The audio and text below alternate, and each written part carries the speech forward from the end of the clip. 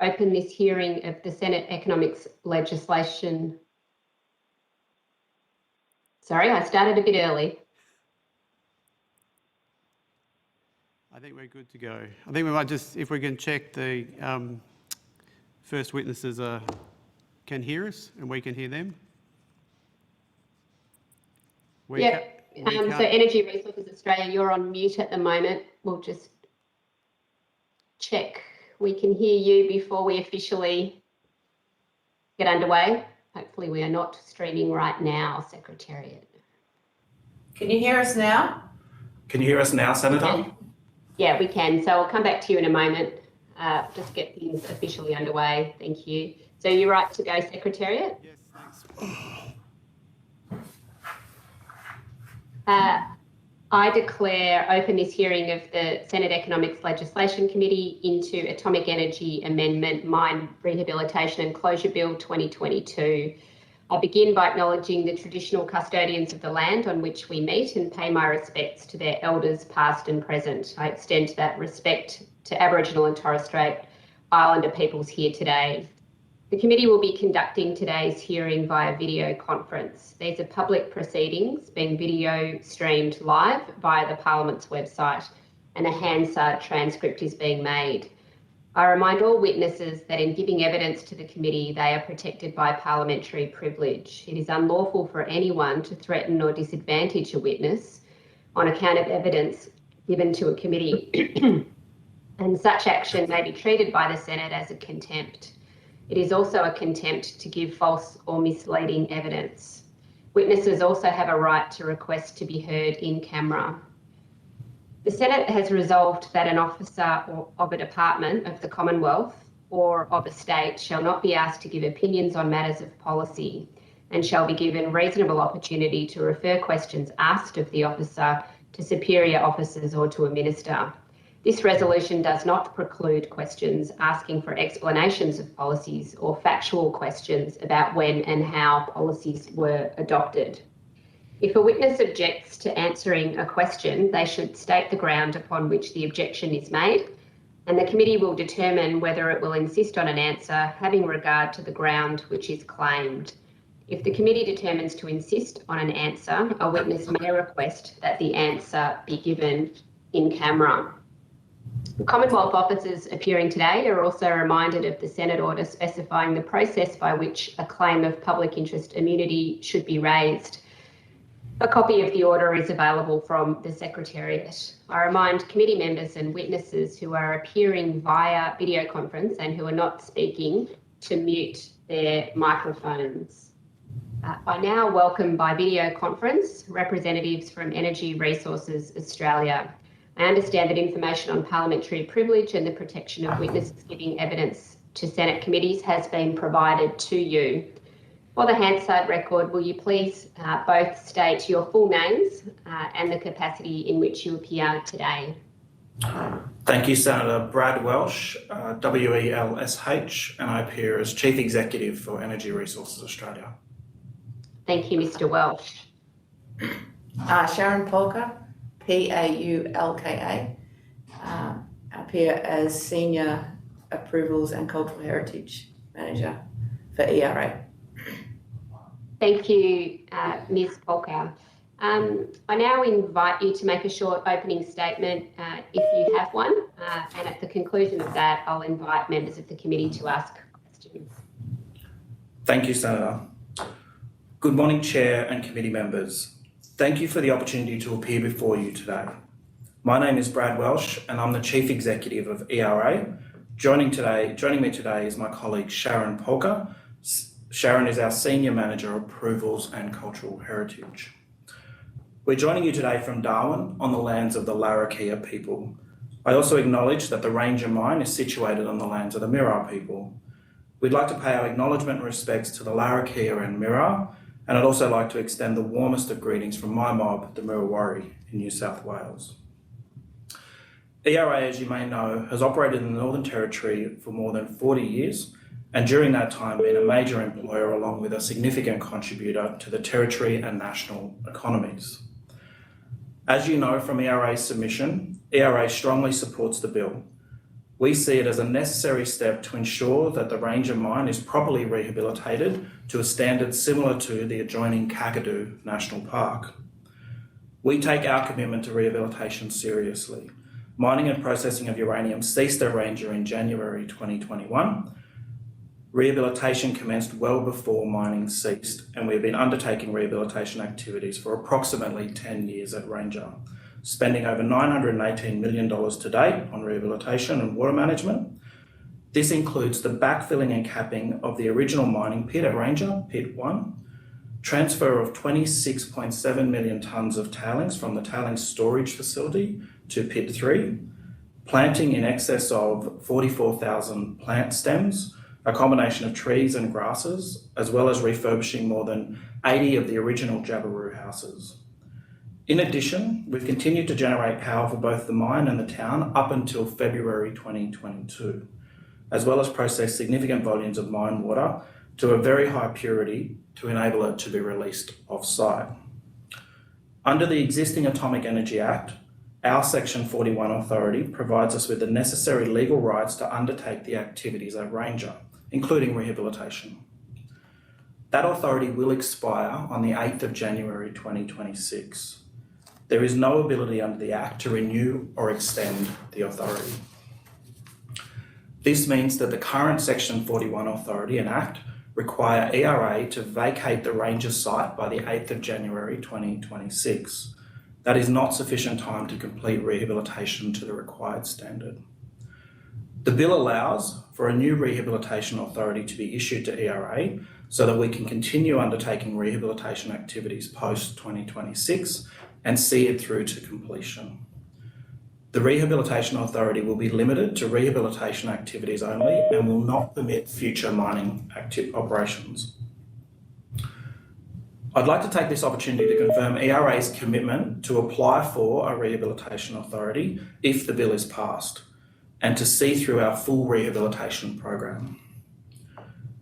ERA recognises the importance of the land in which we operate to the Mirarr traditional owners, and that they are a key partner and keenly interested in the rehabilitation of Ranger. ERA is consistently engaged with the Mirarr people through their representative bodies, the Northern Land Council and the Gunjagni Aboriginal Corporation, regarding the operation and rehabilitation of the mine. That will continue in the future. It is a requirement of the bill that a new agreement with traditional owners be required before any new authority can be granted to ERA. And ERA is committed to negotiating this agreement with the traditional owners, the Commonwealth, and indeed has already commenced early engagement with the NLC and GAC in this regard. ERA will of course still be engaging with the Supervising Scientist Branch and the Northern Territory and Commonwealth regulatory agencies regarding our rehabilitation program. As the committee will be aware from the submissions received, there is general support for the passage of the bill with a strong recognition of the need for the Act to be amended to enable rehabilitation activities by ERA to continue beyond 2026. In conclusion, I simply say again that ERA strongly supports the passing of the bill, which will allow our business the necessary time to complete the rehabilitation of Ranger. I also urge the committee to complete its consideration and report on the bill as soon as possible to enable the bill to be passed in the near future, and preferably this calendar year. This will give ERA and the traditional owners the regulatory certainty to move forward with our agreement negotiations. In addition, it will allow the Commonwealth and ERA to have the necessary certainty to plan for rehabilitation of Ranger to achieve the best environmental outcome. Thank you for the opportunity to make a statement. I'd be happy to answer questions that the committee may have. Thank you very much, Mr. Welsh, for your opening statement. You've explained to us there that if the status quo remained, that the current authority that allows ERA to rehabilitate the site will expire in January of 2026. What are the risks to the rehabilitation process if the authority expires at that time and is not replaced? Thank you, Chair. We have made statements to market to say that we cannot meet the 2026 deadline. And effectively, when you're looking at 2026, you're really looking at a lot of dry season activity. So you lose a number of months in the year with the wet season and being able to effectively rehabilitate on top of pits and capping them and other things.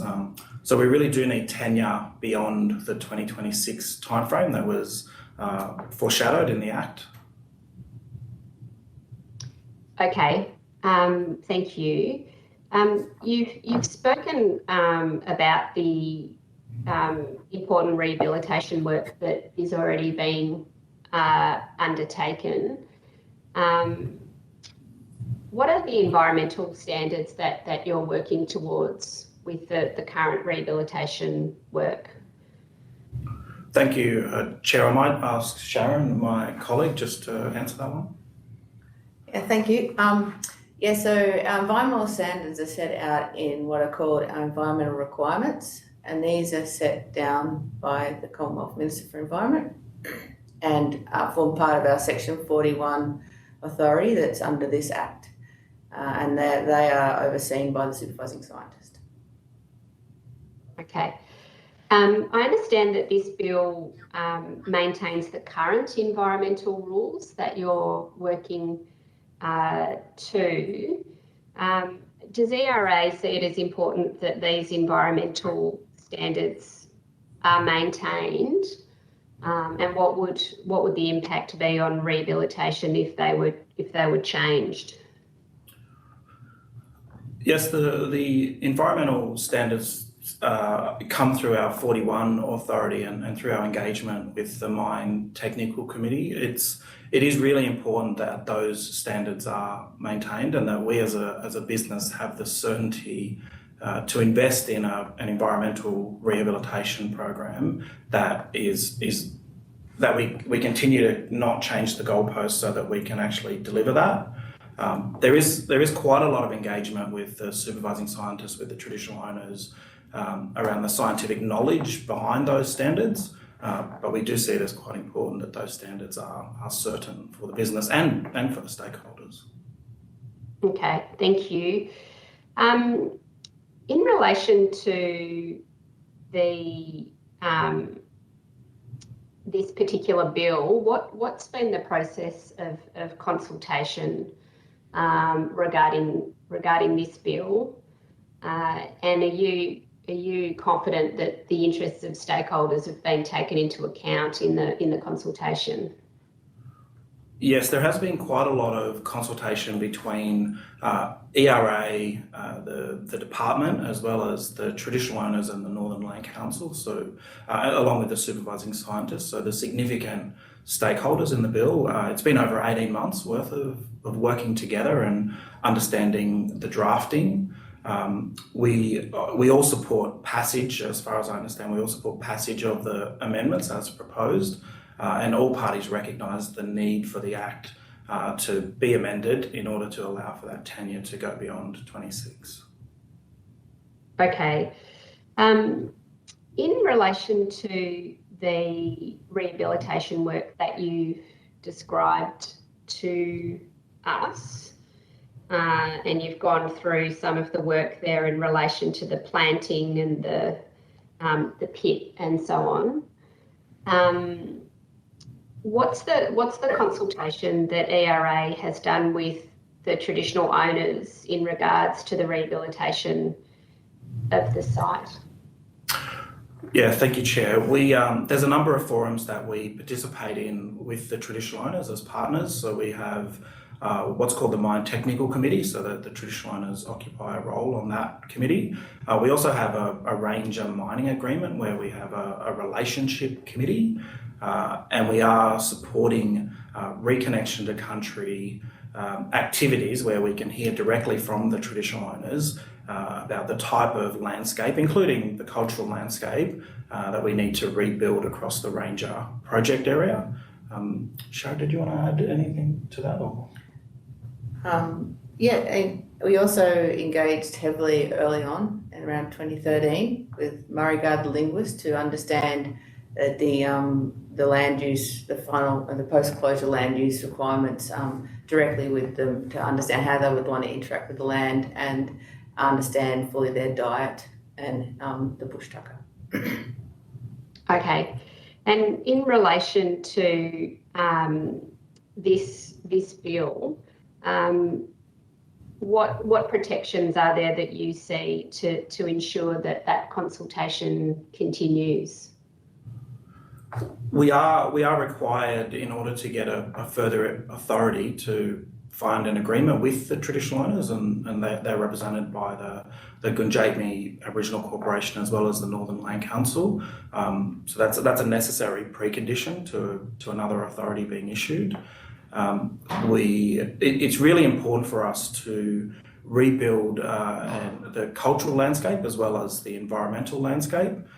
So I think the protection for the traditional owners is that need to have an agreement or a new agreement prior to a new authority being issued, which has to be issued before that 2026 timeframe. Okay. Just a couple more questions from me, and then I'm going to hand over to Senator Cox, who is on the phone. What work does ERA do at the moment to keep the local community up to date on the rehabilitation process? Are there, community engagement programs or sort of processes in place to share information with community about where you're at and what's happening next? Yeah, so we primarily engage through the relationship committee directly with the traditional owners and their representatives, I guess as owners of the land on which we operate. We also undertake a number of things like town halls across our business. We still occupy a large number of houses in the Jabiru community, and we do engage broader at a higher level, but we primarily work through the relationship agreement that we have with the Mirarr. Okay. You've said that you're seeking for the legislation to be passed and implemented urgently. Some people would think January 2026 is sort of a ways off. Can you just explain to us why it needs to be passed urgently, in your view? Yes. So once the legislation is amended, it gives us the ability to negotiate. There's effectively two agreements: a Section 43 agreement, which is between the Commonwealth and the Northern Land Council as representatives of the Mirarr, and a Section 41 agreement, which has been between the Commonwealth and ERA. We do need the ability and the time to negotiate the underlying agreements that allow those authorities to be issued, and we're expecting that to take at least 12 months. It's really important for the business that we can set the investment certainty and the environmental certainty as soon as possible, so that we can rehabilitate, and the activities we're undertaking on the site are aligning with those agreements well before that 2026 date. Okay, thank you very much. I'll just hand over to Senator Cox. Thank you, Chair. Thanks, Chair, and thanks to the witnesses. Can you hear me? Sorry. We can. Yes. Yeah, great. Thank you. I just wanted to just pick up on that point about consultation. Many years ago, there was strong opposition even within the traditional owner group to this mine originally opening. Can you talk me through what the benefits of this mine have been beyond money for the community? So I know you talked a little bit about what you're doing now in rehabilitation, but overall, what have been the benefits for community? Thank you, Senator. I do recognise that the Ranger mine was built against the wishes of the Mirarr traditional owners and of the local traditional owners. So we have a potted history when it comes to not just the development of the mine, but our relationship over time. I do think that we're in the one moment where all of our interests are aligned. We're trying to achieve world-class rehabilitation of a former uranium mine adjacent to a Kakadu National Park. I think the benefits of the Ranger mine over the 40 years have been significant employment in the territory, a significant contribution to the Jabiruan regional community, along with the broader Darwin and broader territory community, along with contributions to the national economy. I do recognise that we need to achieve rehabilitation in a way that can demonstrate mining as a temporary land use, and it is quite a complex rehabilitation we're trying to undertake, but we are committed to doing it really, really well. Thank you, Mr. Welsh. I know that there are members of your board who are pushing for this, for there, in fact, to be more mining to occur in this area, which is still strongly opposed by traditional owners. You know, is this actually going to, you know, this agreement going to actually ensure that that's not going to happen in the future? Senator, the amendments to the Act don't allow further mining activity on the Ranger project area. It only allows rehabilitation activities, which I guess is a restriction from our current, I mean, the current authority doesn't allow those activities either, but there's no proposal that there'll be further mining allowed as a result of amendments to this bill, this Act. Okay, so the whole reason that we're here is we're talking about money. So thank you for clearing that up, Mr. Welsh, and putting that on the record. But the rehabilitation of the Ranger mine has obviously turned out to be a lot more money than what was originally expected or costed. What's the current estimated cost for full rehabilitation? We did make an announcement to the market in February to say that the range for the estimate was $1.6 billion to $2.2 billion for completion of the rehabilitation. It's really important that we need to undertake an update to our feasibility study so that we can communicate confidently with our shareholders as well as with stakeholders about what that estimate is and closing that range, as well as the timeframe needed to undertake rehabilitation. Okay, so does ERA currently have the capital to fund that? Most of our funding issues are a matter of public record, so we have made a number of disclosures to the market. We are exploring all funding options, and that's something that we normally delegate to our independent board. So we're in the process right now of a board renewal process that will be charged with working through our funding solutions. Okay. Is there any binding agreement between or contract between ERA and Rio Tinto as the parent body to ensure that between both of you that you're able to actually meet this cost, or will this be passed on to the government? Sorry, Senator, it just broke up a little bit. Is the question, is there any agreement between ERA and Rio Tinto, or? Yes, that's right. Okay. So ERA is a separately listed company that's independently managed. Rio does own 86% of our shares. In Rio's annual report, and I'm happy to take it on notice, but in Rio's annual report, they have taken a provision for the rehabilitation of Ranger, which is effectively a constructive obligation on Rio's part. But we do require, as an independently and separately listed company, to work with all shareholders, including Rio Tinto, to ensure that rehabilitation is effectively funded. Okay. Do you have an estimated cost, Mr. Welsh, of how much profit was made over the lifetime of Ranger mine? Senator, I have to take it on notice. I don't have that detail. Okay. Do you know whether any of the profits was proactively sort of put away in order to facilitate mine rehabilitation?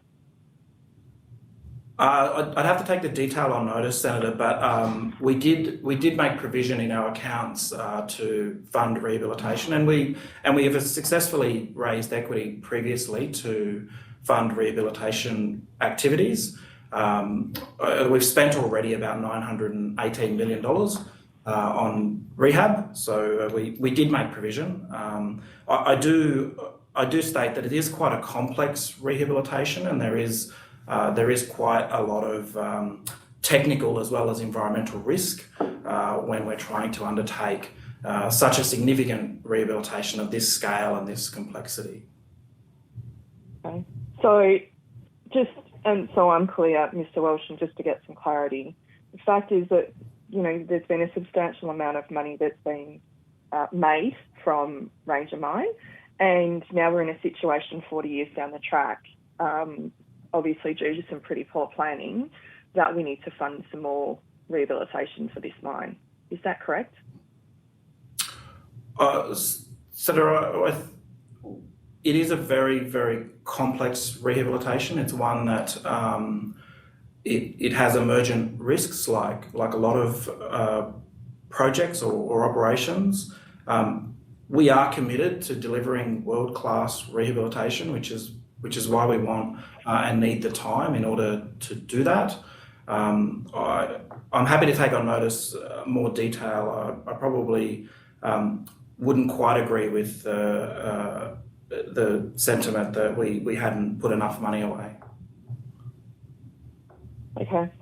And obviously our concern is greatly that this is not going to be completely passed on to the government and essentially to the taxpayer, because they essentially didn't make the mess that it is now needing to be cleaned up through the rehabilitation of this mine. But you talked a little bit about what you are doing around water, tailings, some of the planting and houses. Were there any other, is there any other involvement with traditional owners in relation to what you've said beyond connecting back to country? Senator, I might ask Sharon to give a more detailed answer. We do work heavily with traditional owners around a whole range of activities, including activities on the site. Did you want to maybe add more clarity on some of the activities we do? With the traditional owners? Yeah, we've commenced with the support of the Northern Land Council and Contemporary Aboriginal Corporation, a cultural reconnection steering committee that involves a number of traditional owners coming out and interacting with the land. We visit the site itself and the local areas. We talk about the cultural elements of the rehabilitation and what they would like to see and what they wouldn't like to see. We've constructed a number of rock habitat areas. We've commenced cultural planting areas, and we've changed a number of elements of our rehabilitation plan to suit the final needs. Okay. Are there any contracts with First Nations businesses to complete any of the rehabilitation, so beyond the committee? Is there any procurement process? Yes, Senator. One of our biggest rehabilitation contract for the planting of the stems and the seeds is with an Indigenous business. Is that through NLC, Mr. Walsh, just to clarify? It's with a group called Kakadu Native Plant Supplies. Kakadu Native Plant Supplies. Okay, thank you. Now, is there any radioactive waste that needs to be managed as part of the rehabilitation? Senator, I might get Sharon to answer that. Yeah, we have tailings that are considered low-level radioactive waste. There's a requirement to place them all back in mined-out pits, and this is fairly low down in the pits, and that has now been completed. So all of the what's considered low-level radioactive waste has now been placed within the pit. There is a processing plant facility that has some traces of contaminated radioactive material that will be cut up and placed also in the pit once we commence the backfill operations. Okay, and so what's the time frame for that? We are currently in a feasibility study to determine the exact time frame, but we did make an announcement to market to say that the timeframe is likely to be 2027, 2028 rather than the 2026 timeframe. Okay. Now, the timeframe that's been talked about is 2028. That's the year that's been mentioned quite a bit. Are you confident that this will all be done by 2028 to have those requirements satisfied for rehabilitation, based on the environmental impact standards?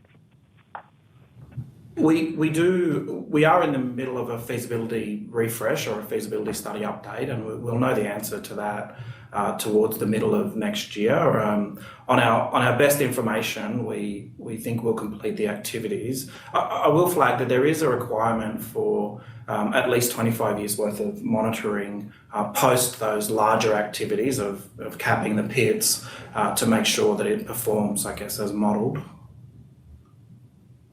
So we're talking about post 2028, 25 years of monitoring. Is that correct, Mr. Welsh? Yes, that's correct, Senator. So who's going to be responsible for funding and overseeing that monitoring? The monitoring requirements are included in the estimate that we've released to the market. Okay, thank you for that. That's all my questions. Thank you, Chair. Thank you very much, Senator Cox. And we've reached the end of the time that we have with you, Mr. Welsh and Ms. Polkar. So thank you very much for appearing as witnesses today. The committee has agreed that responses to questions on notice should be provided by close of business Wednesday, 26 October. And I would ask that you now disconnect from the video conference. You can continue to observe the hearings if you wish to do so through the live stream on the Parliament's website. And thank you very much again for appearing before us today. Thank you, Chair, and thank you to the committee. Thank you. I now welcome by video conference representatives from the Northern Land Council and the Gundjeihmi Aboriginal Corporation. I understand that information on parliamentary privilege and the protection of witnesses giving evidence to Senate committees has been provided to you. For the Hansard record, will you please state your full names and the capacity in which you appear today? Perhaps we'll start with the Northern Land Council there.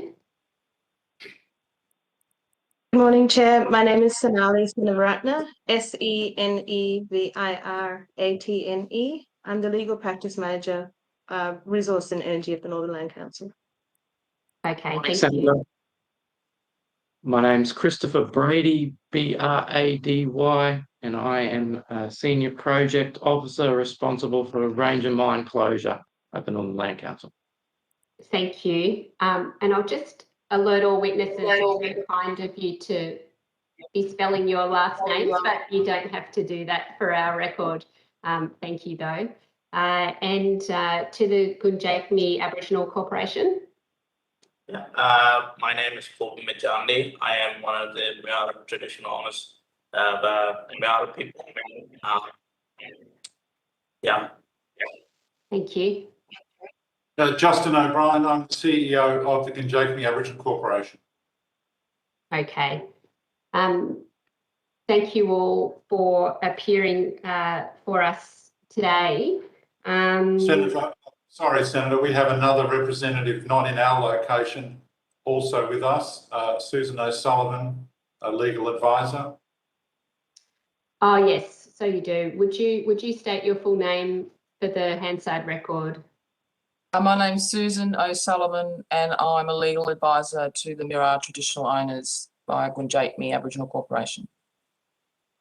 Thank you very much, Ms. O'Sullivan. I'm not sure how you might have worked this out ahead of time, but I invite you to make a short opening statement should you wish to do so. And at the conclusion of that, I'll invite members of the committee to ask any questions. Do you have an opening statement? Yes.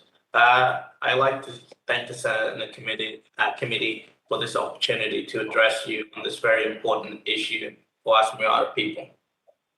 While I am young, I'm here today with full support of my elders. I'm speaking on behalf of Mirarr clan, not just for myself. I'm speaking for our country. Our story in Kakadu is 65,000 years old. We have no choice but to speak for our country. We are nothing without it. For a long time, the Mirarr mob were not included in decisions. In 1970s, my grandfather and his brothers and sisters were pushed aside by the government of Mr. Whitlam and Mr. Fraser. My people were against mining, but our opposition wasn't allowed. We were told that mine and park would be good for us and to sit quietly. A long time has now passed, and we have seen a lot of mining at Ranger. We have seen a lot of destruction of our land and sacred sites. The government promised us that mining would end and that our country would be returned to us. We have waited. All along, the government promised us that Ranger would be cleaned up, that our land would be protected from uranium for 10,000 years. We have watched the mining company dig up million tons of rocks, created billions liters of radioactive water and tailings, all upstream our communities and our wetlands. We have been watching this whole time. We have been waiting for the government and the company to fulfill their promises, to clean up our country and to let Kakadu flourish. The government rule is that ERA has only 5 years to clean up. We are already coming up to 2 years, and there are only 3 years left. We know our land. We understand country. We know what it will take to heal our land. Advisors and scientists told us how much work was involved. We never believed that 5 years was enough. Well, now everyone agrees with us. 3 years is not long enough. The company needs to do a proper job, not a job within 3 years. They must work with us to heal our land and to stop all mining in Kakadu forever. This change to the law is about listening to us. We say, give them more time to clean up Ranger. Let them do a full job of cleaning up. We will work with them to heal our land, our mother, to heal ourselves and to provide jobs for our people. But that means they need more time to access the area. This new law will give them that time. This is not about mining, but about making sure that mining company and the government in Canberra be a good and honest politicians and remain true to their words. They promised my grandfather and his brothers and sisters that Ranger would be totally cleaned up and to put into Kakadu. Now is the time to do that. Now is the time for government to do the right thing. In conclusion, I want to again thank the Senate and the committee for this chance to speak with you today. I hope that you will do the right thing and pass this law urgently. All the Binning people in Australia is watching. Mirarr people is watching. And history is watching you. Thank you. Thank you very much for that opening statement. Are you ready for us to launch in with some questions now? Senator, if I may, I might just add a few more comments from the perspective of the Gunjakni Aboriginal Corporation. Just for those who don't know, the Gunjakni Aboriginal Corporation was originally established under the Aboriginal Councils and Associations Act.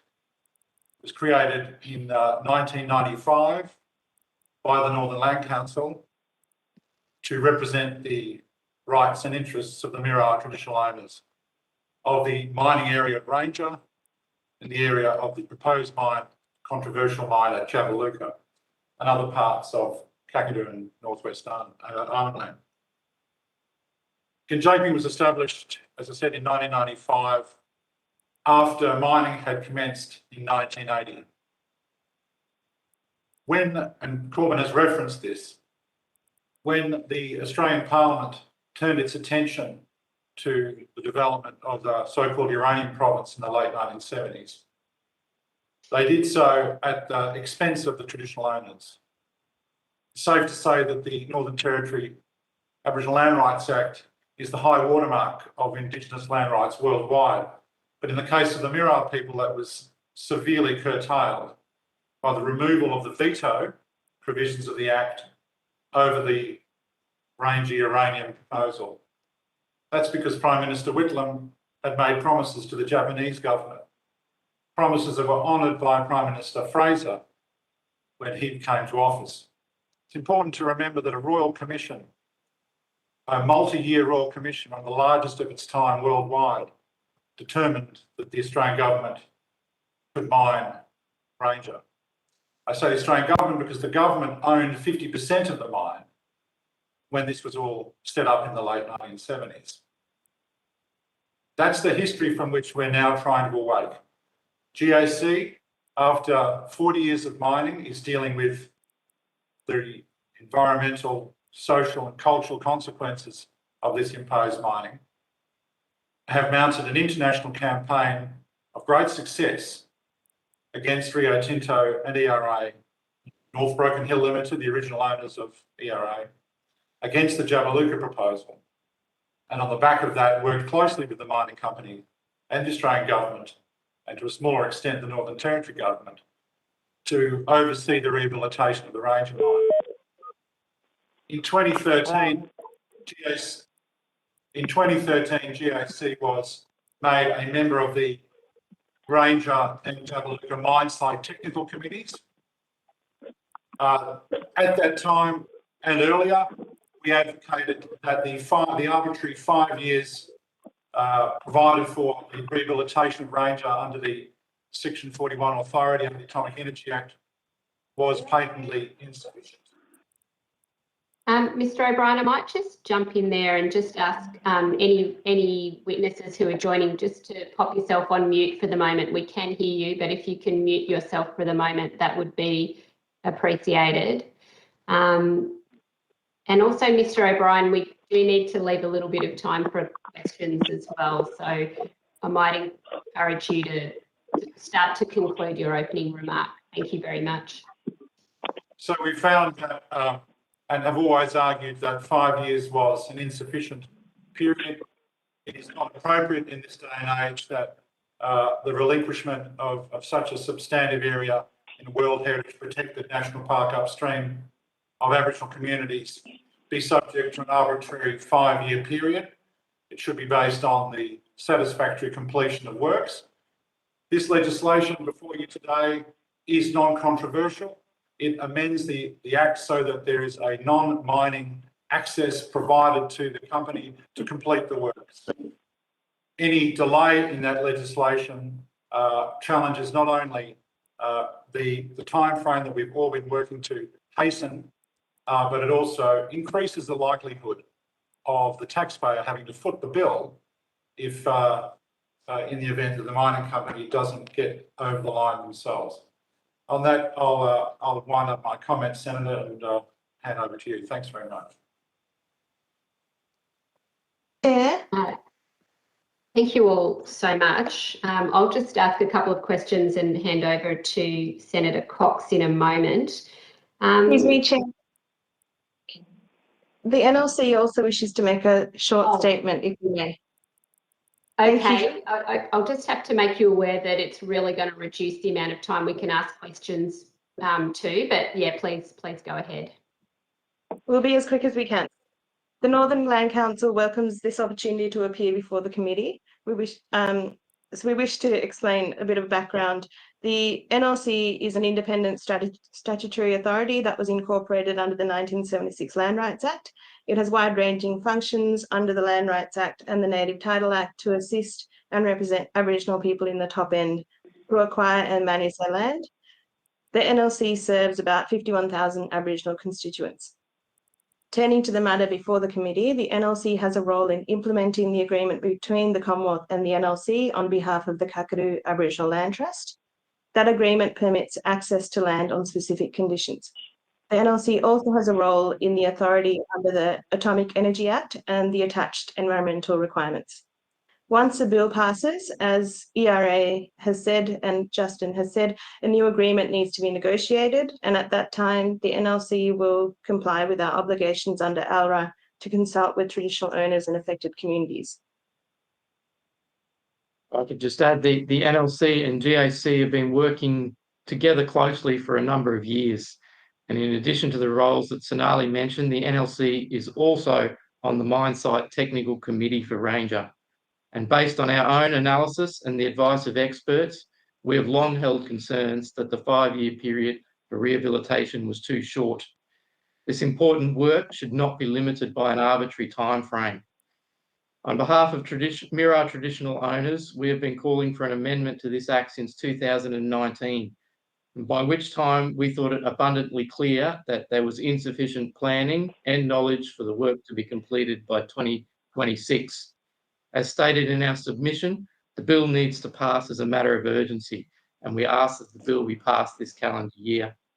And while we have raised 2 specific concerns regarding the drafting of the bill, we would like to emphasise that the bill passing this calendar year is more important than these issues being rectified. Thank you. Thank you very much, everyone who's spoken there, and you've made it very clear that you're in support of the bill and that you'd like it to be passed urgently so that the rehabilitation work can continue with certainty. Can I ask if anyone has thoughts on the provisions of the bill that allow a progressive closeout of areas that have met the rehabilitation requirements? Is that something that traditional owners support, and how significant is it to get land returned sooner if possible? Senator, I might ask Susan O'Sullivan to unmute her video and provide an answer to that question of yours. Thank you, Chair. There is current arrangements in place which already refer to progressive closeouts. The effect of the bill is really to put a bit more detail around that. No part of the Ranger project area has been closed out to date. That includes areas that were not disturbed. So theoretically, there are undisturbed areas that could be closed out easily. The Mirarr traditional owners do support there being progressive closeout. The primary thing that they support is that the mechanics of the regulator are enlivened so that these kinds of decisions start to get made. It's an unusual mine site because it's regulated, a terrestrial mine that's regulated not by the state but by the Commonwealth. So it's a bit new, to say the least. So the traditional owners are welcoming anything that puts a bit more meat on the bones about how the regulator makes these decisions towards closeout. But you're right, they would welcome undisturbed areas being returned as soon as possible. Thank you very much for that answer. You've spoken about consultation with traditional owners in the rehabilitation process after decades of very difficult history with this mine. Are you confident that the Land Council and the Gunjatmi Corporation, that consultation with traditional owners will continue if the bill is passed?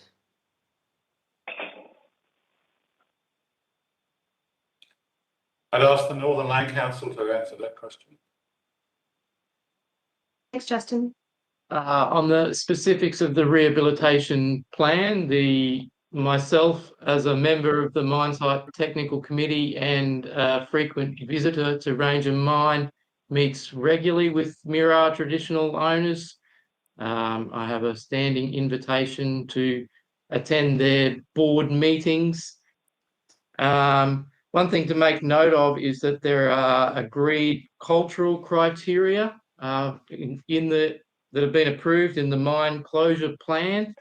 So the views of traditional owners or their expectations in rehabilitation have been set down in these criteria, and the planning ERA does for closure needs to reflect these cultural criteria, and they'll need to be met for the site to be relinquished.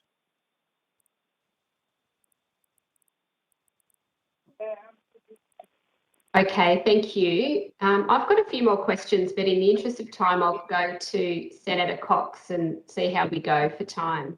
Are you ready to go, Senator Cox? Yeah, thank you, Chair. Thank you to all the witnesses of hearing today from NLC and from GAC. I do have lots of questions as well that I was going to talk to, but really just want to cut to the chase about 2 years. You know, we've had the technical committee, the relationship committee. Seems like a lot of talking.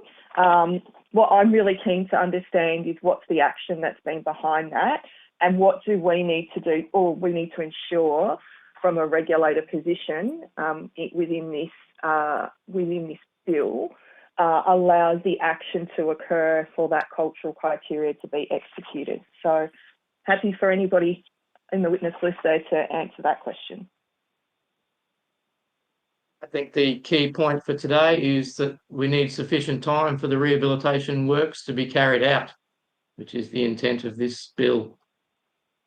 So will the time frame?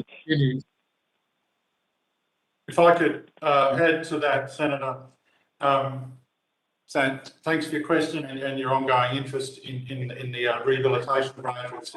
It's noted. The reference was made to the cultural closure criteria, and that's very innovative. Traditional owners are regularly meeting, it's like every month, the mining company and the Northern Land Council to sometimes visit the site to go through the whole, cultural closure criteria that were developed and keeping an eye on the revegetation and everything. And just to second the comments there from Ms. Brady, we just need time. We've wanted it and needed it for a long time, and it's a sad indictment on the whole regulatory environment that we are before you today with only 2 years left. To get all this work done. It cannot be done within that time frame.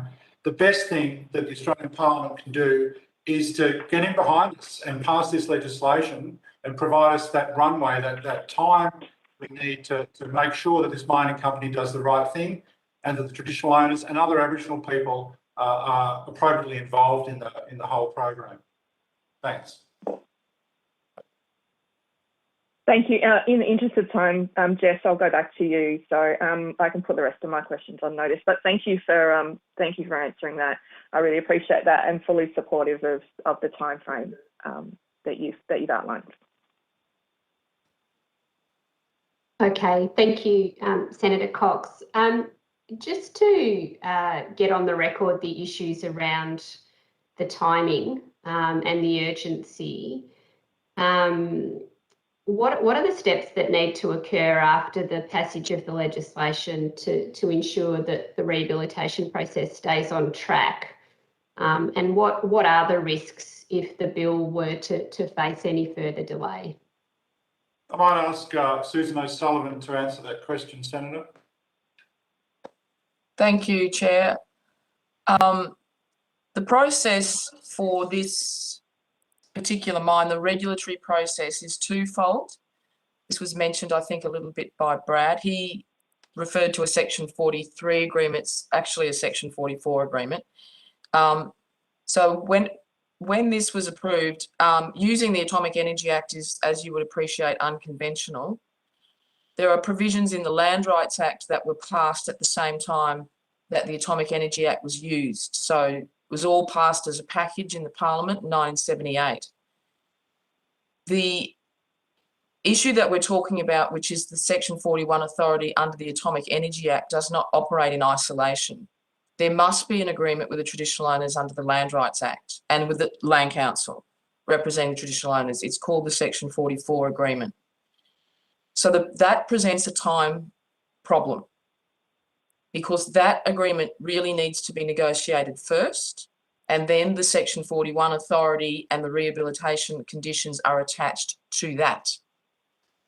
I am reluctant to say this, but the last time this was negotiated, it took over 10 years to negotiate it. Clearly, it can't take that long this time. It will be very, very challenging to negotiate the Section 44 agreement and the terms of the 41 authority within 1 year, as indicated by the CIVRA. It'll be challenging to do it with the 3 years remaining.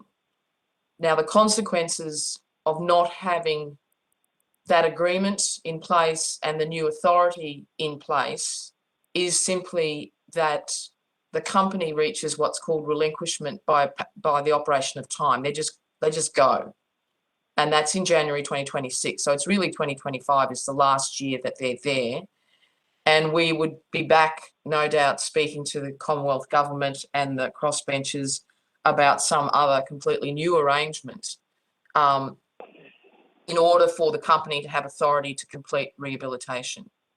So the risk is that that the company's obligations just expire due to the passage of time. But I think the question you're asking is about what is the urgency? And the urgency is that we need the time to negotiate a Section 44 agreement with the Commonwealth as well as the Section 41 authority. You could think of it as similar to an ILUA, that kind of a negotiation. That's what happened. So you need an ILUA before you can get a mining lease. It's the same kind of thing. All of it is expiring contemporaneously in January 2026. There are also commercial constraints to do with mine closure planning. Obviously, you heard from ERA that they had backfilled pits. Now, that's enormously expensive work that's done according to specifications that are set. You can't really change those specifications at the last minute if all of the pit is already filled. And it's done in a particular way, which again is why we've been raising this as a matter of urgency for some time. So it's also a public company, so it needs to raise the funds. It can only do that if it's got obligations that it takes to its shareholders in the market and says, this is what we need money for. And at the moment, the only legal obligations they've got all expire at the end of 2025. Now, the CEO referred to the feasibility study. My understanding is that that feasibility study needs to be informed by the new authority and the new agreement in place so that they know what they're raising money for, what the requirements will be. I think it's on that basis, it's terribly urgent. It's more urgent than being required by the end of 2025. If we are serious about ensuring that the company raises the right amount of money for the work that we want to require in a regulatory sense. Thank you very much for that answer. That is extremely helpful. Just finally from me, and I think from the committee, what has been the process of consultation regarding this bill for you? Has the Land Council and the GAC been consulted sufficiently about this bill itself? From the GAC perspective, we have been involved in multi-year discussions on and off with the department over the draft legislation. Whilst we didn't see the last iteration of the bill before it was put before the Parliament, we had seen draft exposures up to that point. Our involvement has been strong. I'll ask the Northern Land Council to answer for themselves. It's been similar for us as what Justin explained as for GAC. As Chris said earlier, we've been working closely with the Gungami Aboriginal Corporation. So the consultation has been the same.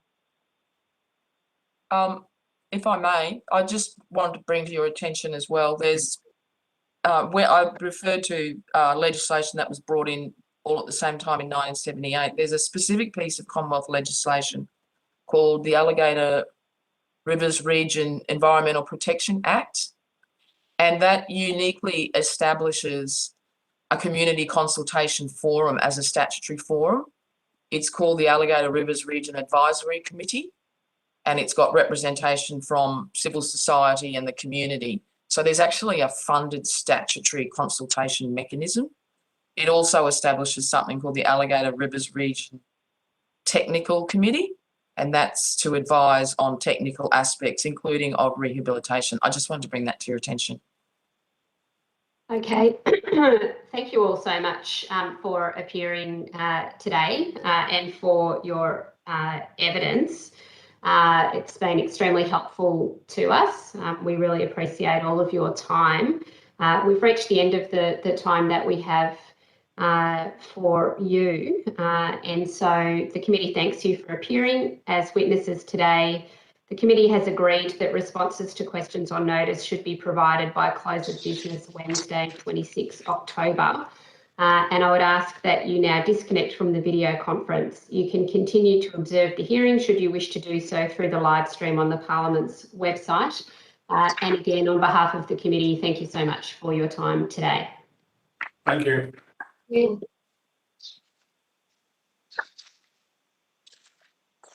I believe that we have Ms. Muir on the phone line, and so I now welcome by phone representatives from the Kakadu Billabong Safari Camp. I understand that information on parliamentary privilege and the protection of witnesses giving evidence to Senate committees has been provided to you.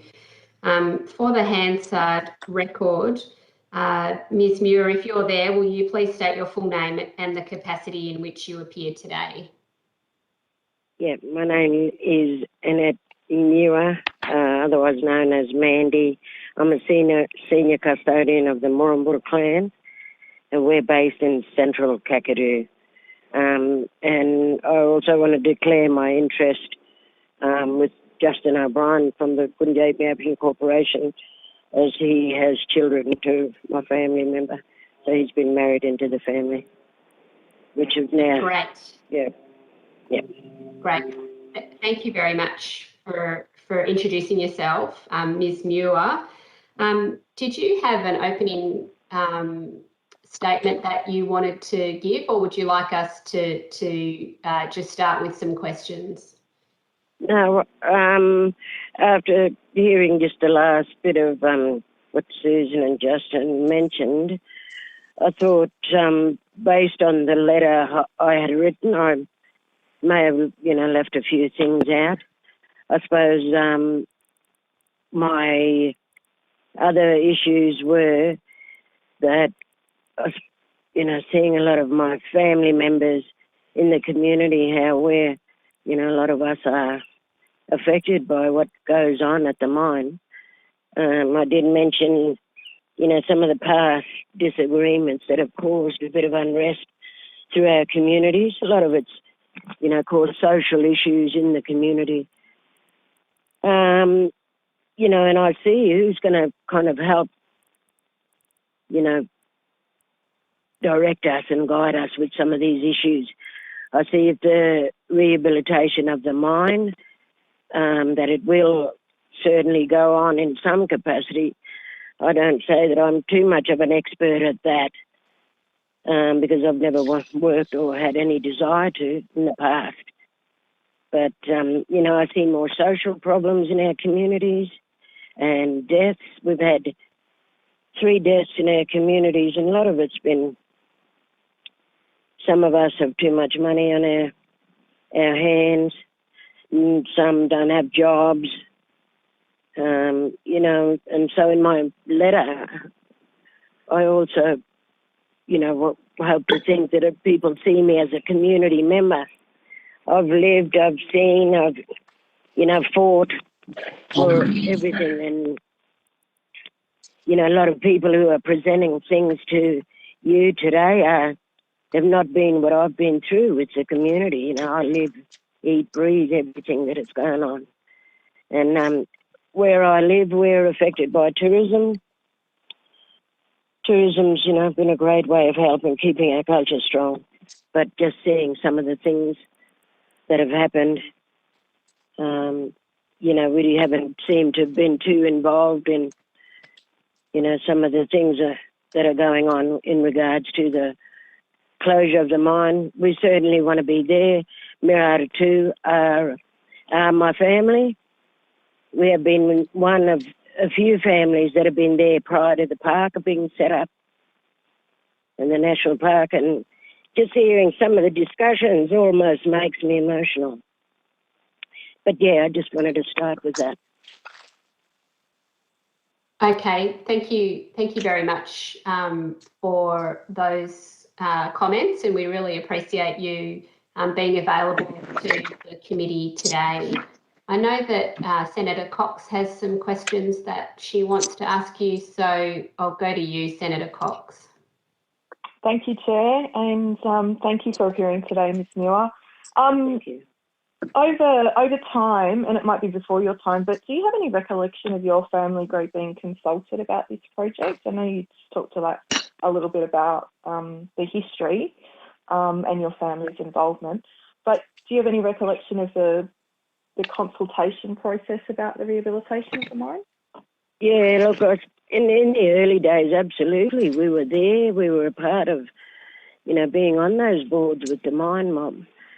But like I said, past disputes have sort of brought unrest, and so we've kind of slowly stepped back.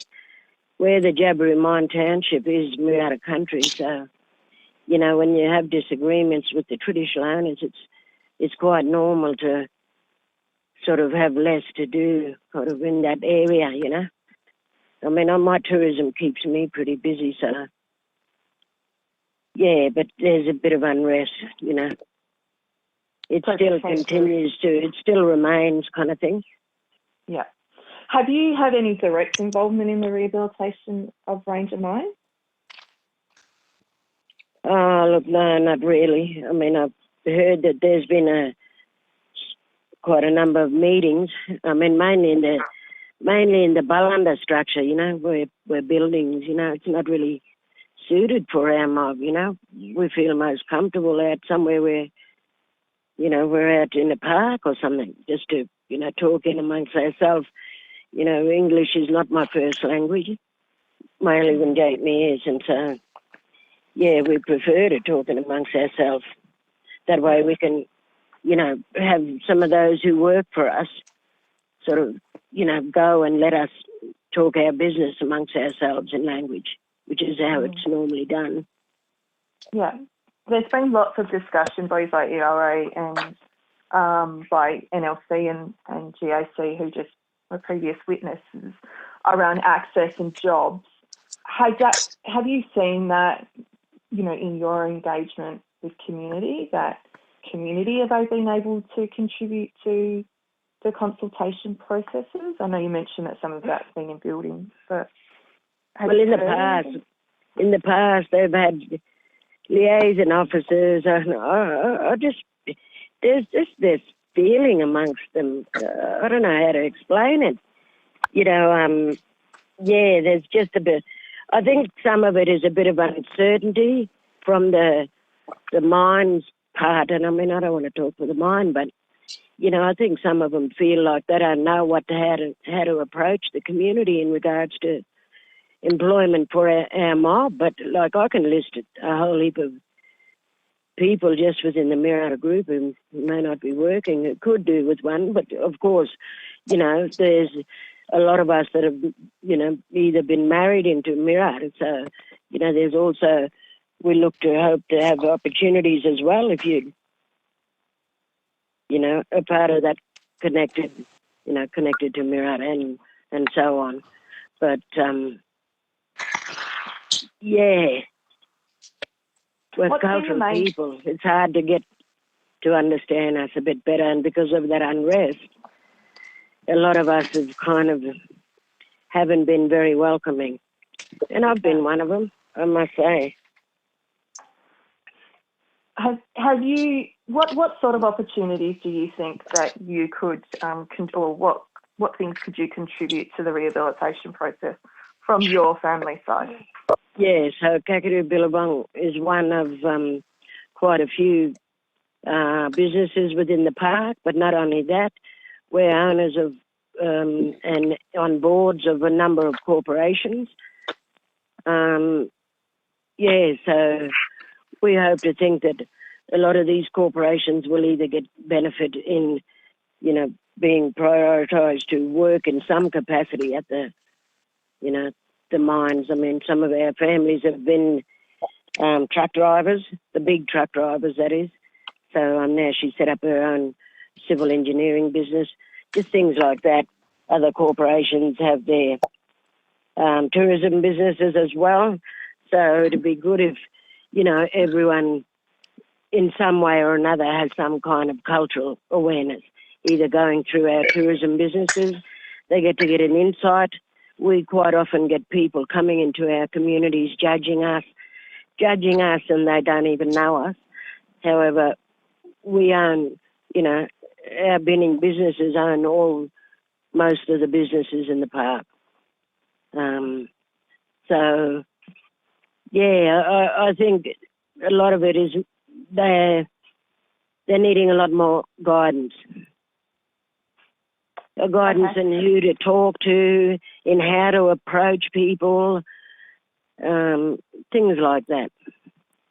Okay. Just for the benefit of committee, Ms. Muller, do you want to talk a little bit about, and you've referred to it in your submission, but what the main reason is about why your family group hasn't been involved in some of the consultation around the mine rehabilitation?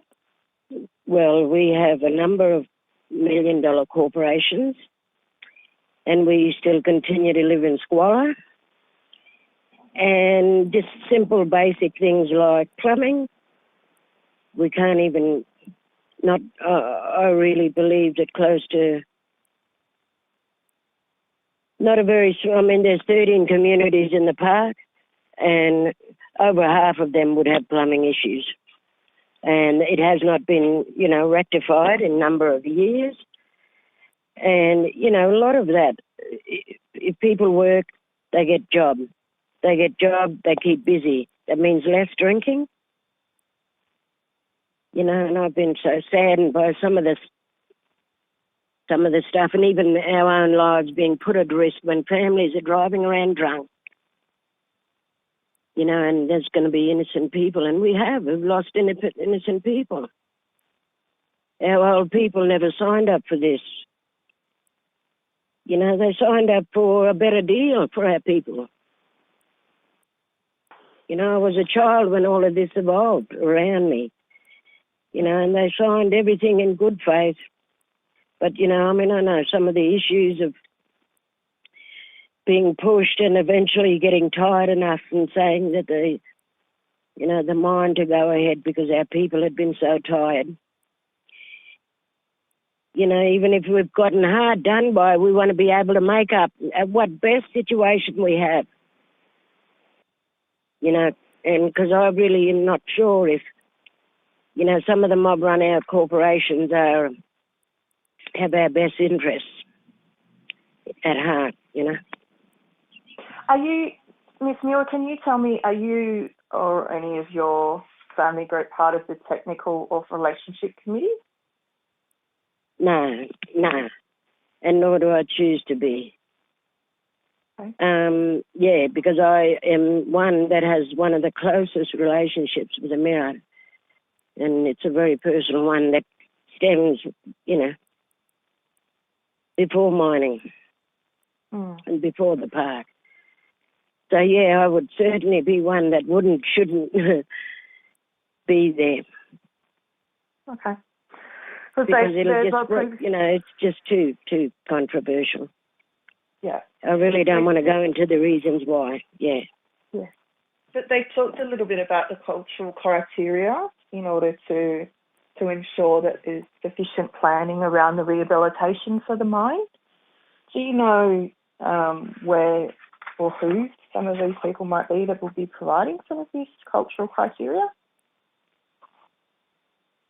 I really don't know.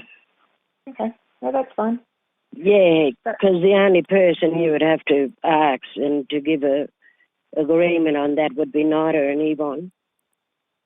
if you would have to ask that very question to them, for ask for my permission to be there, because I would only feel comfortable if they are happy with that.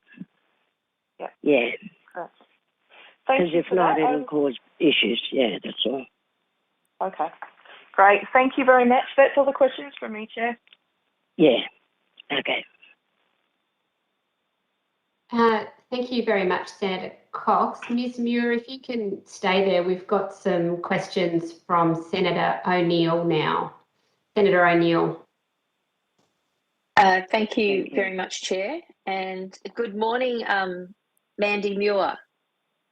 Yeah, you're going. Pretty good, actually.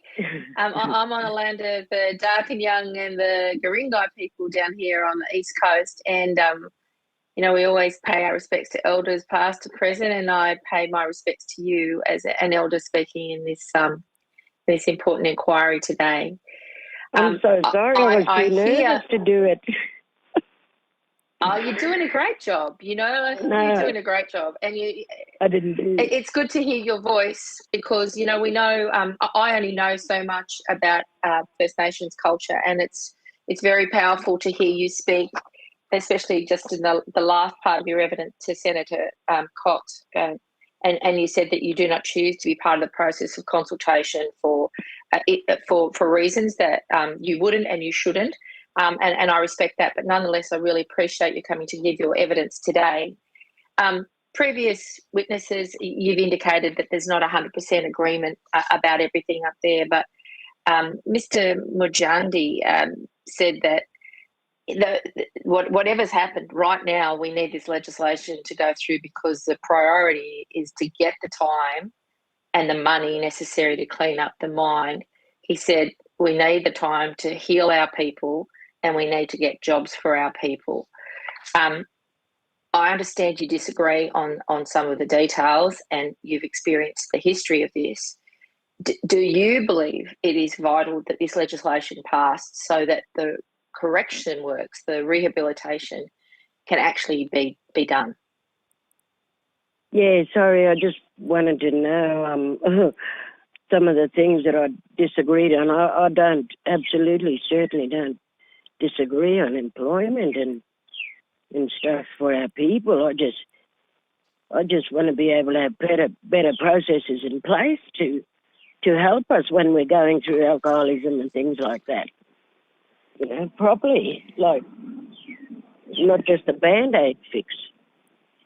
Anyway, I think, yeah. You keep talking because you're standing up for your community, and we want to hear that from you.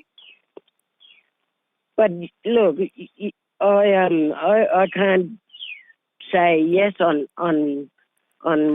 you know what I haven't, because I haven't known of what's been happening. I suppose I don't really care to, because you know, I mean, the mine, I'm in tourism, so I look after land and country, so the mine goes against my principles. But yeah, absolutely. If, you know, I will support all the way, you know, Murad, if that's, you know, they're going to get true hard benefits out of this whole, you know, and like I said, I would love for somebody to ask Yvonne and Nod if they're comfortable with it, for me to, you know, be a part of that, because I will ensure that, you know, we will make sure, and I'll guide people, you know, because people don't know who's connected to who in the zoo, so that's probably one of the issues as well. And, you know, I mean, I'm happy to work with the likes of, you know, Mujandi, I call him nephew, and, yeah, so, I mean, I would be happy guiding, you know, some of those Mirata family through this process, absolutely. I would stand proud to do that. I guess the real question for this committee is, because there's going to be a whole lot of law, you know, and documents are going to come before us in the Parliament, and then we get there and like your mob, we'll have a big discussion, and you know there might be some agreement and disagreement. But I guess the real question is, how important is it to you that the site be rehabilitated before it's returned to the traditional owners? It is very and of the utmost importance for it to try to get it back to its natural state. Absolutely. That is so important. So, Mandy, the representations have been made to the federal parliament back in 2019. The then Prime Minister, Mr. Morrison, through his team, would have received requests to bring this legislation in then, right? So a lot happens in 3 years in my family. I'm sure there's a lot happened in yours as well. Three years has gone by, and you know, when this comes to Parliament, my feeling is, and the government's feeling is, that we need to do it, and we need to do it quickly. If it's delayed, what would be your concern, Mandy? Well, we continue to, you know, have issues in our community, and because we don't have meaningful jobs, you know, we have disrupted lives, and that's how we live. You know, kids don't go to school because families might be drinking all night, and, you know, and then all of a sudden a death in the community, and the domino effect it has on us, you know. There'll be so many more deaths along the way. Well, we don't want that, and we want the community to thrive and the environment to be recovered. And that's been made very clear that there are processes underway to try and make sure that can happen. But the money's got to actually come from investors. And what I've been told is that, you know, unless there's really clear this legislation gets through, that the money that's necessary to fix up what's happened to the land won't be able to be found. So that's kind of the urgency that we're hearing. We heard from Susan O'Sullivan that there's a representative statutory consultation committee called the Alligator River Protection Committee, where discussions could happen. Is that a place where you think the community might be able to really make sure that the concerns you're raising are part of the negotiations going forward to establish the Section 44 agreement with community? So is there a number of, is that a committee of outsiders or community members? Well, how about I get some information and get that back to you? But we just took the evidence this morning to say that it's a statutory consultative body that is a place that's attached, you know, that would allow the conversations you're talking about, because there's got to be consultation. Susan O'Sullivan told us it took 10 years the last time. She's hoping it doesn't take this long, but that by putting this legislation through, it's become pretty clear this morning to me that it won't stop consultation. But it needs to happen so that the money can come through to do the actual rehabilitation. So is it important to you that the rehabilitation not be delayed? Yes, and if there is a, you know, space for someone like myself who would, you know, certainly representing other clans but supporting, you know, we all want to be supportive. We've got healing to do, you know. We're trying to heal up our relationships, and all of this stuff is going on around us, you know. Yeah, well, maybe the healing of the land might be part of the healing of what you're talking about. And I admire your passion and your courage. I hear you say people are so tired, but even if we've been done hard by, we're going to make the best of it. So I thank you for all that hard work you've already done and the work that lies ahead. And thank you for your evidence today, Miss Muir. If this is the last for me, one last thing I'd certainly like to say is that what I would love to see over this, you know, the horizon is a better quality of life for our people with meaningful jobs, you know, that gives us, you know, meaningful material things, but then the land gets healed, you know, as close to what it used to look like as possible.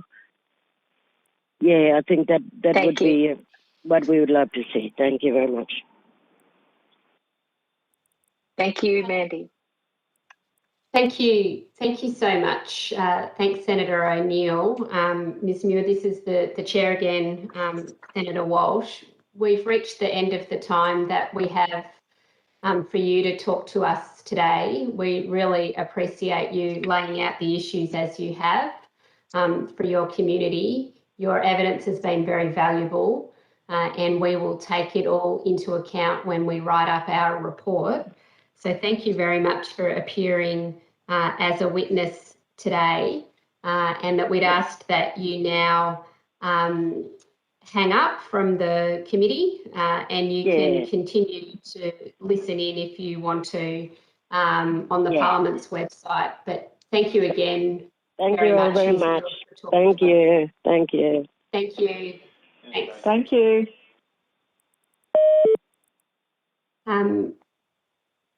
I now welcome by video conference representatives from the Department of Industry, Science and Resources and representatives from the National Indigenous Australians Agency. I understand that information on parliamentary privilege and the protection of witnesses giving evidence to Senate committees has been provided to you. For the Hansard record, will you please state your full names and the capacity in which you appear today?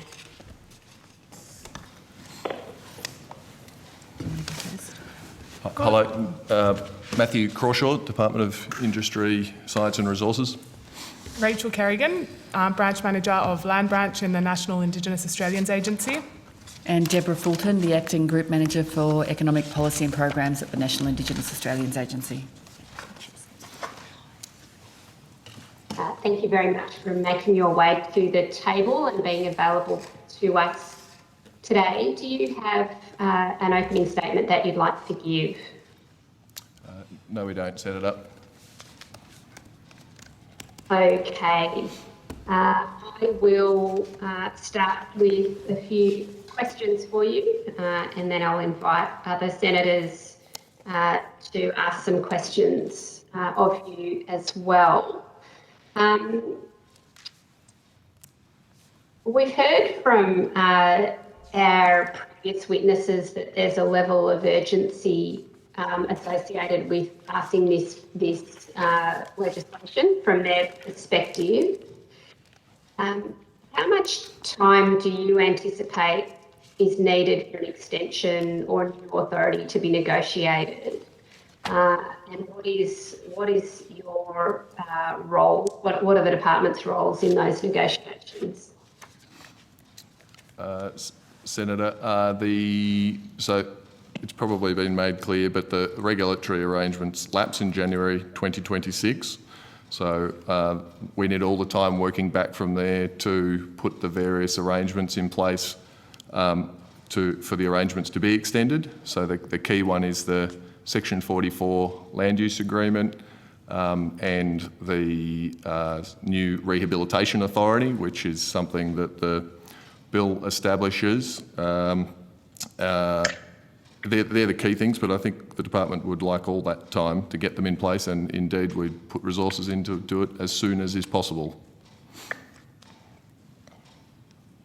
And there was a concern from the Gunjagmi Aboriginal Corporation that the negotiation of the previous authority took something like a decade.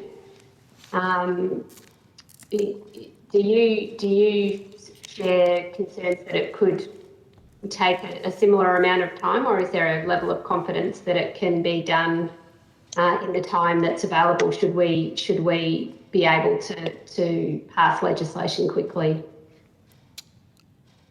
Senator, we'll certainly work towards getting that done in the available time. I guess the slight difference from the agreement that took 10 years, we are in a different stage of the mine's life cycle. The environmental footprint at the site won't change. It's about rehabilitation.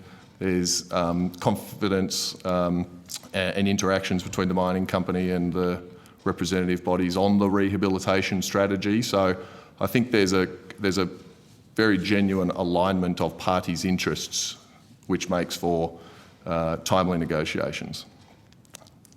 Okay, thank you. Can you explain to us the process of consultation about this bill, and just tell us a bit of the history of the bill? You know, when was it identified as being required? When did the departments start working on it? And what's the recent consultation been? Yes, Senator. We have, I'm not sure about precise dates, so for the testimony here, but in terms of developing the bill, the process has been to engage with the Northern Land Council and Gunjagmi Aboriginal Corporation as the representatives on the Mirarr, as well as ERA, to develop sort of in principle agreement about the design of the bill and the design of the frameworks that would be in place for the longer term rehabilitation and closeout.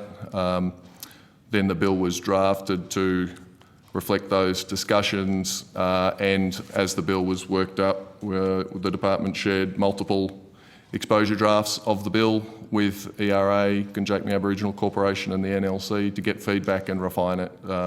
It's certainly been important to the department to obtain feedback and make sure stakeholders have some ownership of the bill. And I believe we've probably shared about 3 exposure drafts. Okay, thank you. There's been a couple of bits of commentary that I just wanted to get some clarification on.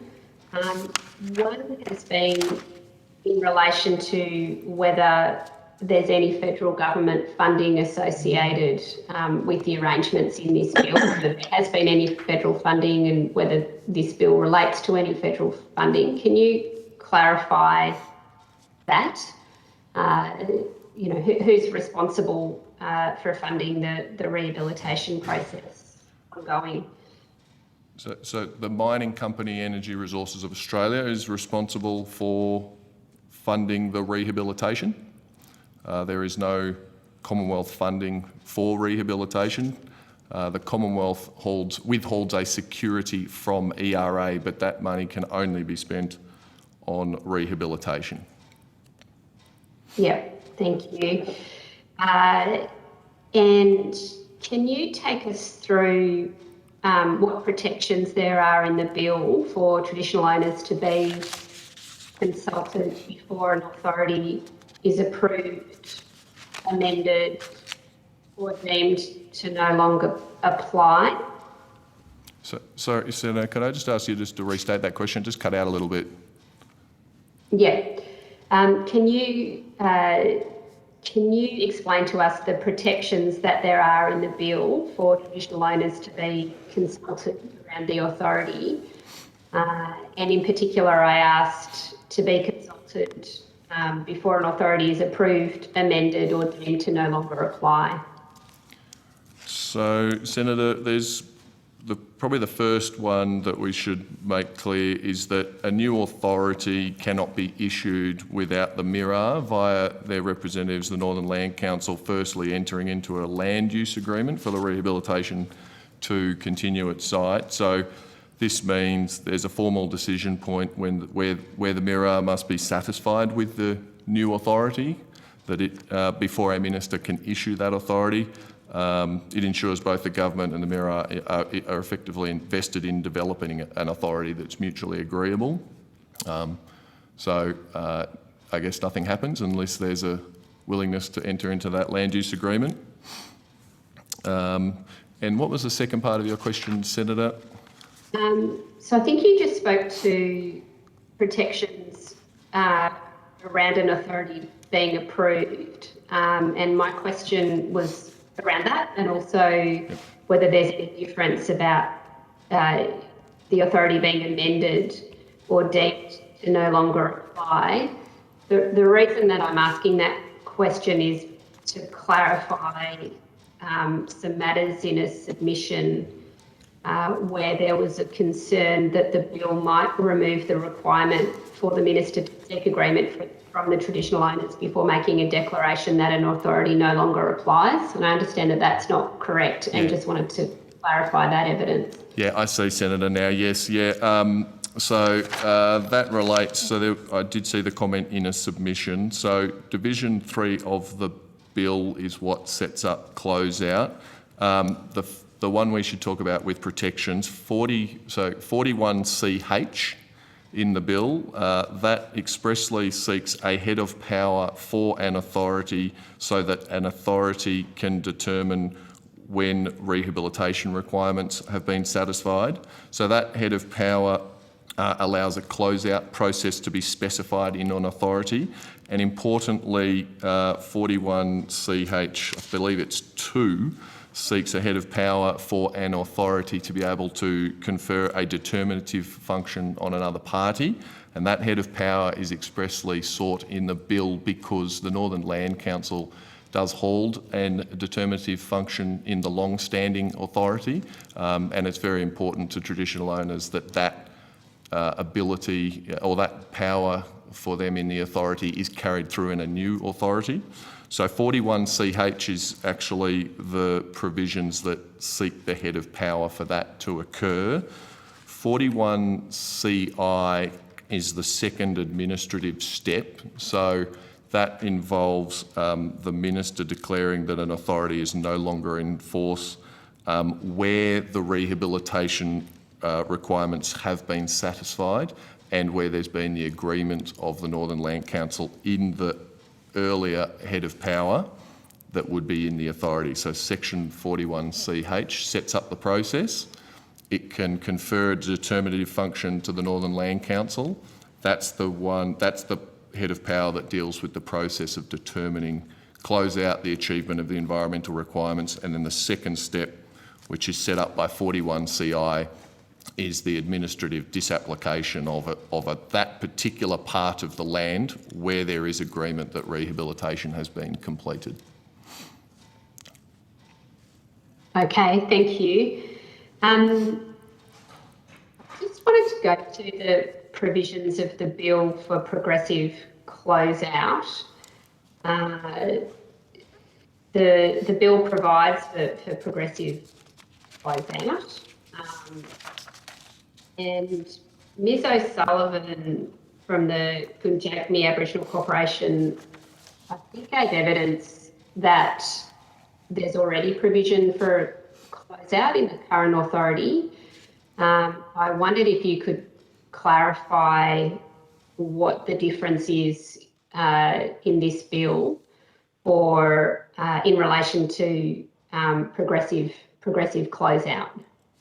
So in the long-standing authority, Senator, the environmental requirements do certainly envisage that ERA could complete rehabilitation in component parts as it undertook rehabilitation. However, there's no formal mechanism to remove rehabilitated parts from the overall ranger, the highly regulated ranger project area. So that would mean that rehabilitated parts would simply remain within the remit of ERA's authority. That would prevent others from accessing it, and even though ERA would no longer have any rehabilitation obligations in that part of the land. So the mechanism that I mentioned at 41CI is that step to be able to remove parts of the ranger project area when they have achieved the rehabilitation standards specified in an authority. And that's effectively what will allow progressive closeout to the extent that the land tenure can actually transfer and traditional owners can get on land of rehabilitated areas as soon as it's safe to do so. Okay, thank you. Just before I go to Senator Cox, and I'm not sure whether this question is within your remit, and you know, feel free to tell me if it's not, but are you aware of any other rehabilitation processes occurring at sort of similar mines around the world, or is this project unique in the way that it sets up this rehabilitation responsibility and the way it creates a mechanism for the land to be rehabilitated before it's returned to traditional owners? Senator, it's safe to say the regulatory framework applying at Range is very bespoke. It does require a very high standard of rehabilitation. They're very site-specific requirements. I would doubt there are like examples of a regulatory framework applying at Ranger in the international domain. There are other mines being rehabilitated around the world. I suspect not to this standard.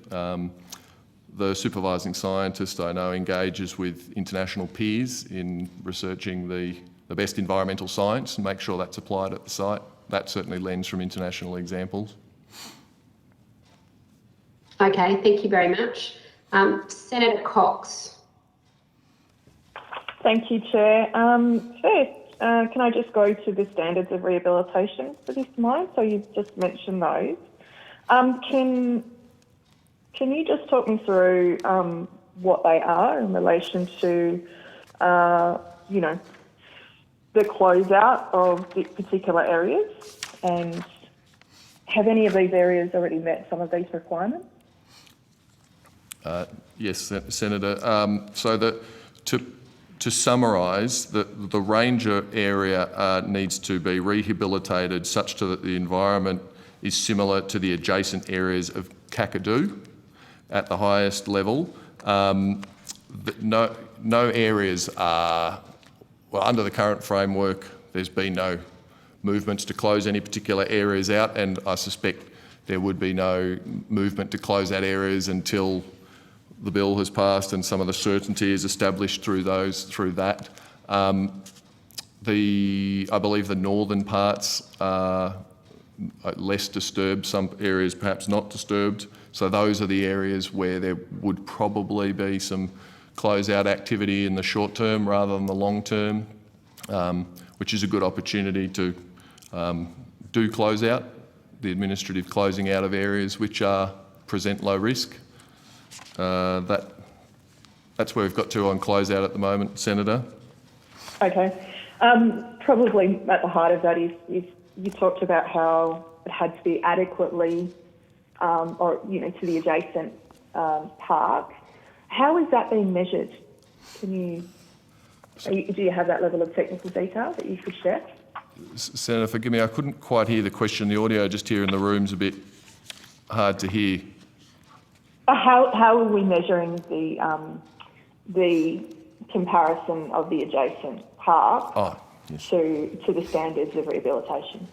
Yes, so, Senator, in ERA's mine closure plan, there are closure criteria. They are the quantifiable measures that would be used in a long time to measure whether the environmental conditions at the site are matching the environmental conditions in nearby Kakadu. So they would be things like water quality, data over a period of time, radiological surveys, density measures of flora, fauna, things like that. So I don't have the specific measures in front of me, but broadly that's how the framework would be judging closeout on an evidence base.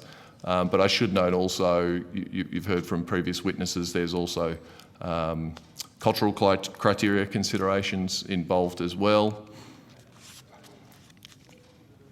Yes. How often are those samples or photographs or, you know, studies undertaken? Do you know? I'd have to take that on notice, Senator, but they're not being. The closure criteria have been developed by ERA in consultation with the Northern Land Council and with the advice of the supervising scientist, and they have been put into plans, and they have been identified as the measures that will be relied upon at a future date to assess closeout. But the science work in that is about establishing the closure criteria for use at a later date, not so much monitoring them now for closure. The monitoring that takes place at the site now is around the real-time performance, managing environmental risks, water qualities in rivers, things like that. Okay. Yeah. And is that the department or the scientist, the supervising scientist that makes those determinations? So supervising scientist, yes, is principally responsible for performing the environmental oversight, monitoring, leading a research program into the matters that are applied at Ranger, and provides independent advice to both the Northern Territory and Commonwealth governments. Okay.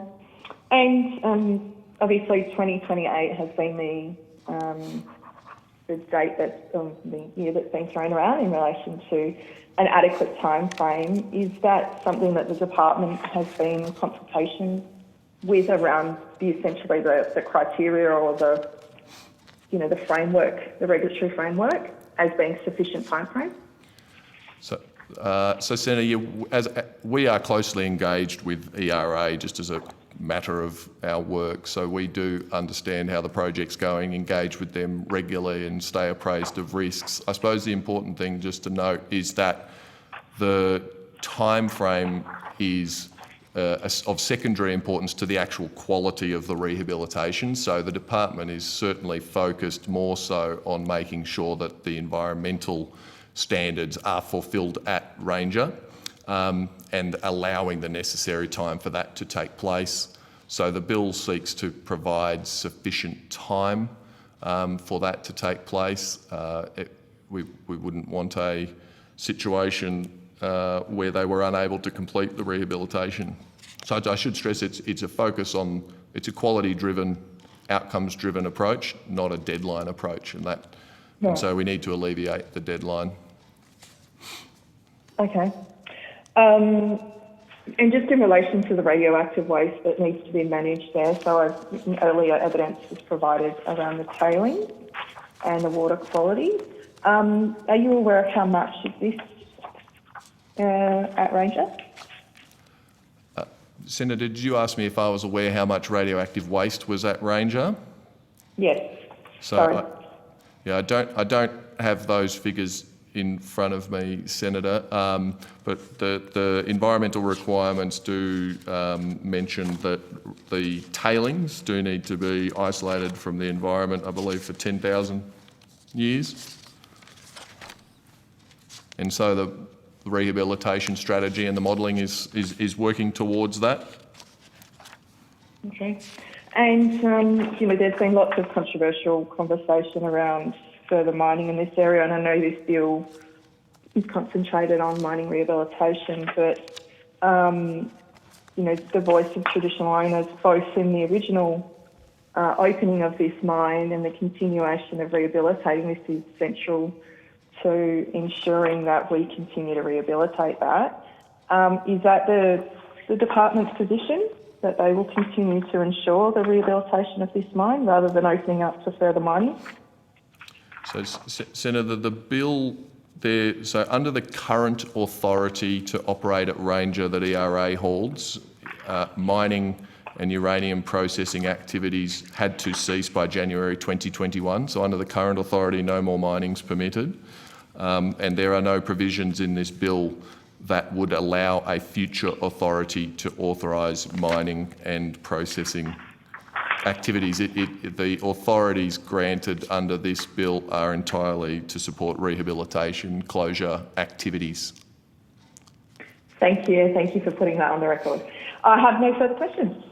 Thank you. Thank you very much, Senator Cox, and thank you very much for the representatives of the departments for being there for us today. I don't believe that there are any other senators that have questions for you. If you've taken anything on notice, the committee's agreed that responses to questions on notice should be provided by close of business Wednesday, 26th of October. And I thank you very much for attending the hearings today. Thank you. And that concludes today's hearing. Thank you to all witnesses who appeared and to Hansard and Broadcasting for their assistance. The committee has agreed that responses to questions on notice should be provided by close of business Wednesday, 26th October. The committee stands adjourned. Thank you very much.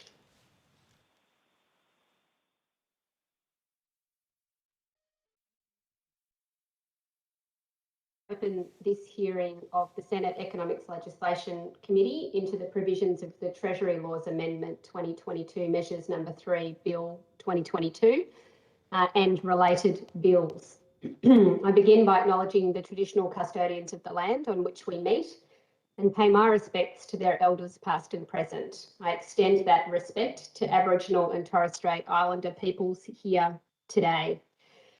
The committee will be conducting today's hearing via video conference and in person. These are public proceedings being video streamed live via the Parliament's website, and a Hansard transcript is being made. I remind all witnesses that in giving evidence to the committee, they are protected by parliamentary privilege. It is unlawful for anyone to threaten or disadvantage a witness on account of evidence given to a committee, and such action may be treated by the Senate as a contempt. It is also a contempt to give false or misleading evidence. Witnesses also have a right to request to be heard in camera. The Senate has resolved that an officer of a department of the Commonwealth or of a state shall not be asked to give opinions on matters of policy and shall be given reasonable opportunity to refer questions asked of the officer to superior officers or to a minister. This resolution does not preclude questions asking for explanations of policies or factual questions about when and how policies were adopted. If a witness objects to answering a question, they should state the ground upon which the objection is made, and the committee will determine whether it will insist on an answer, having regard to the ground which is claimed. If the committee determines to insist on an answer, a witness may request that the answer be given in camera. Commonwealth officers appearing today are also reminded of the Senate order specifying the process by which a claim of public interest immunity should be raised. A copy of the order is available from the Secretariat. I remind committee members and witnesses who are appearing via video conference and who are not speaking to mute their microphones. I now welcome representatives from the Association of Superannuation Funds of Australia. I understand that information on parliamentary privilege and the protection of witnesses giving evidence to Senate committees has been provided to you. For the Hansard record, will you please state your full names and the capacity in which you appear today? Good afternoon. My name is Dr. Martin Fahey. I'm the Chief Executive Officer of the Association of Superannuation Funds of Australia. And my name's Fiona Galbraith, and I'm Director of Policy at the Association of Superannuation Funds of Australia. Welcome. Thank you both for appearing. I now invite you to make a short opening statement if you would like to do so. And at the conclusion of any remarks, I'll invite members of the committee to ask questions. Thank you, Chair. The ASFA is very pleased to appear before the committee today and welcomes the opportunity to elaborate on our submission. As members of the committee may know, ASFA is a non-profit, non-partisan organisation that works to improve the superannuation system so that more Australians can enjoy a comfortable and dignified retirement.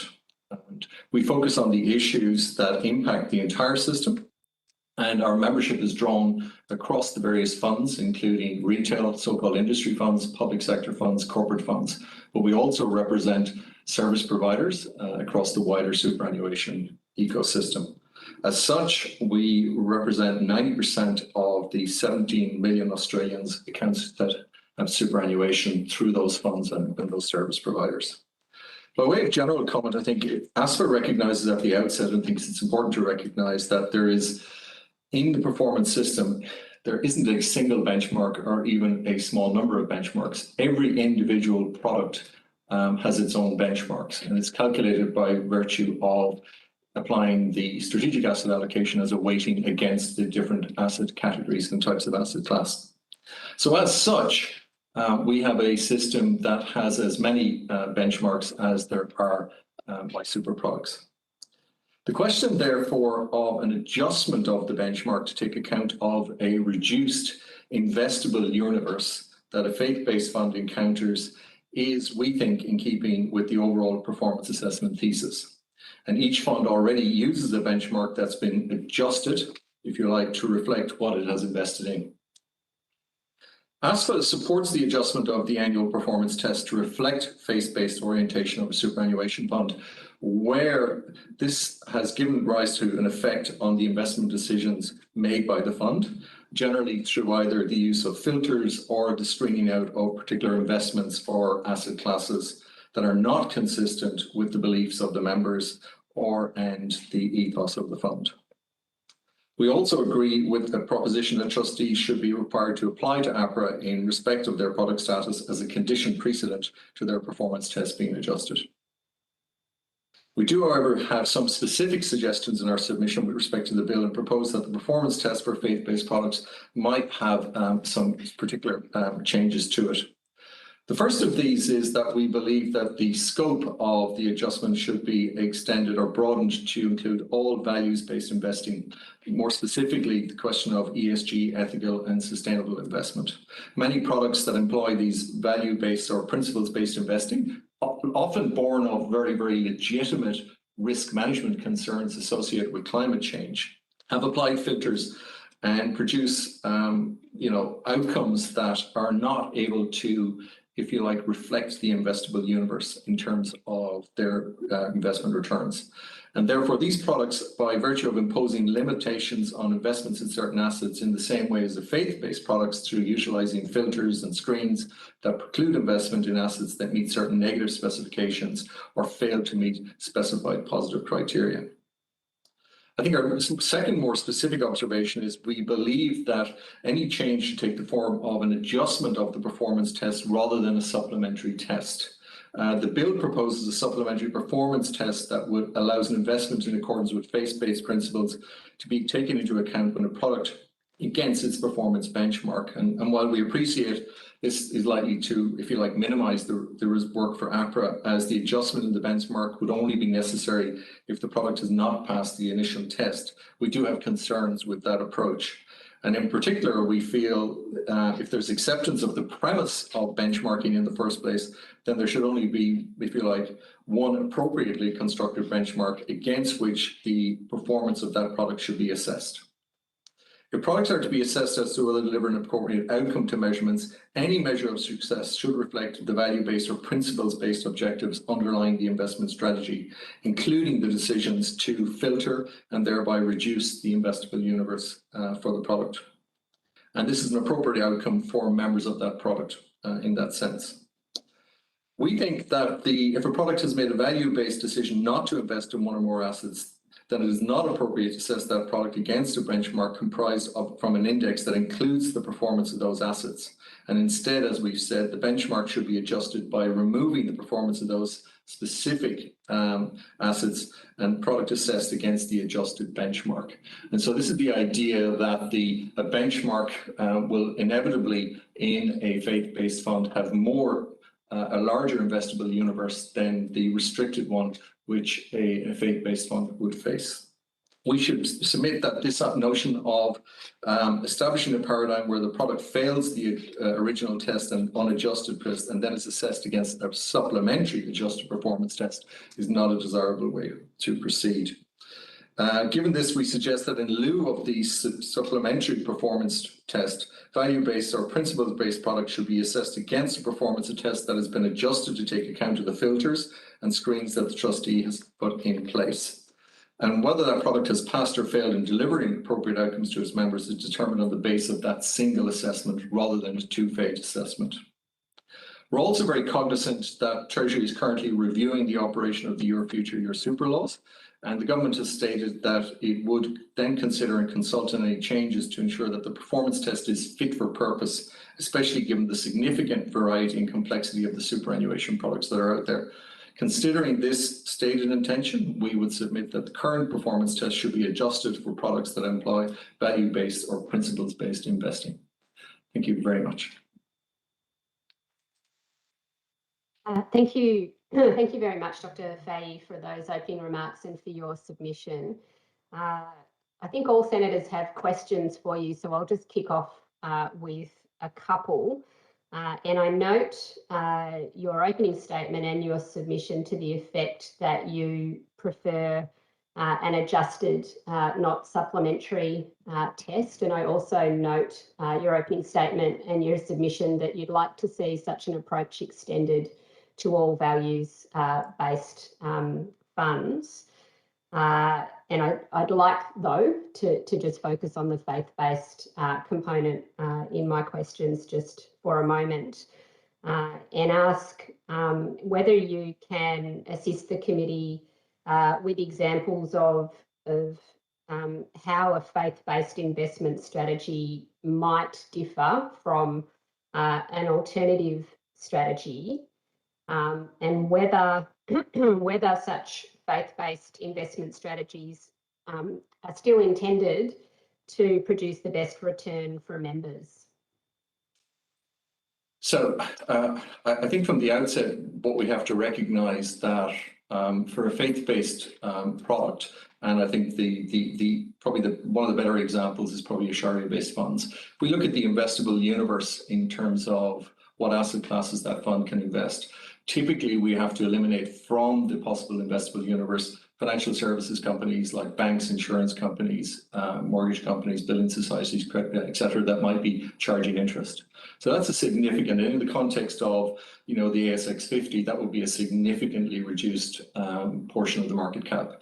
If we then provide for gambling, we also might consider that this would reduce investment in casinos, armaments, other activities. But also you might be restricted in terms of your ability to invest in fixed income products like corporate bonds, private credit, alternative credit products, debt, bonds, etc. And therefore the ability to access diversification, as Markowitz would say, and in terms of distribute risk, etc., it does present a challenge if you're then going to assess those funds against the totality of the investable universe. I think in terms of the question of the signal that then comes to the performance test, in that whether this is a good fund or passing the test or failing the test, ultimately what the test does is reduces all performance to the singularity against the benchmark. And it's quite possible for me to be in a fund that gets 6% and for my fund to fail the test, and for any member of the committee to be in a fund that gets 5% and pass the test. So I think we have to be cautious as to how we understand the nature of the test and what signal pass and fail does in terms of whether it's a good or a bad fund. And we've opined on this in other submissions, including the most recent one, Your Future, Your Super. Thank you. Based on what you've said there about the sort of investable universe available to certain faith-based funds, are these investment strategies always going to produce lower returns than alternative strategies, or is that sort of potentially variable?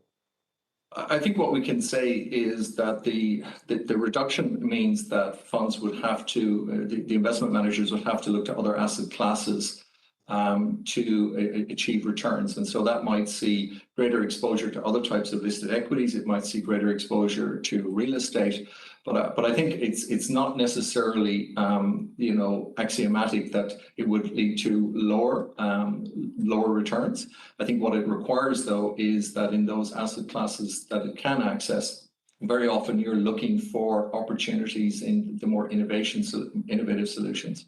And so I think it's not axiomatic. I think what we can say is that within a single asset class, in particular listed equities, the removal of screened products from the investable universe does have an impact on the ability to construct a fully diversified portfolio. So do you see, I guess, any conflict between having a mechanism where people of faith can invest in a faith-based strategy that suits their belief, and the requirement of funds to continue to produce the best return for members? Is there any conflict there in your submission? I think we have to be careful about equating the best financial interest duty with the notion of a best return.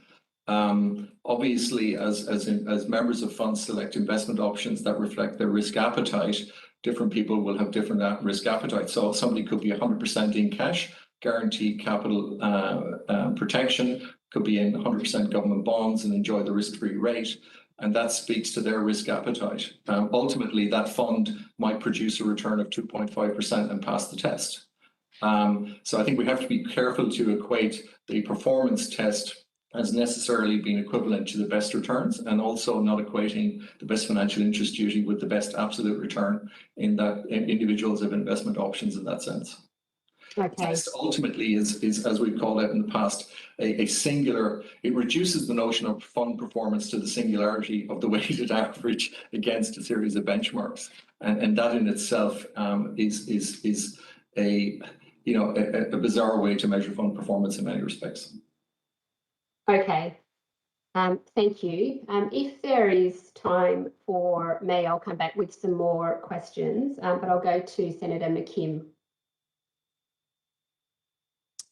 Thanks, Chair, and good afternoon, folks. Thanks for your submission and for appearing in front of the committee today. Could I start by clarifying what I think is, or clarifying my understanding? When you talk about values-based or principles-based funds or products, you are including both faith-based and ethical or ESG-based funds and products. Is that correct? Yes, but it might also include funds or products that are reflection values, but where the motivation is actually one of risk management. So you might have concerns about the transition to net zero, climate change, and the inherent risks in certain aspects of perhaps hydrocarbons, or other aspects or other assets that might become stranded going forward. And the result of that, I think very often that what might be in one hand labeled a values or principles based or ethical or ESG can also be very much a very rational risk management strategy. Yeah, thank you. Understood. Is ASFA aware of the quantum of funds invested in faith-based super in Australia in comparison to the quantum of funds invested in ESG or ethical super in Australia? I don't have the exact numbers. I think I think in terms of trying to extract ESG out of the, it doesn't just sit in ESG labeled products and ethical products, but I think there are very often ESG options available across the industry sector. It's quite a challenging one to extract. So, to my knowledge, but I'd have to come back on those. We don't have that information. I suspect my own view would be that the quantum of ESG driven fund allocated is probably multiples of faith-based. Oh, thank you. So probably in that case, safe to say that in ASFA's view, there is a greater demand for a supplementary performance test or an adjusted performance test for ESG investment compared to faith-based investments? I think in the absence of data that we'd have, I think our anecdotal insight would be that there's probably greater allocation of fund to ESG investment type strategies. But as I said, there's also the sense that much of that just makes good sense from a risk management point of view. But I think our overarching view is that the adjustment of the performance test to take account of the investable universe, we already adjust for the strategic asset allocation, so we are implicitly already accounting for that fact. It's just that within asset classes, the screened out individual assets are not removed from the index. Thank you. That's understood. Well, given your comments on the performance test, would it be preferable in ASFA's view that the broader issue, that is performance tests for values-based investments, was dealt with holistically through the Your Super, Your Future review rather than through a piecemeal legislation like this? That's not something that I think we've taken up with our members. I think our concerns are that in a performance test, which is, we're reduces fund performance to a singularity where the consequences are binary pass-fail at the level of a single basis point. It's important that we have the mechanism that we use to assess that performance is a reflection of the underlying assets that the product is invested in, and that any tracking error which gives rise to what are essentially fatalistic consequences for the fund in question, need to be removed as far as possible. I mean, the reality is, I think, for a faith-based fund is that it would be impossible for a faith-based fund to actually hug and meet the benchmark because of screening out of the investable universe. Thank you.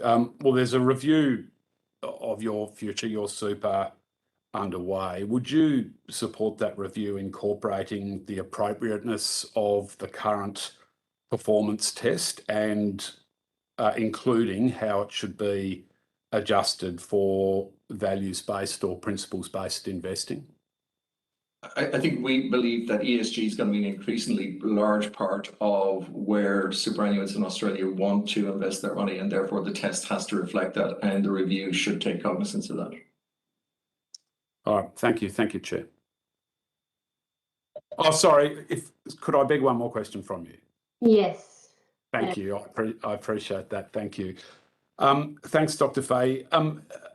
Is ASFA aware of how many suitable indices there are to measure the performance of faith-based investments, and whether there are appropriate indices available for all faiths? The challenge with as I said, is that every single MySuper product has its own benchmark, and therefore the question of how you would construct faith-based indices really speaks to the challenge of the screening which that faith-based product is undertaken and your ability. So if we take an ASX 100, stripping from that the screened out financial services companies, all of those, to arrive at an adjusted index is not an easy task. It's not impossible, but I think I'm not aware of, if you like, off the shelf indices that you could go to which wouldn't in and of themselves produce tracking errors. The challenge here is the architecture and the construction of the singularity of the performance test, which means while it's open to the notion of recognizing different asset allocations by funds at the asset class level, it is not open to that assumption at the individual asset level. So it allows you to invest in a single asset class and screen out every other asset class other than government bonds, but it wouldn't allow you to screen out a single financial services company from an equities allocation. Does that make sense? Yes, it does. Thank you. Senator Bragg. Thanks, Chair. Thanks very much. How many of your members failed the performance test? In terms of the superannuation funds? Well, you represent the super funds, don't you? Yes, but also in terms of the products. So the test was of products. So I think looking back, and I'd have to check the numbers, looking back, I think in the first year of the test, there were 13 funds that failed. Not all of those were our members. But I think in terms of the actual sort of test is obviously at 2 years in a row when the sanction applies, and there was obviously significant change in consolidation across the sector in that time period in terms of mergers and funds being acquired. Okay, so you think 13 of your members? There were 13 funds failed the test the first time. I would have to come back and check. Fiona, do we know how many of our members? No, I'm afraid I couldn't tell you that off the top of my head, but we can come back to you with that figure. Okay, well, thank you. I mean, your proposal to expand the scope of this scheme to values-based investing could be a very broad change to the way the law is established today. Wouldn't you accept? I think what it does is it suggests that given that the test is open to acknowledging the amount that funds have invested in different asset classes, it's not unreasonable to extend that accommodation of the allocation of fund to individual assets within an asset class. Do you think there's a risk to the superannuation scheme that this is a precedent that once is established, could be expanded to support all sorts of kooky and crazy ideas? I think what's interesting about the performance test itself is that it's silent on the question of risk in the investment environment. But to the more pointed question you're saying, I think, you know, the superannuation system and the returns that it's generated over time, and I think its acknowledgement internationally in terms of its performance and the strong regulation that we have, I think means I would be comfortable with it, with the reasonable extension of the acceptance that allocation of fund, if allocation of fund to asset classes is the basis on which we calculate weighted average returns, then the exclusion of individual screened out assets within that asset class is not unreasonable. But, Dr. Fay, I understand that, but I guess I have to say I'm surprised that the Superannuation Association is supporting the proposition that you can have lower returns in one area, which is being proposed by the government on faith, but you're proposing that it be expanded to a whole range of other areas. And you're doing that on the basis that this is a shell bill, which vests the power in APRA to decide what's a values-based fund. So is that really the system that you want? You want so the superannuation system wants. So I'm just checking that what you're wanting is the super system to have a feature where the prudential regulator decides what a values-based fund is, and then it is allowed to perform poorly relative to other funds. So let me just say, I don't agree with your characterization of what I've said in terms of accepting poor fund performance. You know, we've already discussed the fact that a fund that delivers 2% on cash can pass the test, and a fund that delivers 6% on a diversified portfolio could fail the test.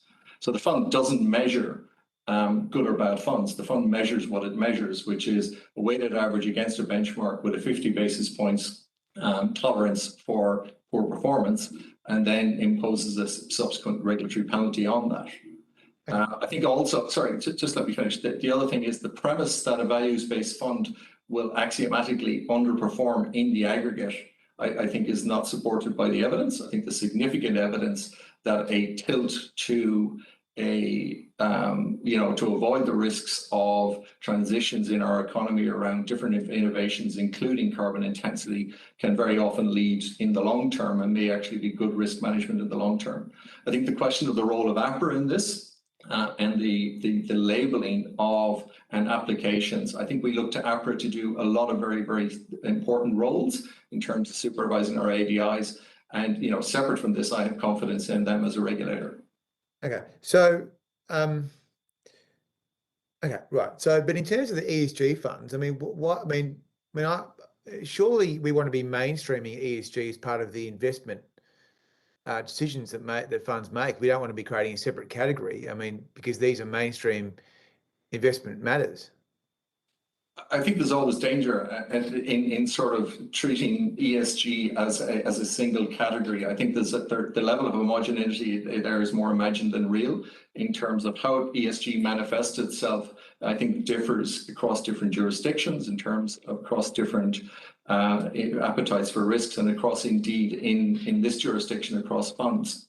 I think the question of a performance test that reflects the legitimate screening out for either risk or belief systems of certain assets, I think is something that the performance test should at least engage with. Okay.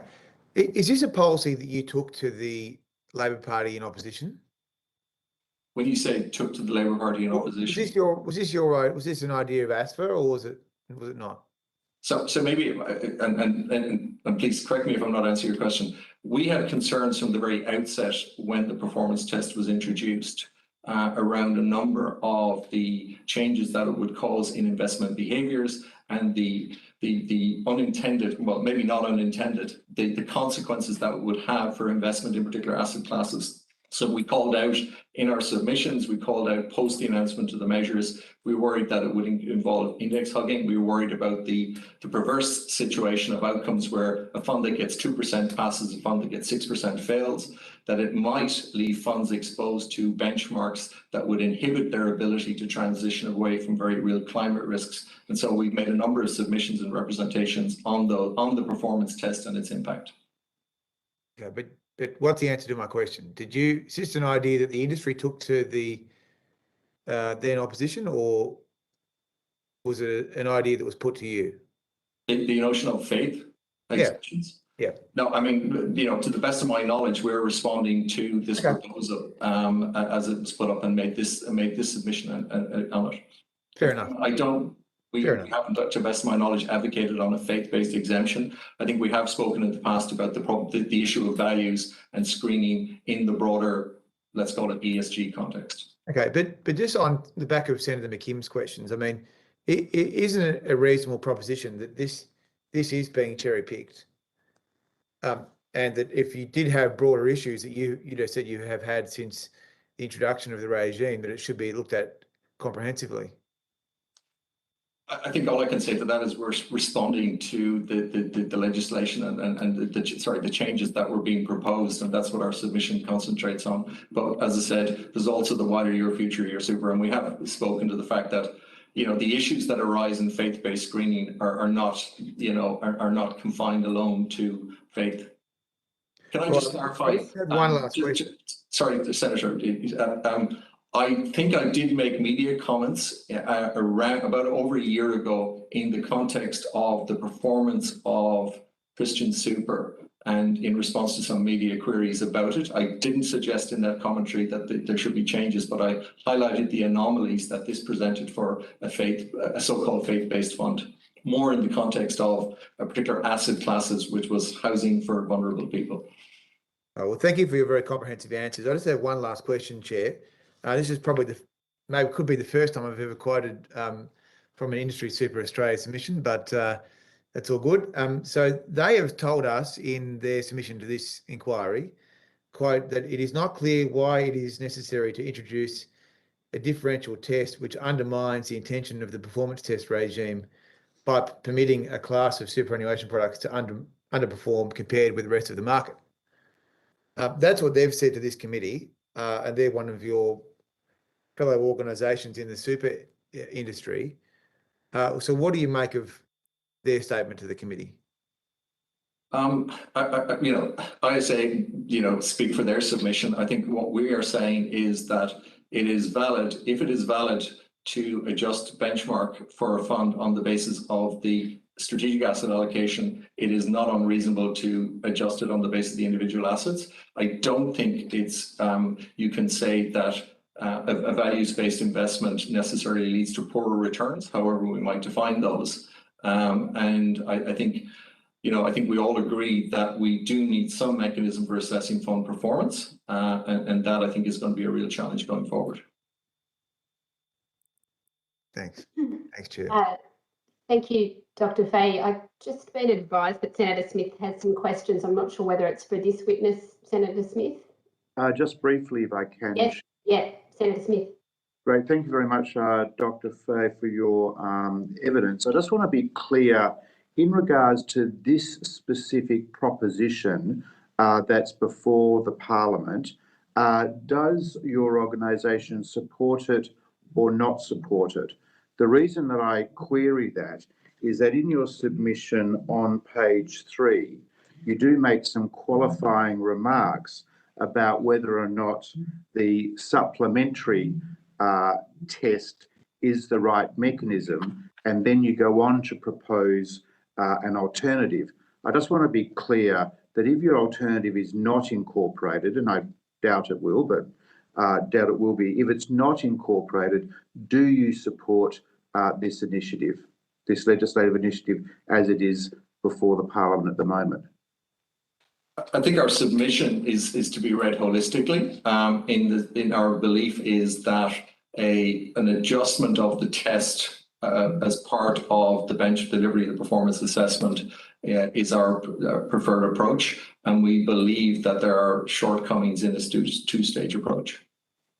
Thank you very much. Then returning to your response to Senator Bragg's earlier question about why would it not be better to canvass these issues, these broader issues, in a more formal Treasury-sponsored review process, the one that has been initiated in regards to the Your Future, Your Super laws. I think you said to the committee, that your organisation hadn't yet considered its approach to that particular Treasury review mechanism? I'm just wondering.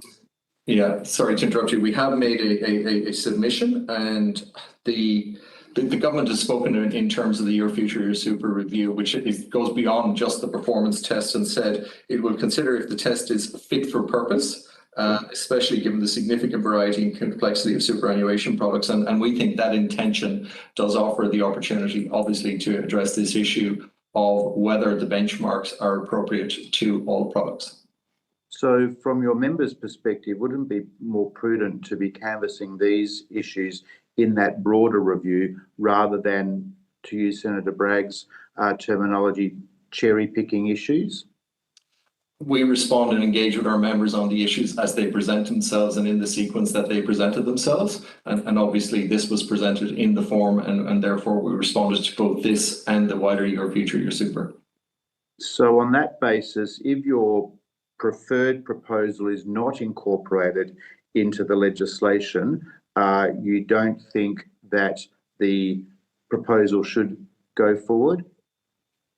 I think we wouldn't operate on the basis of hypotheticals. We haven't explored those hypotheticals with our members. I don't, Mr. Dr. Fahey, I'm not aware of anyone proposing to move an amendment to this particular legislation to reflect your particular proposal. So I don't think it's right to characterise it as hypothetical. I think it is highly likely that your proposition is not going to find itself in the law. So on the basis of that, do you think it is wise to move forward based on the government's proposition, or do you think it might be better to canvass these issues in a more thorough and holistic way through the Treasury-sponsored Your Future, Your Super review? I think that the question of what the government goes forward with is the government's decision. I think the purpose of our submission is to inform and to provide a submission that sets out the views of our membership as to what we see are the issues with what's being proposed. So I interpret your submission as saying that this proposal brought forward by the government is far from perfect.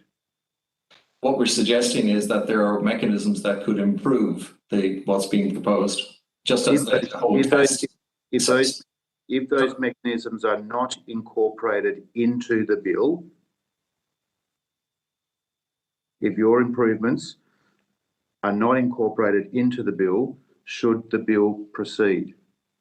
So at the very outset, Senator, we have had long-standing concerns regarding the totality of this test and its reduction of fund performance to the singularity and the subsequent binary nature of the pass-fail. And we set that out at the start of our submission.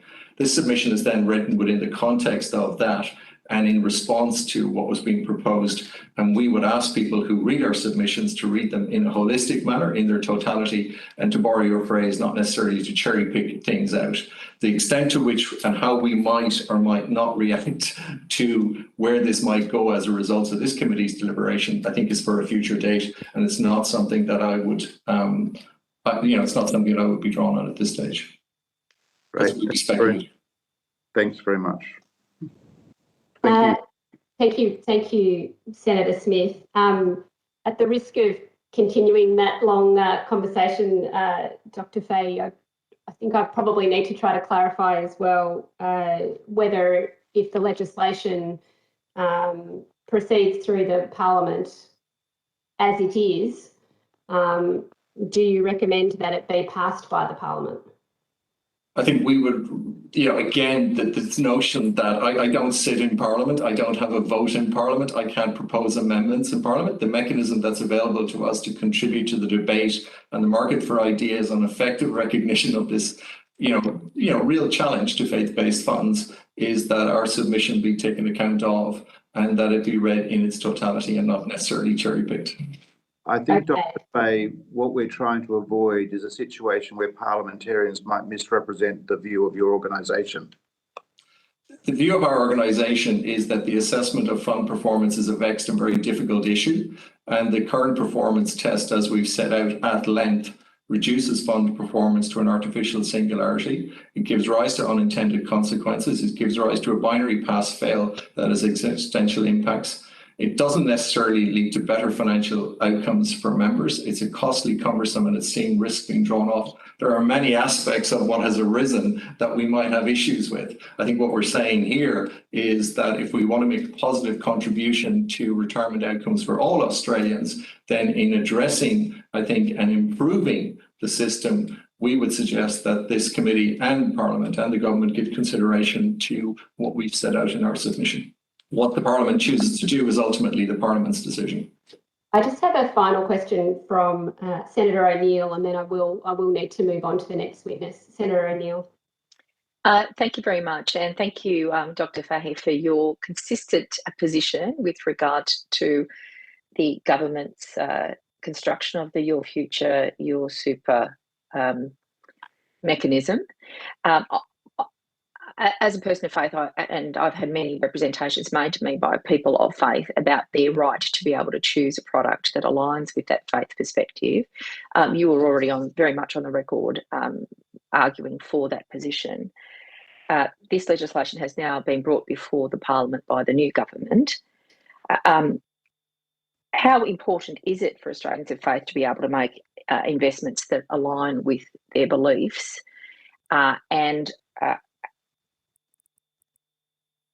I guess how offended are people of faith who I'm sure you're in discussion with, that there's this constant assessment in the public place that they are going to not get the adequate returns that they deserve? I probably neglected to mention at the outset that not alone is ASFA non-profit and not partisan, we're also agnostic.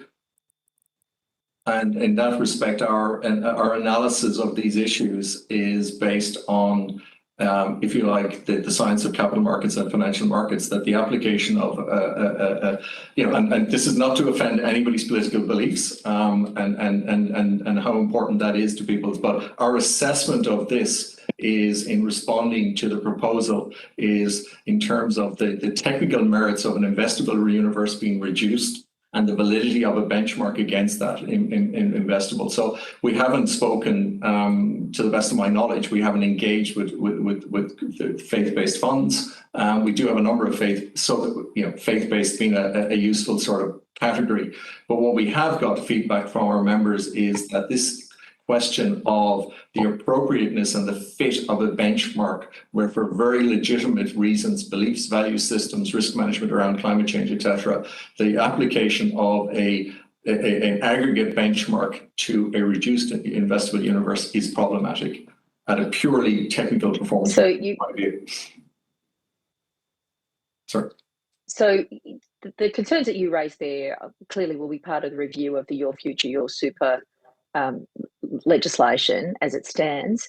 This matter, however, that is before us is for faith-based Australians of faith making investments. Does it address the concern that you've raised in your very opening statements that every product has its own weighting and provides a relief to people of faith so that they avoid, as you said, a fatalistic outcome? So I think what it does is it proposes, and it proposes, if you like, a post-test outcome revisiting of the results of that fund's performance in the test to take account of what impact the faith-based screening had. We're suggesting in ours that we think that it shouldn't be a case that it only arises for funds that fail. We think it should be that the adjustment should be made in the single test that funds have rather than a two-step process. Thank you, Chair. Thank you, Dr. Fahey. Thank you very much for your evidence today. The committee's agreed that responses to questions on notice should be provided by the 2nd of November 2022. I would ask that you now disconnect from the video conference and you can continue to observe the hearing should you wish to do so through the live stream on the Parliament's website. Thank you very much for attending today. Thank you. Thank you. I now welcome Dr. Scott Donald. I understand that information on parliamentary privilege and the protection of witnesses giving evidence to Senate committees has been provided to you. For the Hansard record, will you please state your name and the capacity in which you appear today? Thank you, Sandra. My name is Scott Donald and I'm an Associate Professor an Associate Professor in the Faculty of Law and Justice at the University of New South Wales. I'd like to take this opportunity to acknowledge the traditional custodians of the land on which we each sit and the elders past and present. Thank you. Thank you, Dr. Donald. I now invite you to make a short opening statement should you wish to do so. And at the conclusion of that, I'll invite members to ask you questions. Thank you. Thank you, Senator. By way of disclosure, I should note I'm here in my capacity as an academic researcher into the regulation and governance of the superannuation system. In addition to the research I undertake in that capacity, I also consult to Herbert Smith Freehills, and I have in the past consulted to the Commonwealth Treasury and to a range of industry associations and superannuation funds. My comments today are informed by the experience gained in those capacities, but they are my comments. I wish to start by submitting that I believe that people ought to be able to choose to incorporate their deeply held beliefs in the way that superannuation affairs are managed. People ought not to have to set up a self-managed super fund to avoid having investments in the superannuation fund that run counter to their beliefs. I have provided a written submission to these proceedings in which I make 3 points specifically about the bill under consideration by this committee. Some of these are quite technical, and I apologise for that technicalities, but they are important. First, I don't believe that the approach taken in the bill will insulate the process from judicial review. There are inherent matters of judgment that simply can't be assumed away. If the bill is to go ahead in something approaching its current form, I prefer that those matters be made transparent and means of addressing those ambiguities be made clear. I refer specifically to the process of determining whether a set of beliefs constitutes a faith for the purposes of the regime, and the process of determining whether the indices chosen by the applicant are appropriate in the broader sense of being independent, objective, and so on, and appropriate in the narrow sense of being relevant to the faith being claimed by the applicant. The approach taken, the second of these points is that the approach taken to the bill currently, in my view, discriminates against less mainstream faiths, which I believe is an unintended consequence, but a totally anticipatable consequence.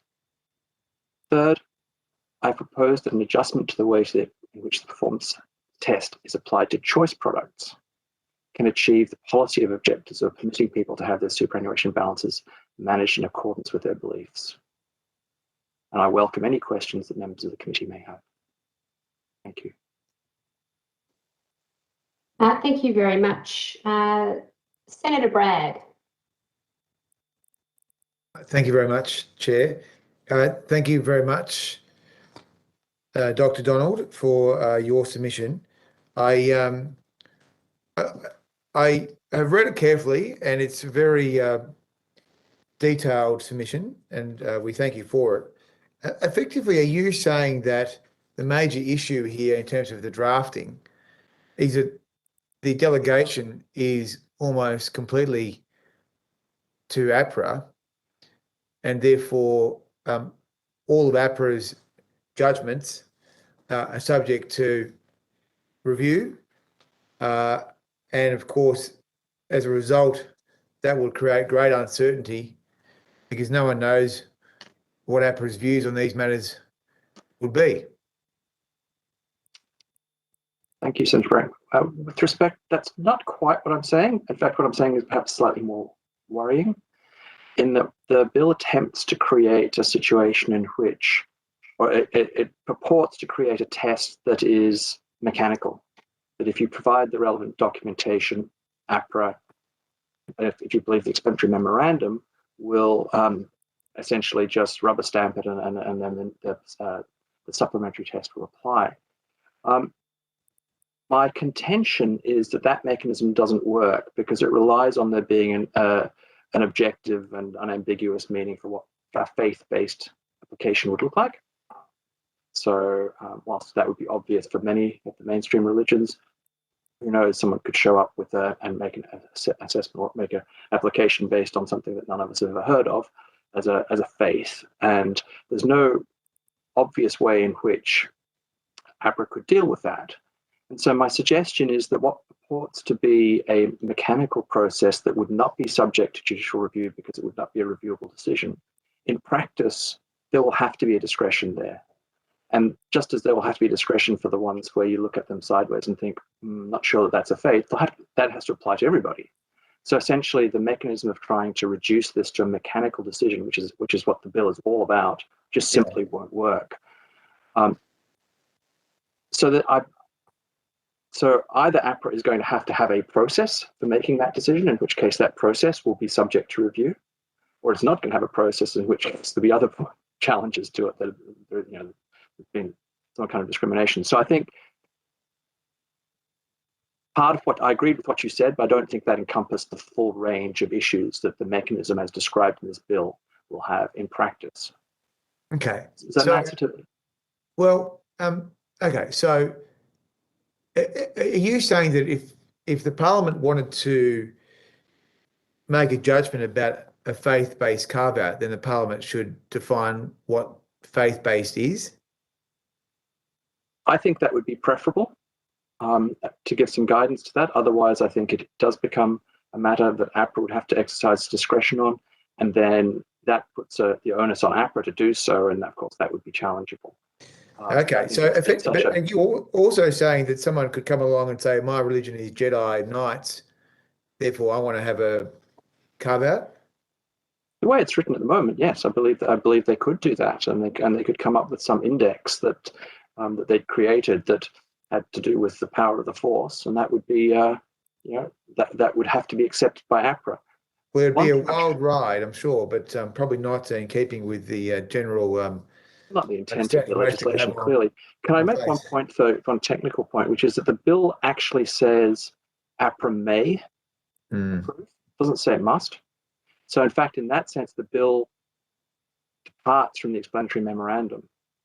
And so I wonder whether actually the bill is intending that APRA would have the power to exercise its discretion in that respect, in which case I'm not quite sure how APRA would go about doing that. I don't know of any resources or expertise that APRA has in making that kind of judgment.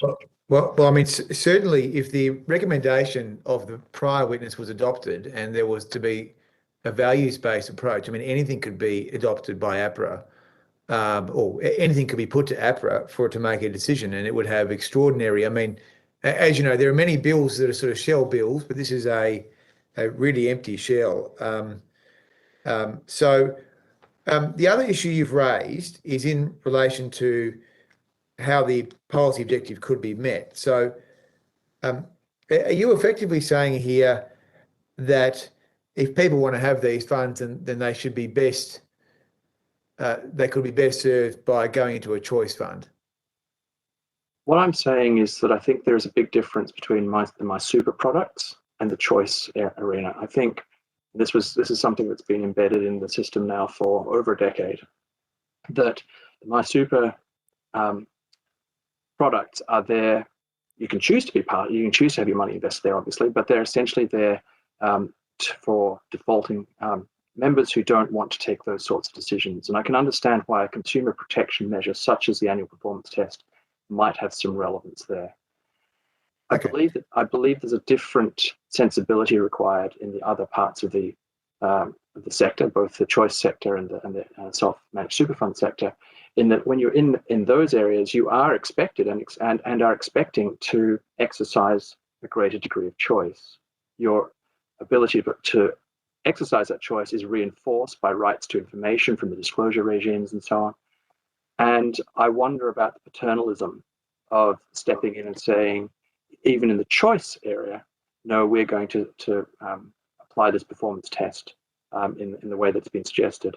And my suggestion, as you'd have seen there, and it's a suggestion that I have made to Treasury in the course of the past week, is that the performance test ought to be adjusted for the choice sector to reflect that acceptance of risk and acceptance of responsibility on the part of choice members. Now, when you look at the faith-based area, and I have had some conversations with faith-based organisations over many years, and I deeply respect what they are attempting to do, it seems to me that that is an area where members of those funds are quite clearly demonstrating an intent, a desire to take responsibility for their decisions and to have their superannuation contributions managed in accordance with those beliefs. Okay. Well, I just wanted to ask one final question, and I think this is the key threshold point. So, I mean, from a legal point of view, are you in favour of retaining the MySuper architecture and the performance testing for my super funds as it is as a consumer protection? Personally, I'm not in favour of the annual performance test, and I've documented that multiple times, multiple places. I think it's a blunt test that that has many dysfunctional effects. I'm not convinced that this Schedule 5 of this bill improves matters for those funds. I think it's a problematic regime, and I don't know that this actually helps. And do you think it could be counterproductive? I think in practice it will prove to be I think it could be counterproductive. I think there are aspects of it that will be very difficult to implement in an unambiguous and fair way. Thank you very much, Doctor. Thanks, Chair. Thank you, Senator Bragg.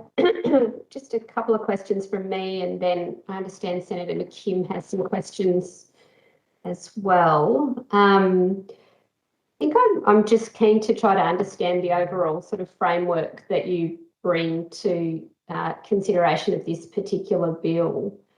So I think you've said today, and you've also said in your submission, that you're interested in individuals, including people of faith, being able to incorporate personal factors into their decision making regarding their superannuation. But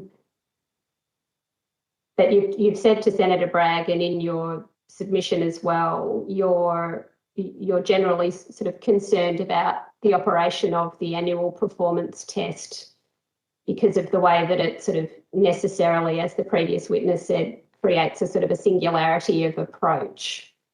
I mean, how do we balance, in your view, that individual decision making with tests that do have an element of protection for consumers? I didn't hear everything that the prior speaker had to say, I'm afraid. So I came in midway through his testimony, and I do know, obviously, some Dr. Fay quite well, and I'm familiar with his views. I think I share some of his reservations about the way that the test operates generally as a protective measure. I think it's both over and under inclusive.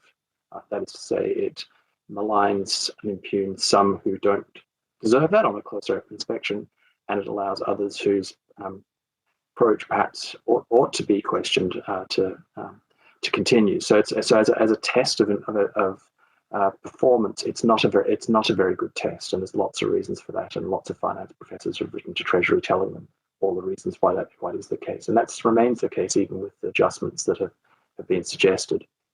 What I'm aware of the political realities that the test is not simply going to go away. There's clearly a lot of there's a reason for it to be in place, and it'll be hard to adjust it too far. But what I'm suggesting is that the impact of it can be ameliorated by directing it towards those products where it is perhaps most relevant, so my super products, and before rolling it out to a broader range of products where both it would be administratively more difficult to roll it out to, but also conceptually less applicable, that we should consider carefully before we do that. And I think this bill before the Senate at the moment is an opportunity to cause us to reflect on this is one band-aid that might get applied to a somewhat deficient regime, and it may just be the first of many that we find we need to have. And I would encourage the Senate and your colleagues in the House to consider revisiting how this regime works as a whole. Do you sort of broadly accept the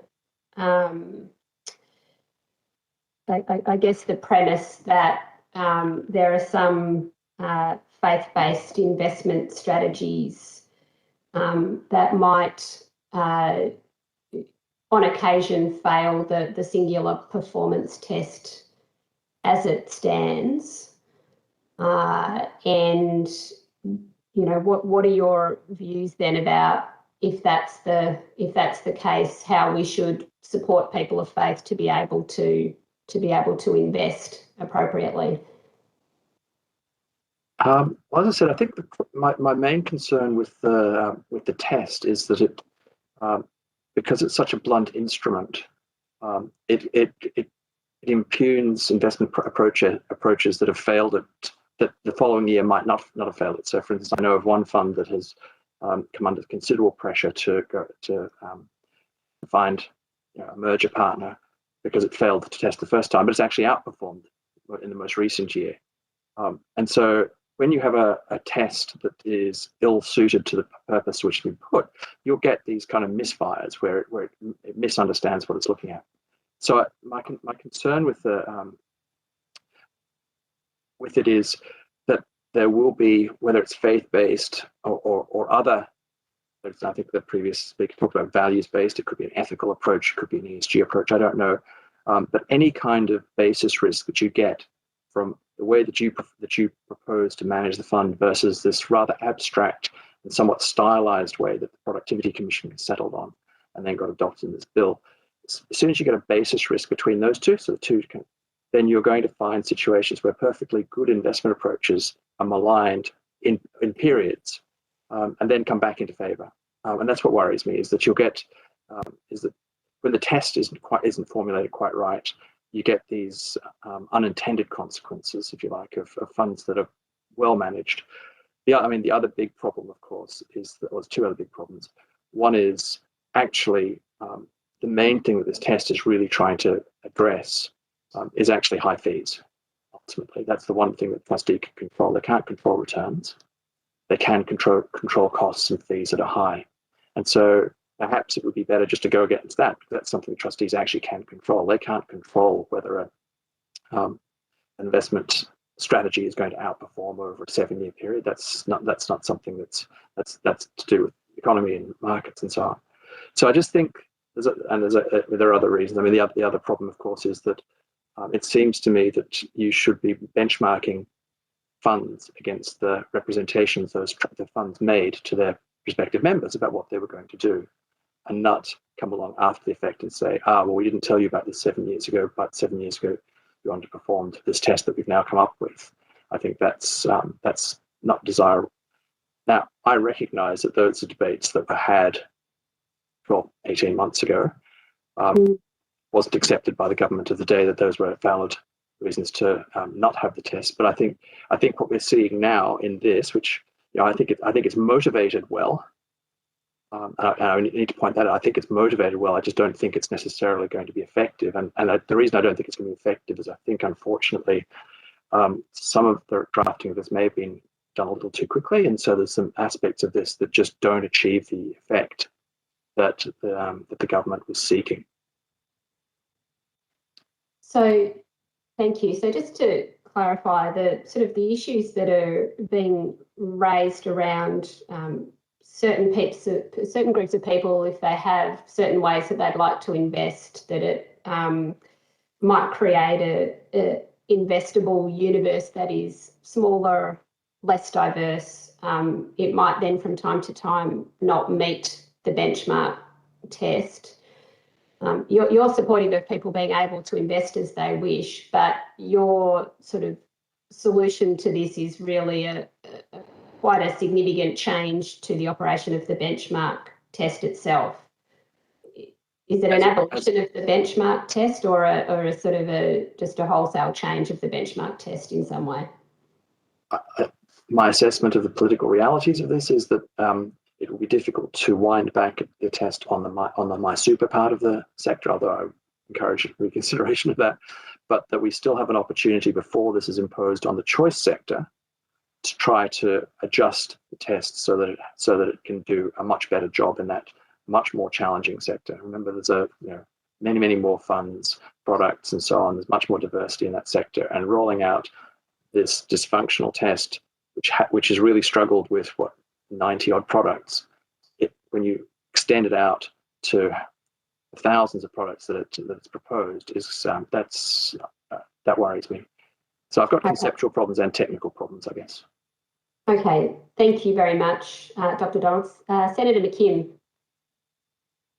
Thanks, Chair, and Dr. Donald, thanks for your comprehensive submission and your appearance before the committee today. You said in your submission that you believe that the faith-based regime encapsulated in this legislation is discriminatory against minority faiths. Can I just be clear in my understanding, is that because there is a lack of suitable indices for all faiths?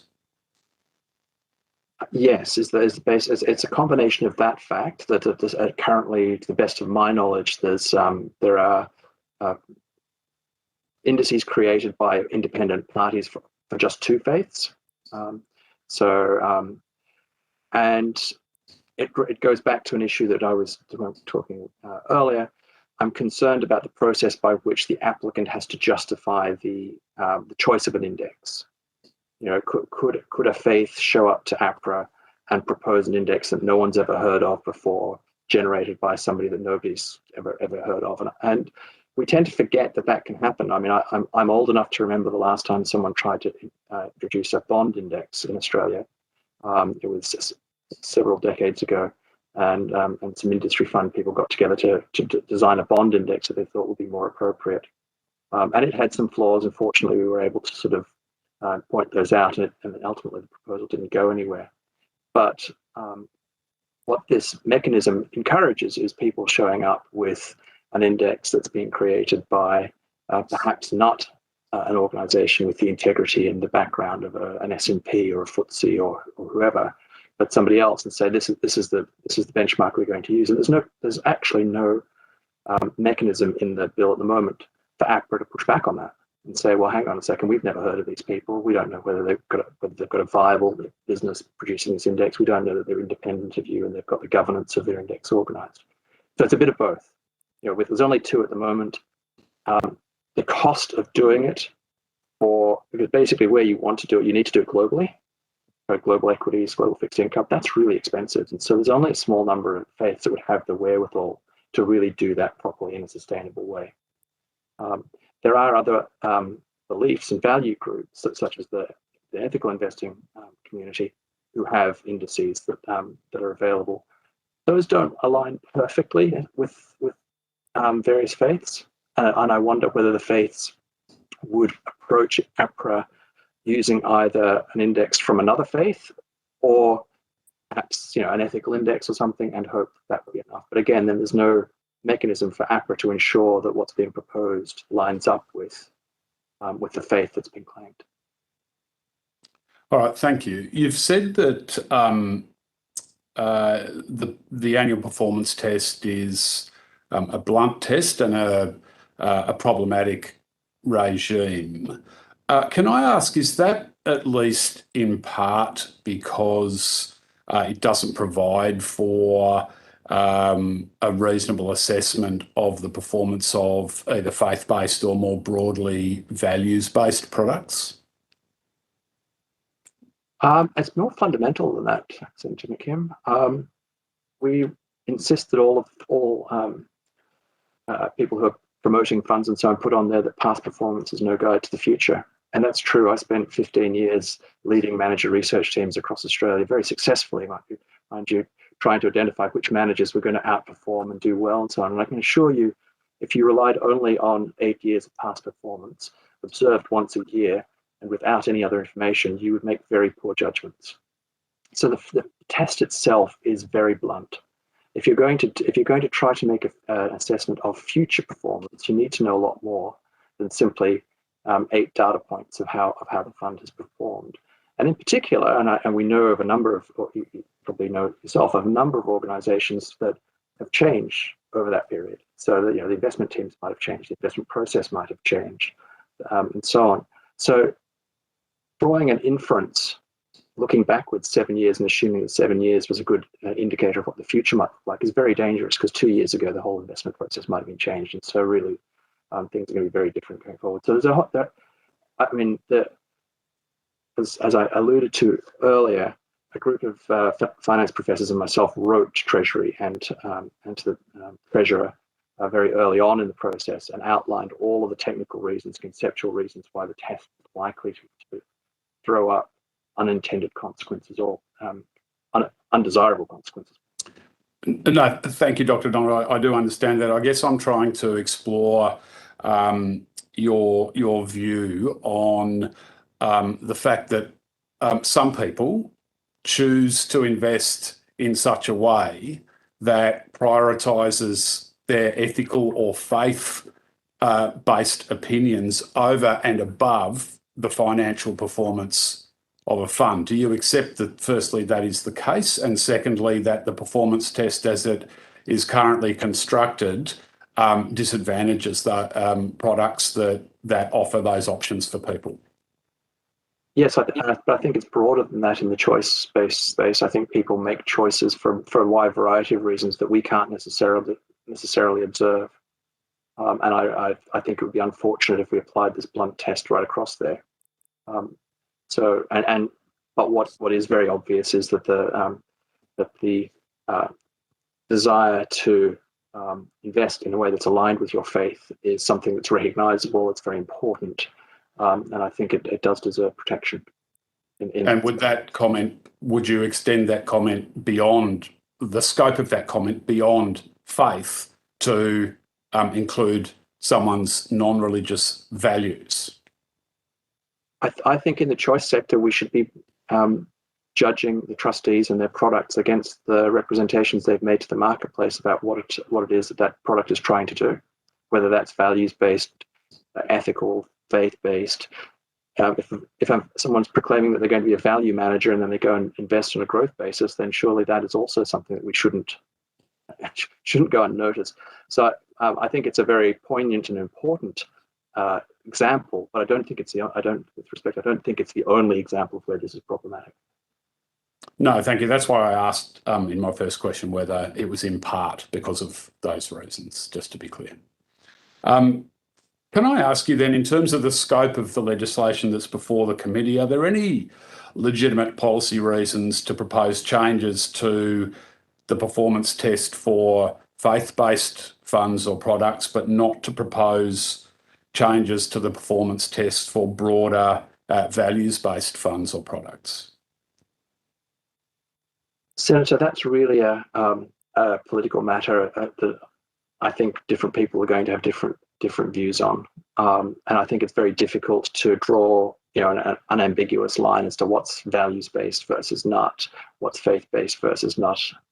Clearly, there's religious views which fall very clearly in a faith-based environment, but then at what point do you draw the line between those and some of the ethical considerations that people have, and then down through, I don't mean to diminish them, but by the way, to concerns around environment and so on. I think it's actually very difficult to draw clean lines there. All right, thank you. And last question from me, Chair, and thanks, Dr. Donald. Do you think it would be preferable that the broader issue of how the performance test works, should it be applied to a broader scope of values-based investments and products as opposed to the narrower scope of faith-based investments and products? Would it be preferable, in your view, for those matters to be dealt with holistically through the Your Super, Your Future review rather than addressed piecemeal through legislation such as this? Yes, I hope so, and I hope that Treasury review has the transparency that you would see in a process such as this, so that you'd be very aware of how the different interests and submissions might come together. But yes, I think these are issues that have multiple different dimensions, some technical, some policy, and I think it's more useful for those to be seen in a more holistic way. Thank you. Thanks, Chair. Senator Smith. Oh, you're on mute, Senator Smith. Thank you very much, Professor McDonald, for your submission and being available to us today. Just very, very briefly, the Scrutiny of Bills Committee has made a number of comments in regards to this legislation. My reading of that report and your submission is that they are highly aligned in terms of raising some concerns around definition, the suitability of or the lack of a merits review mechanism. Have you had a chance to look at the Scrutiny of Bills comments And has my reading of your submission against its report been accurate? Senator Smith, I was unaware that they issued such a report, so I have not had a look at it, not had a chance to review it. Great. If you do get a chance to review it and you're inclined to give us some brief comments, that'd be much appreciated. Thanks very much. Thank you. Thank you, Chair. Just finally from me, Dr. Donald, I mean, if legislation of this kind doesn't pass, what would you say are the options for people of faith to be able to invest in their super in accordance with their faith, given the system that we have at the moment? Thank you, Senator Walsh. Well, the obvious and I think slightly undesirable answer is they could set up a self-managed super fund if they had the resources and the inclination to do that. I think that's unrealistic for most people. I think there's a growing recognition of the work that would involve and so on, but that's one way that they could do it.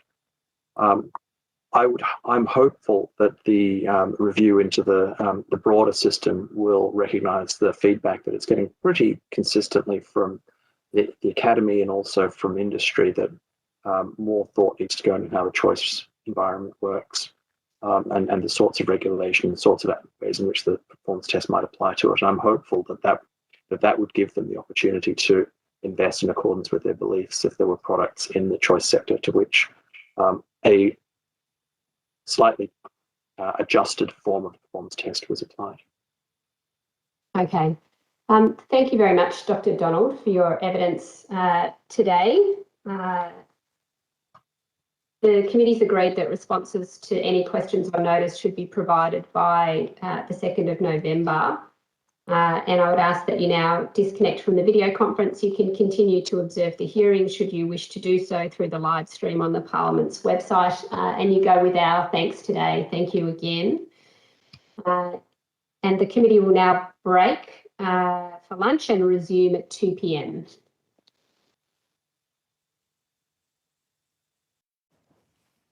Okay. I now welcome representatives from the Responsible Investment Association Australia. I understand that information on parliamentary privilege and the protection of witnesses giving evidence to Senate committees has been provided to you. For the Hansard record, will you please state your name and the capacity in which you appear today?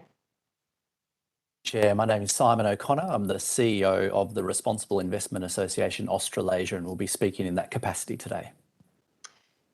Thank you. I now invite you to make a short opening statement if you have one, at the conclusion of which the committee will ask some questions. Thank you. Great. Thank you, Chair. Thank you, committee, for having me today and the opportunity. So the Responsible Investment Association Australasia, of which I represent, is dedicated to ensuring capital has been aligned with achieving a healthy and sustainable society, environment and economy. We work with a group of members who represent around 500 investment organisations who in combination manage globally assets to the value of approximately $29 trillion US. And we're an active network of people and organisations engaged in responsible, ethical, impact investment across Australia and New Zealand, including superannuation fund members. So I want to make, just as my short opening statement, 3 brief points on aspects of this bill that establish an alternative performance test for faith-based superannuation products under the Your Future, Your Super reform. So it's solely that part of the bill that I'll be speaking to today. Firstly, I'd like to congratulate the government on seeking to address the very real challenges of the Your Future, Your Super performance for faith-based superannuation products. I guess from our perspective, faith-based superannuation products are a subset of a much broader array of investment products, superannuation products, which take a responsible or ethical approach or values-based approach to invest in their members' money. Our research finds that Australians, consumers, are increasingly keen to align their investments with their values, be it through faith-based products or views on issues such as climate change or animal rights or human rights. And research that we've undertaken and we undertake regularly with consumers shows that around 4 in 5 Australians expect their money in super to be invested responsibly and ethically. So there's greater demand here, and what we would generally say around this legislation is that This is broader than just what's generally would be considered faith-based decision-making. So in our view, faith-based products should not be separated from the much wider array of products that seek to meet the values and expectations of Australians. So all values-based investing products face the same challenges when it comes to the performance test. So we also recognise and welcome the government's current review of the Your Future, Your Super regime as the appropriate forum to explore and respond to the challenges of the performance test for broader, responsible and ethical products, including faith-based. The second point is just that superannuation funds can only meet the expectations of Australians if the regulatory environment allows it. We are working in partnership with the Connexus Institute currently that will shortly release some research that's taken in conjunction with ourselves and other groups to look at how ESG or environmental, social and governance considerations, exclusionary considerations, values-based investing can impact on the performance test. But early outcomes of that research indicates that the tracking error created by different portfolios addressing issues such as faith-based or values-based investing, but also other forms of responsible investing, does have a significant impact on that tracking error. This has found two things: some mainstream implementations of responsible investing, sustainability exclusions do lead to unsustainably high levels of performance test risk, which means funds are then faced with difficult decisions of a heightened likelihood of failing the performance test. And secondly, some investments in unlisted investments in greenfield opportunities such as private equity and infrastructure also likely to create sizable incremental tracking error. So there are multiple factors that are impacting on the ability of faith-based funds, but also broader responsible investment funds around performance. So it does seem clear to us that the current performance test needs some changes. And that's especially true if superannuation funds are going to help deliver on net zero commitments, legislated targets around addressing climate change in Australia. Third point and final point is the bill as it currently stands is missing some details from our perspective, like the definition of faith-based product and the specific considerations APRA should have when administering the alternative test regime. So this does mean there's a risk of inconsistent treatment of products, inappropriate alternative indices, and potentially at worst a risk of weakening consumer protection value of the standard benchmark. And we do believe really fundamentally in that consumer protection value here. So if the bill does proceed, it'll be important from our perspective that such details are fleshed out, and we have addressed this in our written submission to Treasury on the exposure draft. So I will end my opening statement there and really pleased and happy to take further questions. Thank you, Chair. Thank you very much, Mr. O'Connor, for those opening remarks and for your submission. I might just kick off with a few questions and then share the call with colleagues. Is your general submission that you're supportive of people of faith to be able to make investments in line with their belief, and that there are some changes needed to the performance test to allow that? So you agree with that general proposition? Definitely, we agree with that general proposition. I think it's really important that Australians have choice to ensure that their retirement savings are invested in a way that aligns with their values, faith, decisions around faith, etc. So we think that's really important, and we do think the performance test then needs to be adjusted to reflect the implications of that on performance of superannuation fund products. Yeah, okay. So I guess you're also making the submission that you'd like this sort of change to the performance test to be available more widely to larger groups of people who invest in a values-based or ethical framework. And we've had similar evidence about that over the course of today. I guess one question that I would have about that is, what the message is to faith-based people who have this bill in front of them today, who, if it passes, have the opportunity to invest in a way that meets their values. Is it your suggestion that we shouldn't proceed to deal with that now, and that people of faith should sort of wait for another process to occur? So we're looking at the legislation as drafted on its merits, and we think there has merits in addressing this as a particular nuance and a particular specific case that does deserve consideration. What we see is that the way an ethical investment approach would be applied for a faith-based investor is in fact exactly the same as it would be applied for another values-based investor. And in a broadly secular society, we don't see a distinction there in terms of the actual approach, in terms of portfolio selection, the way companies are included or excluded from a portfolio. And we just think simply for consistency that if this legislation is to proceed as such, it's worth considering broadening this to other specifically defined values-based investing approaches. And as the legislation is put forward, that's what our recommendation would be. And we think, we're an organisation who has a very long history with members who are faith-based investors. And so we absolutely understand the particular constraints on their investment strategies and approach when it's measured up against a benchmark that is quite different to the way they are investing, the way their members are choosing to invest with them as well. Yeah. I mean, will the provisions in this bill limit in any way the sort of consultation on the benchmark test, in relation to those broader ethical concerns that you've raised?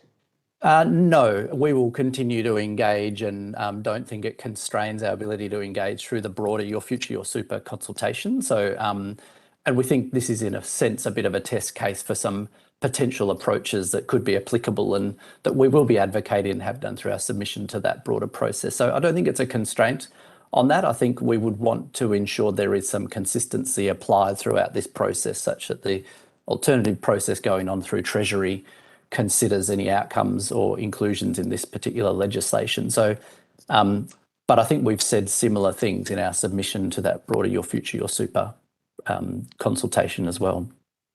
Yeah. What's your understanding of what the options are that are available for people of faith today if they'd like to invest in their retirement according to faith, and they sort of come up against this problem with the benchmark test? Yeah, I think there are a small number of superannuation funds who are specifically targeting faith-based investors and representing that sector. I think we've seen a number of mergers of some of those funds over the last year or two, but there remains some in the market. There remain some that have merged under other RSEs, other superannuation funds, but who will continue to committed to invest in a way appropriately and aligned with the faith of those particular members. So I'm thinking here, for example, of Christian Super merging with Australian Ethical.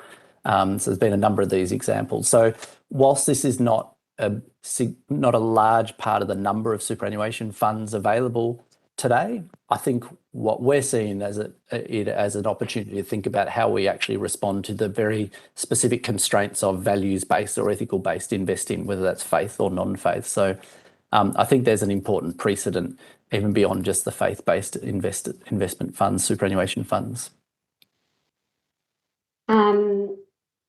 Yes, I mean, we do have a bill that's before us that deals with the issue of people of faith, and as you've said, there's a Your Super, Your Future consultation process which would encompass these broader issues of how you define ethical investing and, you know, agreed definitions of that and, you know, potentially sort of including some form of adjusted performance test on the basis of a sort of a larger ethical kind of investment strategy, which is what you're putting forward.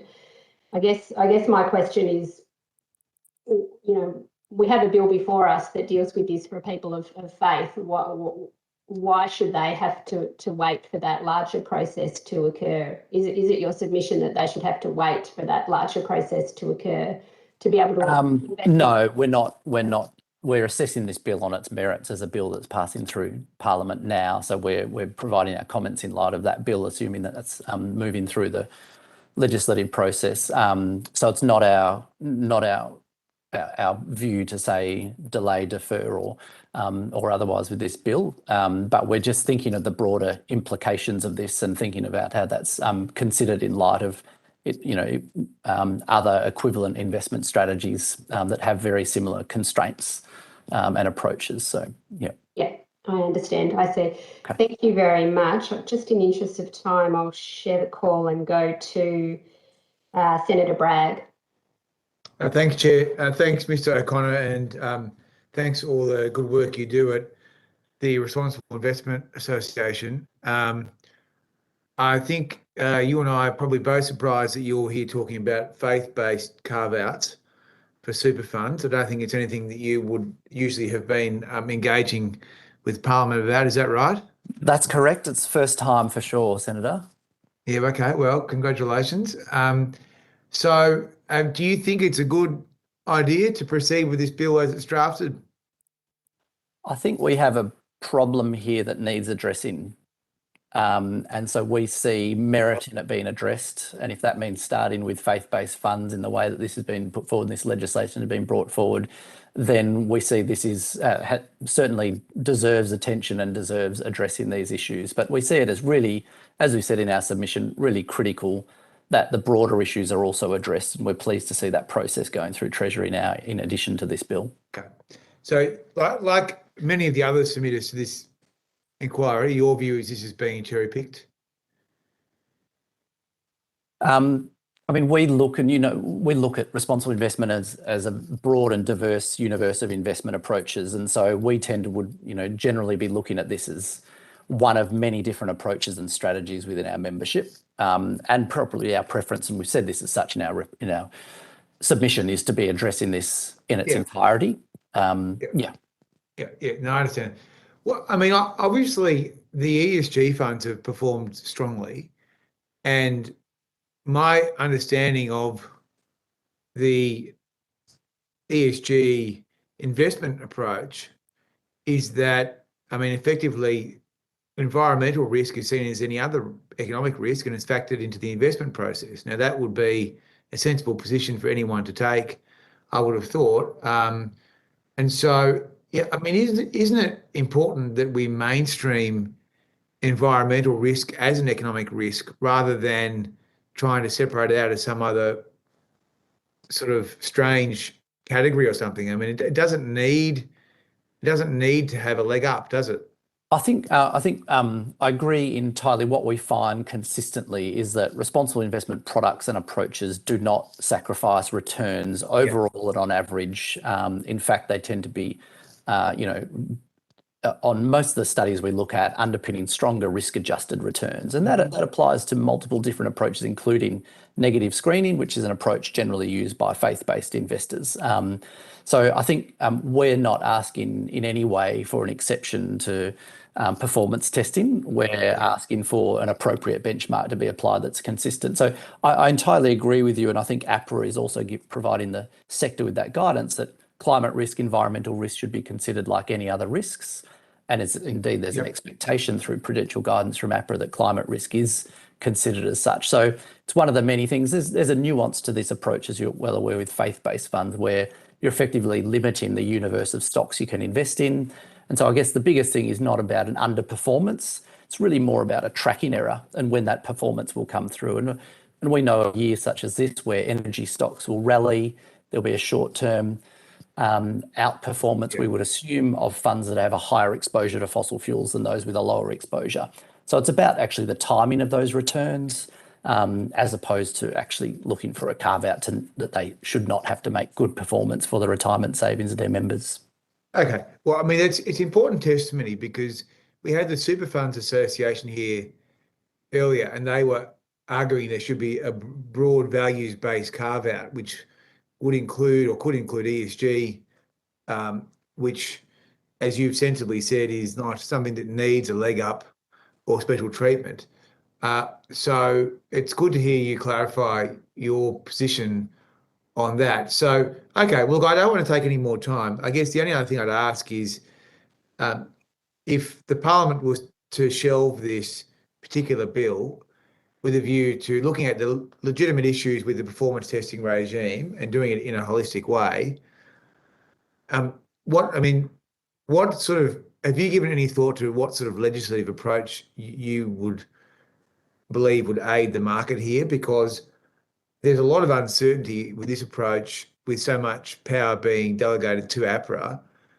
Would it be better from your point of view that there be more detail here in the bill, or are you comfortable giving APRA a lot of delegated authority?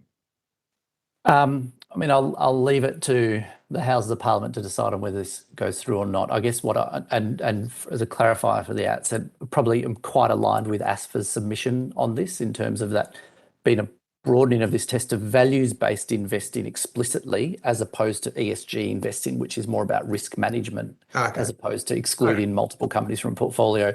To your main question, though, look, I think we're really pleased that there is a broader process going on. I think we've called for that. It's essential that that's happening. I think this has the ability to align quite well to feed into that process, the bill as it's drafted. When we have asked for, and we would reiterate that we think there is more detail that would be very helpful around this bill that could come into the regs themselves, in terms of being very clear on the definitional elements of faith-based products, or this could become quite messy if we don't sort of clarify that really tightly. And that to us is really clear as to how you do that. There are good standards internationally around that. That's manageable. And so I think we could see a path here with this legislation where APRA could administer that, but we are calling for some key details being fleshed out further as part of this process. I just want to check one thing, just because you made some clarifications in your response. So the Super Funds Association here asked, but they said in their submission that the scope, this is their words, not mine, the scope should be broadened to all values-based investing, including ethical, ESG, and sustainability. Now, I understand your characterisation of values as some sort of a faith-based concept, not an ESG-based concept, which is quite separate. So, could you just? I'm not wanting to verbal you in any way. I just I'll be happy to clarify that. Sure. So values-based to us would be defined as implementing a whole range of values-based and ethically driven exclusions in a portfolio. Traditionally, those would be what we'd call the ethical investment funds that would exclude possibly gambling, tobacco, weapons, a full range of them, fossil fuels, animal cruelty, which has the effect of limiting a portfolio of investable stocks. So it has quite a different dynamic in terms of its returns profile. I would distinguish what the response is that is required for sustainable and ESG funds as quite a different one. And I think we're looking at that in some detail with Your Future, Your Super, particularly in light of the net zero commitments being made by funds that will lead to different weightings and tiltings of portfolios that we think are not accurately reflected in current benchmark tests. Yeah, I think that clarifies. No, it does, Mr. O'Connor. It's actually very helpful. I think it's very important that we don't have a sense that the embedding of I think the embedding of ESG principles into the investment protocols of the funds is a very positive thing that's happened, and I think it'd be very harmful if that was seen to be something that was being propped up by government as a sort of as a nice to have. I would have thought that the formulation of environmental risk into an investment strategy is a key component of any super funds strategy going forward. So I'm just being that's very really a good point of clarity, and we would agree with you. At the moment, we see 43% of the market having commitments to responsible investment, and considering ESG risk, that's $1.5 trillion. We see this as good investment practice that does not need a carve out from performance testing. This should be enhancing performance and strengthening that. So that is an important point of clarity that we'd agree with you with. Thank you very much. Thanks, Senator. Senator Bragg, and I'll just also draw my colleagues' attention to the time and call Senator McKim. Thanks, Chair, and thanks, Mr. O'Connor, for your appearance today. Look, just to quickly follow up on the last matter you were discussing with Senator Bragg, can I be clear with you that you'd accept the proposition that for some people in the context of their super investments, they're less concerned about risk or return, and they're actually more concerned about the things that their money is invested into in terms of whether it fits their personal values proposition. Yeah, thanks, Senator. We certainly see that there is an increase in a high proportion of Australians who are very concerned to ensure their investments are aligned with their own personal values and beliefs. Climate change being a really key one that Australians are telling us increasingly are very concerned. I think most what we see in our consumer research see that this is actually additive and strengthening of performance, and believe this is investing in the future and a future economy that will prosper off the back of action around sustainability and climate change in particular. So whilst some will actually explicitly say they're willing to take trade-offs of performance, I think many see this as just part and parcel of good investment strategy over the medium to long term, and we see that particularly from younger generations. So, yes. Sure. And for those who are prepared to accept some trade-off in terms of performance, would you say that the current regulatory framework in regards to the performance test can work against values-based products by making them potentially more likely to fail the test? Yeah, I think certainly. I think there are people exercising their choice under a choice regime of superannuation here, choosing with their eyes wide open and fully informed to invest in products that align with their values and are willing to accept the sort of trade-offs that may or may not encompass. So I think the current performance pace is putting at risk the very relevant existence of these funds, these choice funds in the marketplace. And I think from our perspective, it's really important they exist. It's really important they exist to serve consumer needs of Australians. So I think as it's currently set up, that is a problem and an impediment to those funds. Thanks, Mr. O'Connor. So I think you've been pretty clear. So just so I understand your proposition, you're saying that you would prefer that the issue of how the performance test is structured in relation to faith-based funds, which is what this legislation deals with, you would prefer that be dealt with in a more holistic way, and at least potentially that it be wrapped up all together and included in the Your Super, Your Future review? We think it must be considered in part of the Your Future, Your Super review. In consideration of the current bill at hand here, we think that if it is to proceed, there's merit in considering that being in very limited and constrained format, expanded to values-based, i.e. exclusionary funds that have very similar elements to faith-based funds, and ensuring the same sort of application is applied for those funds as well. Thank you, that's clear. Can I ask, do you know of any data sets that would assist in answering the question of how much, what is the quantum of funds in Australia which is invested into ESG super, and how big a subset of that the quantum of funds invested into faith-based super is? Yeah, so probably best available data we have, we run an annual benchmarking report that maps the size and growth of the responsible investment assets under management. There's 1.5 trillion currently in Australia invested in responsible investment products. That includes much of that in superannuation, although we don't distinguish that. Of the faith-based funds, I would assume, and we don't separate that data out, it would be a very small portion of that, in the small billions, single billions to 10 billion kind of figure, would be my assumption from the knowledge of the funds in existence. All right, thanks. So fair to say there would be a significantly greater demand for reform of the performance test for ESG investment than for faith-based investment. That's correct. That's my assumption. All right, thank you very much. Thanks, Senator. Thanks, Chair. Thank you very much, Senator McKim. Senator O'Neill. Thank you very much, Chair, and thank you to my colleagues for the questions and Mr. O'Connor for your evidence to date. It feels like we're almost having a preliminary hearing of the Your Future, Your Super inquiry, and I just want to be really, really clear that while many of the ideas that are being put forward by my colleagues absolutely intersect with that piece of work that the government is undertaking, we need to deal with the bill before us. And I am very, very keen to follow up on your comments to Senator Walsh, which indicated, as I heard you, support for this bill advancing, albeit with a couple of caveats that you've indicated in your evidence. In fact, that this would be preliminary and advisable to give some shape to what further review to cover off on other values-based investment strategies might be. Could you speak to that, Mr. O'Connor?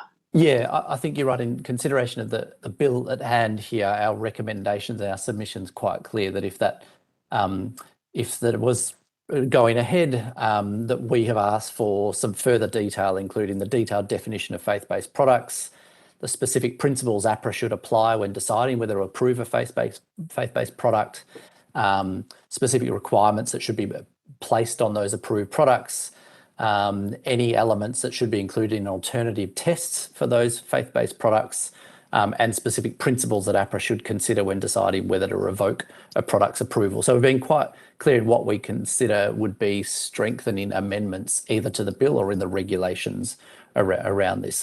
Does that answer your question, Senator? Sorry.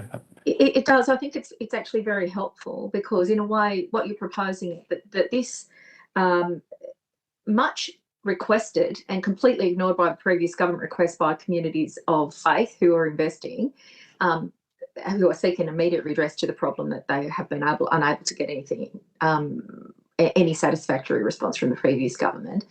There's a timely dimension to what they want to have happen now that relates to, I think, what our first witness, Mr. Fahey, described a fatalistic outcome if they actually don't get the chance to get this support. Could you speak to that, Mr. O'Connor? Yeah, look, I think we've already seen in the last year some faith-based funds merging and moving towards no longer existing. So I think there is a real need for those remaining to have some resolution around this because there's a very real impact of the way the current test is structured. It's having an impact, such as one of the funds I named earlier. So I think you're right. I think there's a need to respond to this issue. I think equally the urgency of that need is for other values-based funds as well. And we do believe that choice of funds and the options for citizens out there with different values, different preferences, different faiths is really integral that the super system does provide that for them. So really what we saw, that is the prevailing situation, is it was your future, your super, but you don't get to have your choice under the previous government. Now we have a new government, of which I'm proud to be a part, that is advancing with communities' faith on this particular piece of legislation, as well as, undertaking our commitments to deliver a religious discrimination bill. Communities of faith have been a long time in asking for recognition of a values-based proposition in terms of investment capacity. This bill responds to their long-standing request. There is no good reason, Mr. O'Connor, for us to delay this at this point, really, is there?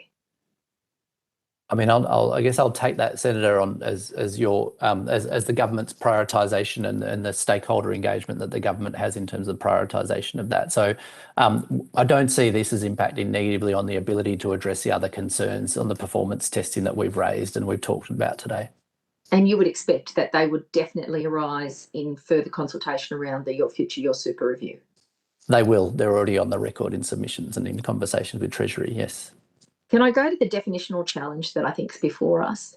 You indicated in your evidence that you believe that definitional challenge with regard to religious identity is one that's very manageable and that APRA would be able to administer such a thing. If you could expand on that and also maybe compare and contrast that with the incredible breadth of, the joy of being in a great diverse pluralist country, a democracy, what values-based might unleash in terms of a definitional challenge?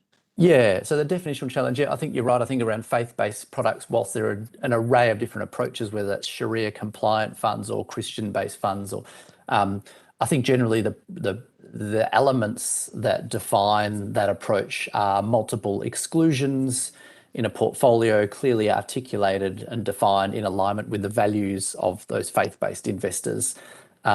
Equally, though, I do think many of the values-based products and funds could equally be described and defined in a similar way, with a defined and articulated set of values around which a membership agrees and opts in to agree with, that is then implemented through an investment strategy that puts in place exclusions around those same values. So it is definitely, it's a negative screening approach, well defined and articulated in the fund documents, legal documents, etc., and agreed and opted into by the members. So I hope that sort of answered that question. It does. And the reality is where you have a defined group of people who share a doctrinal belief, a set of tenets and beliefs and practices, it's actually quite a good way to respond to the definitional challenge, implement this piece of legislation, provide protection from catastrophic failure or what was the term, fatalistic outcomes, and at the same time learn what we need to learn to make sure that people who do want to choose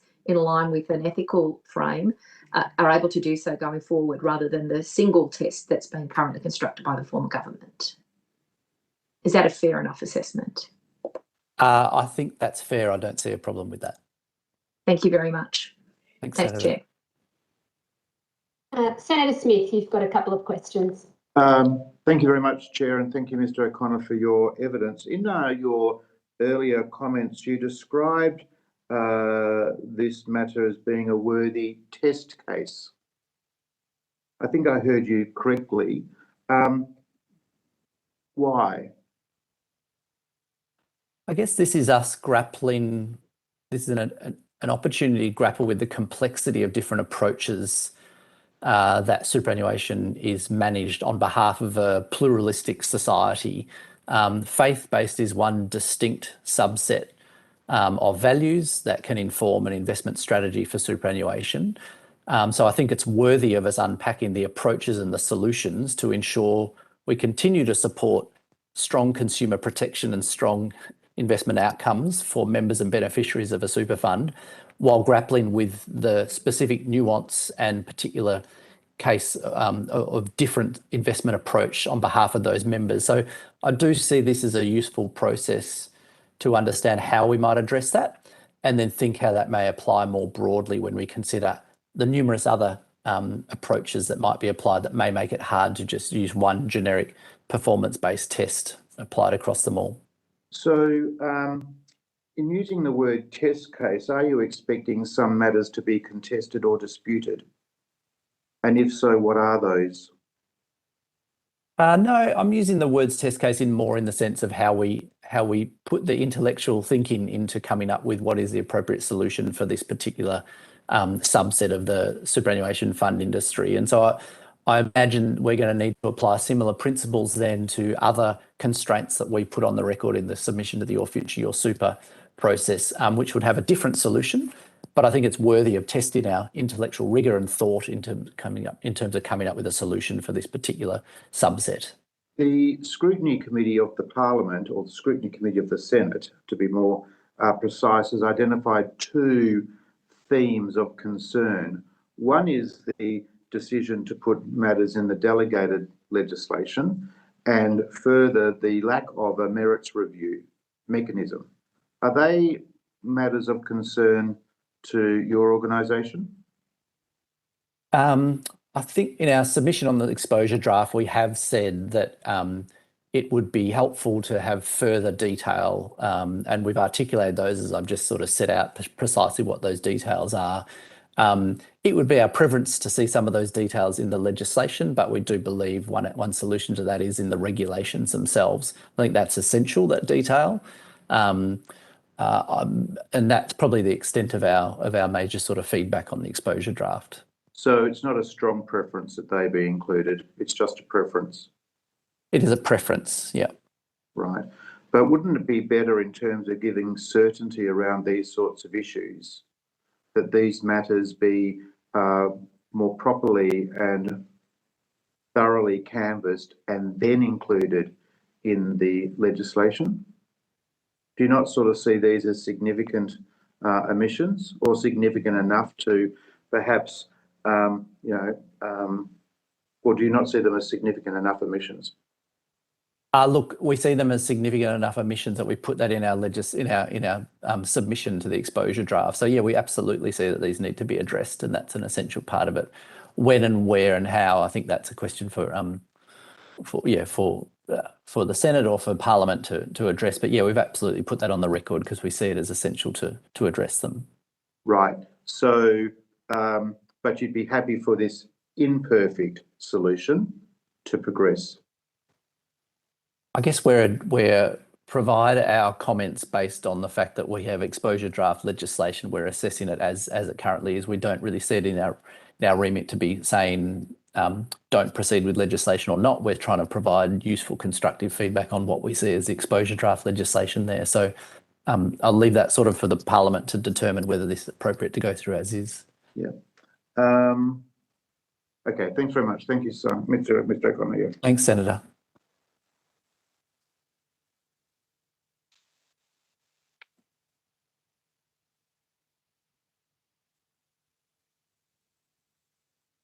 Madam Chair, I can't hear you. I'm just checking that others can't.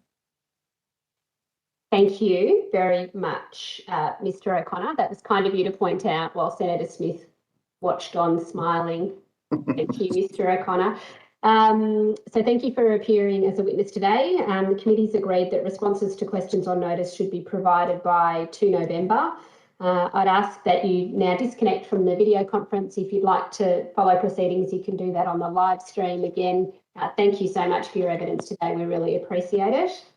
Thank you, Chair. Thanks, committee members. Appreciate your time. And the committee will take a short break and be back at 2:45. I now welcome representatives from Uniting Church in Australia. I understand that information on parliamentary privilege and the protection of witnesses giving evidence to Senate committees has been provided to you. For the Hansard record, will you please state your name and the capacity in which you appear today? Dr. Mark Zernzak, Senior Social Justice Advocate with the Uniting Church Synod of Victoria and Tasmania. Great. And do you have a short opening statement? If you'd like to give one, we'll ask you some questions at the conclusion of that. Sure. So look, just in brief, as per our submission, we had 2 submissions. So the submission on Schedule 5, which my understanding we're likely to talk most about now, we are supportive of Schedule 5 within the bill, and we also support the notion that that should be extended more widely to ethical funds. Generally, the issue here is not that religious or ethical funds will underperform as a general rule, but it's when they're benchmarked against the standard market conditions. The issue can be that when you're applying a particular ethical or religious filter, it may mean that the stocks that you're focused on or the companies you're focused on perform differently to the average overall because of those exclusions, and therefore it's not always fair or reasonable to compare that performance against an overall index. So hence the desire to allow for that flexibility around people being able to exercise their preference for certain filters being applied to their superannuation funds as such based on their ethics or religious beliefs.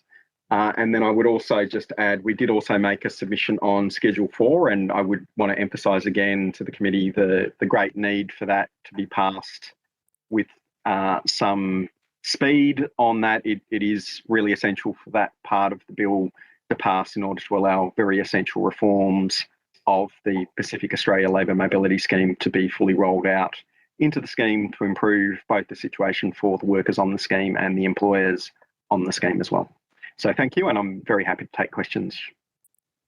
Thank you very much, Dr. Zernzak, and thank you for reminding us of the other schedules of the bill as well in the hearing today.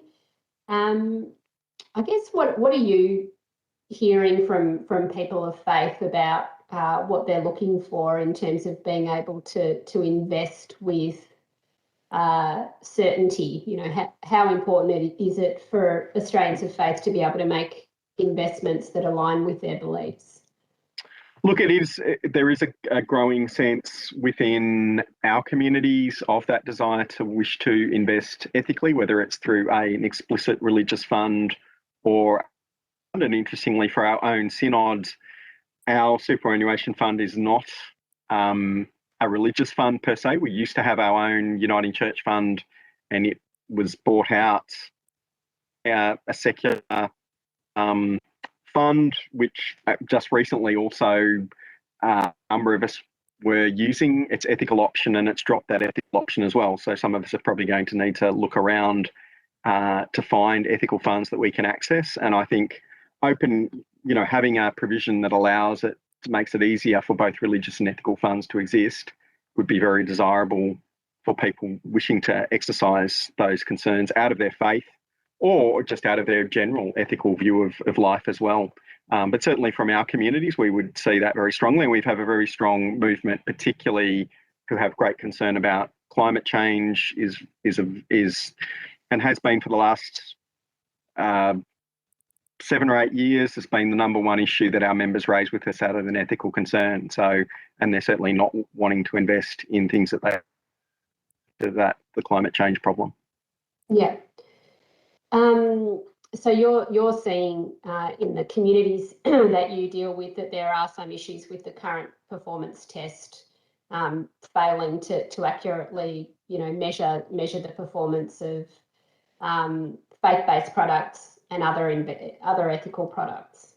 I probably couldn't say that the test itself is. What I would say is that we certainly see a high demand from our members around the desire to have ethical options and be able to invest ethically out of their faith-based concerns, and that whether that's with an explicitly religious fund or with a broader ethical fund where they may not find a religious fund that they think fits within that. So we see the desire for both.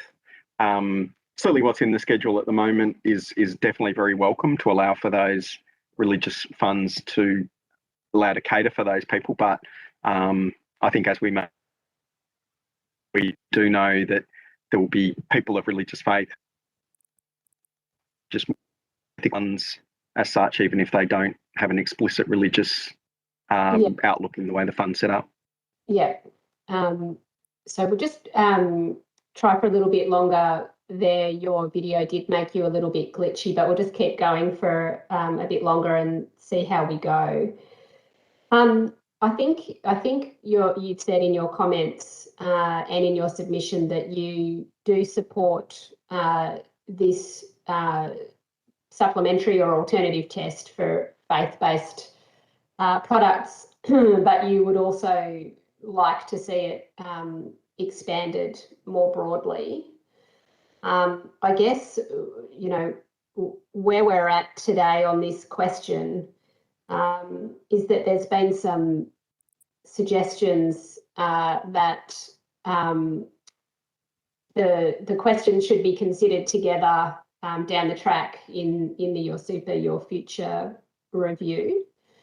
And there's a potential argument as part of that that people of faith who have a bill in front of them today that they've argued for, and that might give them some certainty, would potentially miss out or be forced to wait when there's something that can actually assist them today. With those sorts of considerations at play, are you supportive of an approach that does give people of faith some certainty today, that does at least make a start on this question today, and adjust the test for people of faith as this bill does?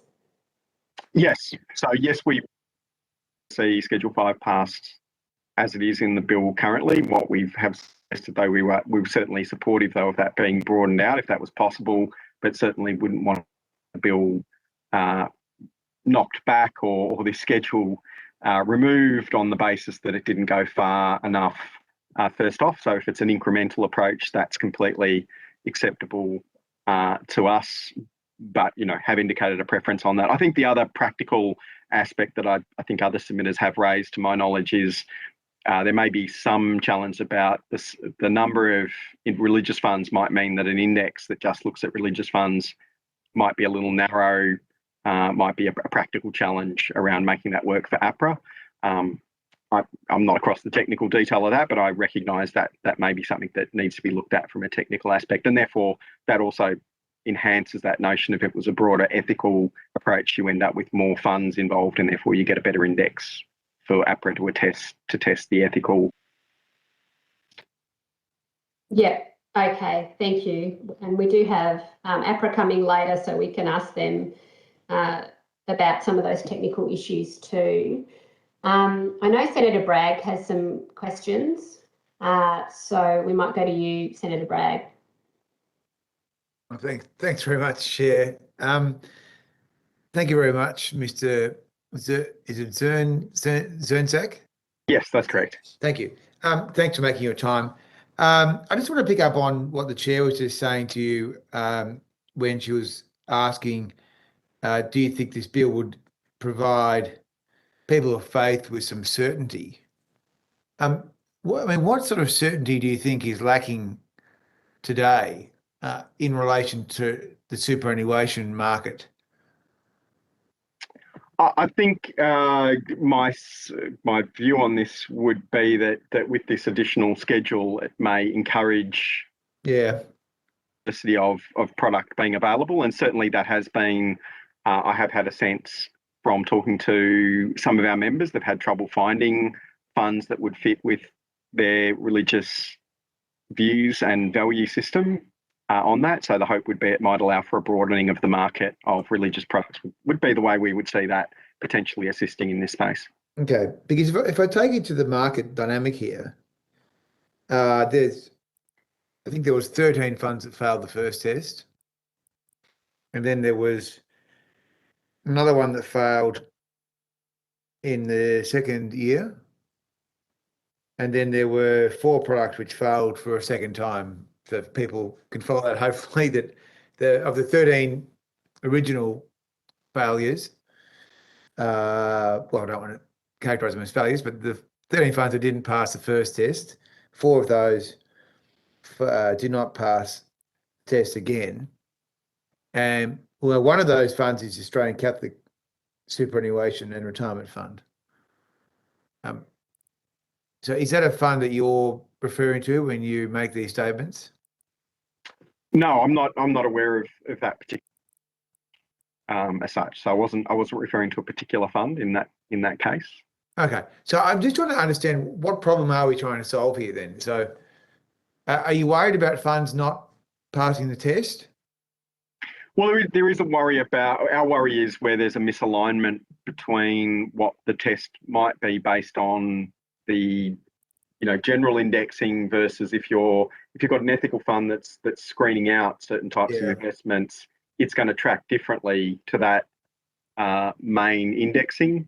We're not suggesting, though, obviously there still needs to be safeguards against religious funds managed and so it's not a you get to claim the notion of a religious fund and therefore you should not be subject to any standards or tests. That's certainly not what's being suggested here. Well, I'm sure that's a sensible position for you to take, but the reality is that there's only one fund here that has not passed the 2 tests, and that fund is now seeking to merge. So, this is not a problem that seems to exist in this market. Well, as I say, the discussion we've had is whether this would help expand the number of religious and ethical funds being able to operate. Okay, right. I'm not trying to be, No.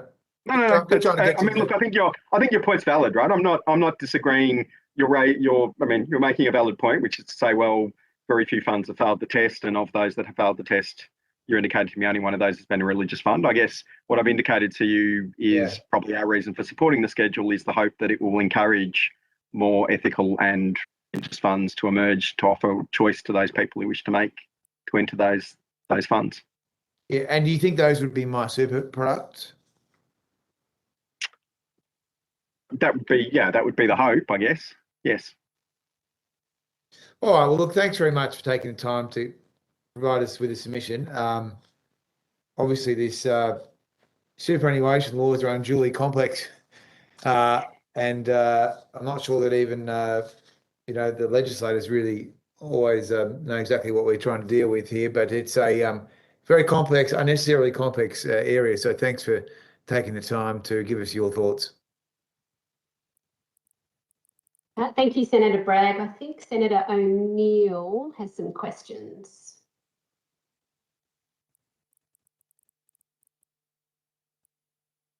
Are you there, Senator O'Neill? If you are, you're on mute.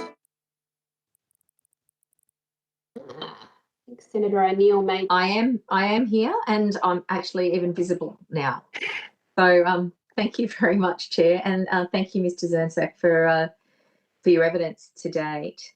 I don't know if you saw the evidence earlier today from Mr. Fahy of the Association of Superannuation Funds Australia. Were you listening? Look, unfortunately not. I had pre-existing meetings, so I was unable to listen to the earlier evidence. My apologies. This is the challenge of trying to work and be a great citizen at the same time and be an advocate and do everything at once. I just might refer a little bit to a couple of the comments that he made. And I guess the flavour of the day is there's a general sense that the way that the government constructed the Your Super, Your Future legislation ignored the pleas of religious superannuation funds and set up a structure that Mr. Fahy described as a binary pass-fail structure. He not to verbal him, he said the mechanism is flawed and it could lead to a fatalistic outcome. You are calling for this legislation to be passed now to respond to the concerns that were raised by the communities of faith and their superannuation entities prior to the change of government. Is that correct? Yes, that is.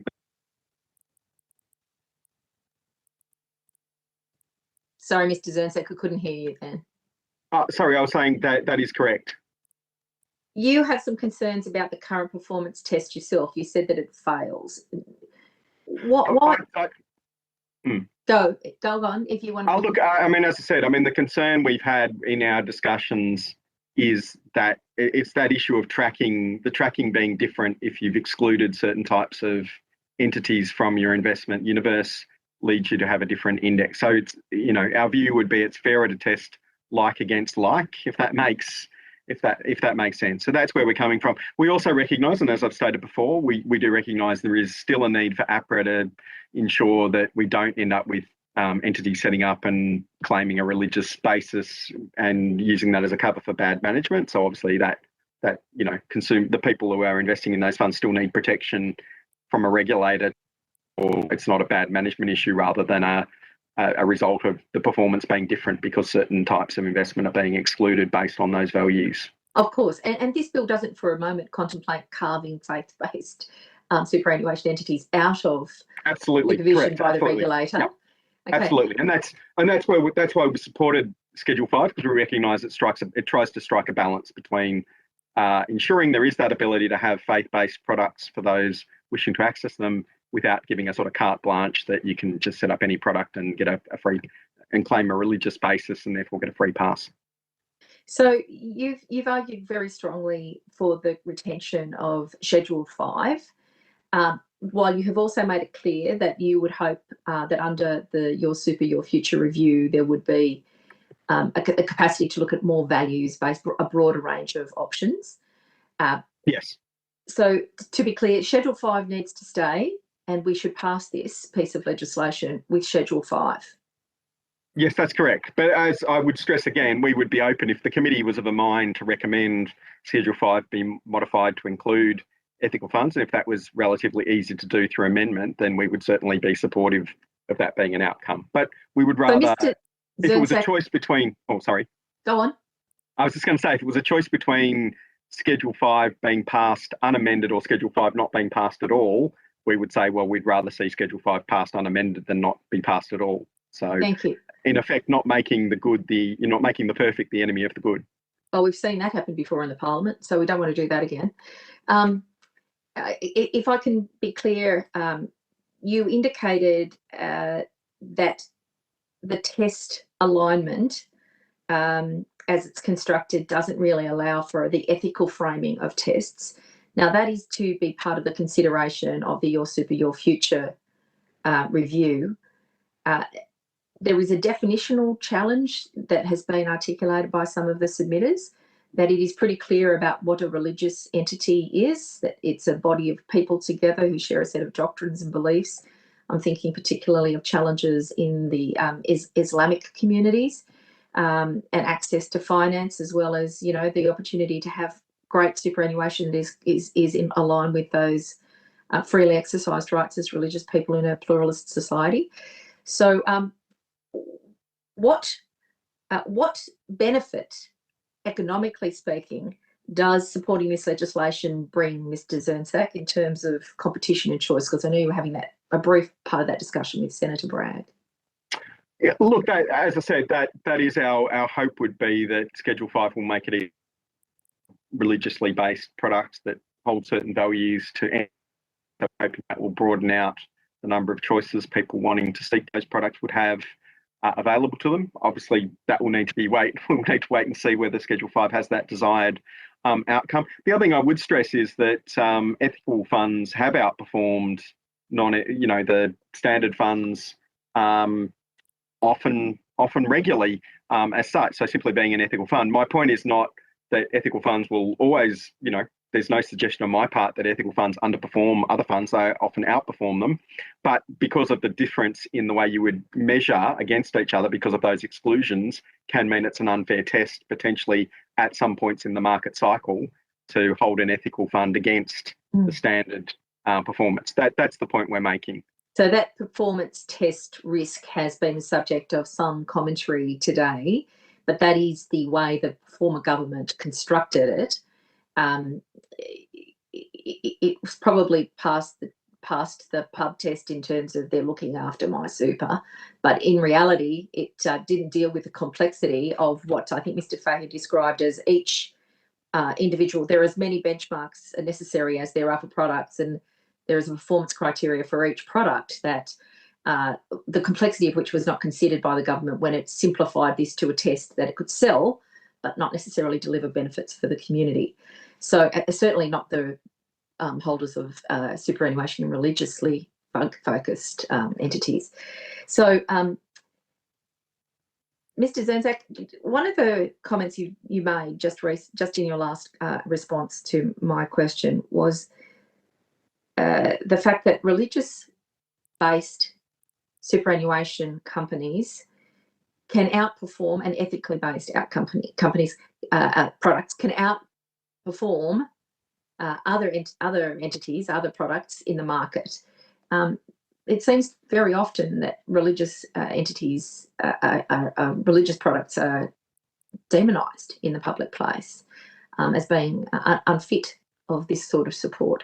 What's your view about the way in which religious coalescence around a particular product and religious superannuation funds have been characterised in this debate so far? Look, I haven't, to be honest, I haven't actually picked that up myself. I mean, as a feedback I've had, the main thing I would hear from my community is not so much a demonisation of ethical or religious funds, but more people's desire to find them and have access to them as an option within the superannuation options that are available to them. So that is overwhelmingly what I would hear back. Look, I mean, occasionally I think I have seen maybe some stuff in the business sections of some media outlets that sort of have questioned ethical funds, but I think the Responsible Investment Association of Australia has provided pretty solid evidence to counter some of those critiques. So I mean, I think their evidence is very, very solid rather than some of those critical opinions. But I wouldn't have. I can only say in my experience, I haven't heard a lot of critique of religious and ethical funds, and certainly not in the grassroots community. In fact, it's quite the reverse. People are usually looking for those, and certainly with the people I have contact with. So in summary then, support the legislation, ensure that Schedule 5 remains, increase competition and choice, and develop with APRA the proper governance structures to ensure that people get the best benefit they can within those structures while still having the choice to invest in alignment with their declared community values as communities of faith. Yes, absolutely. Thank you, Mr. Zenzak. Thank you very much, Senator O'Neill. I'm just checking whether other senators are seeking the call. I don't think they are. Dr. Zenzak, that concludes the questions that we have for you. We'll give you your PhD back at the end. A few of us missed it out in the comments. I know it was very well earned. So thank you, Dr. Zenzak, for appearing as a witness today. The committee's agreed that responses to questions on notice should be provided by 2 November. Are you seeking the call, Senator Smith? No. Sorry. Committee's agreed that responses to questions on notice should be provided by 2 November. Dr. Zenzak, we'd ask that you now disconnect from the video conference. You can continue to observe if you would like to do so through the live stream on the Parliament's website. Thank you very much for attending today. Thank you for the opportunity.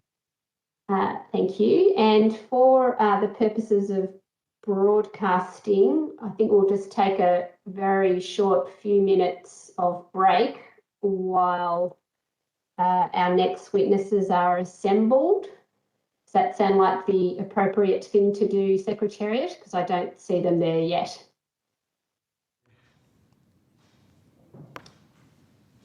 Take a short break. Yep, we'll take a short break and be back at 3:15. So broadcasting's ready to go. We're good. I now welcome representatives from Treasury and APRA. I understand that information on parliamentary privilege and the protection of witnesses giving evidence to Senate committees has been provided to you. For the Hansard record, will you please state your names and the capacity in which you appear today? We might start with you online, Ms. Ellis. My name is Katrina Ellis and I'm here representing APRA. I'm a General Manager for Superannuation at APRA. Thank you, and we'll go now to those in the room. Mr. Wayne Fogarty, Senior Manager of Superannuation Strategic Insights at APRA. Luke Spear, I'm the Assistant Secretary looking after the Members' Outcomes and Governance branch in Treasury. Alex Boyko, Director, Legislative Framework Unit, Foreign Investment Division at Treasury. Okay, thank you very much. So usually the case that you don't have an opening statement, is that correct? No. No opening statement? Okay, all right.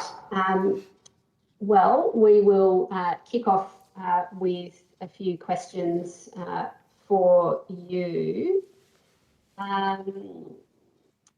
Can you talk us through the process of how the supplementary test will work, and how will funds request to be considered to be faith-based?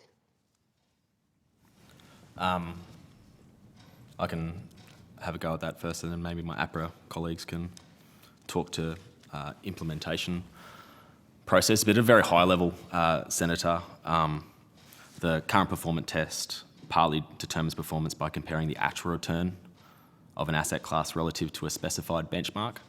And so the current test as it operates at the moment, for example, if the superannuation fund indicates that it's investing in domestic equities, for example, it is tested against a specified benchmark that is set out in the regulations at the moment. So that, I think at the moment, is ASX 300. And so its performance is tested against that benchmark. Broadly, what this bill does, it allows a faith-based superannuation fund to suggest an alternative benchmark that could be used in the performance test, obviously with the agreement of APRA. So, for example, a fund that does not invest in, say, for example, lenders, so as an Islamic fund, for religious reasons, they could suggest another index to be tested against. And I expect that's at a very broad level the crux, I suppose, of this bill. I'm not sure if APRA wanted to go into any other. Was that enough, Senator, or would you like further information? Yeah, I might.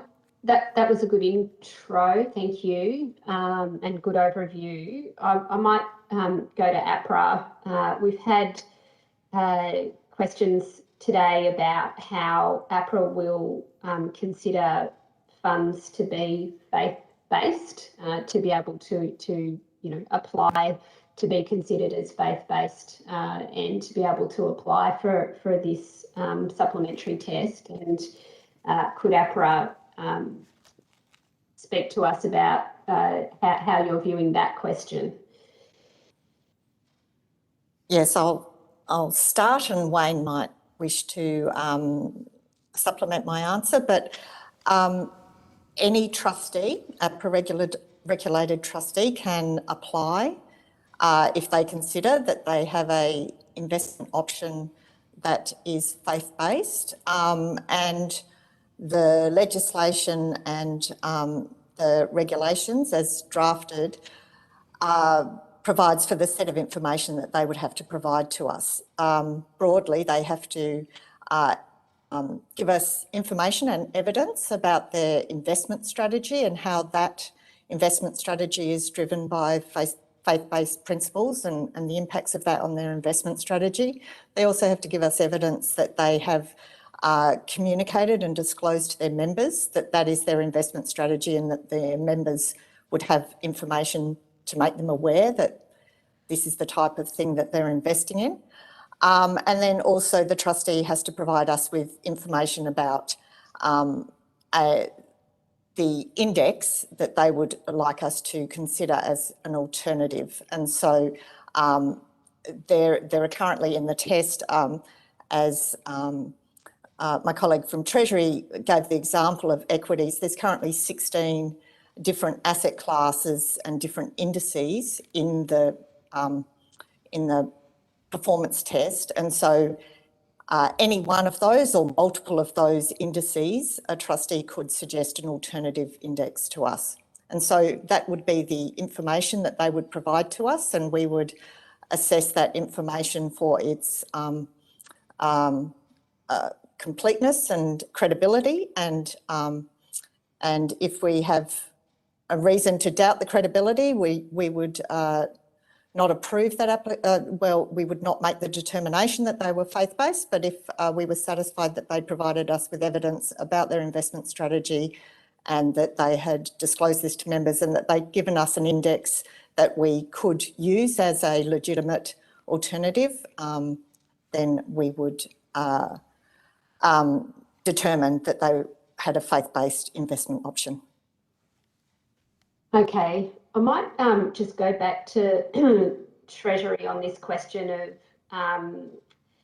how the legislation deals with the regulator being able to confirm a product is faith-based, because we've had some interest in that over the course of the hearing. Does the legislation as drafted appropriately allow the regulator to confirm that a product is faith-based?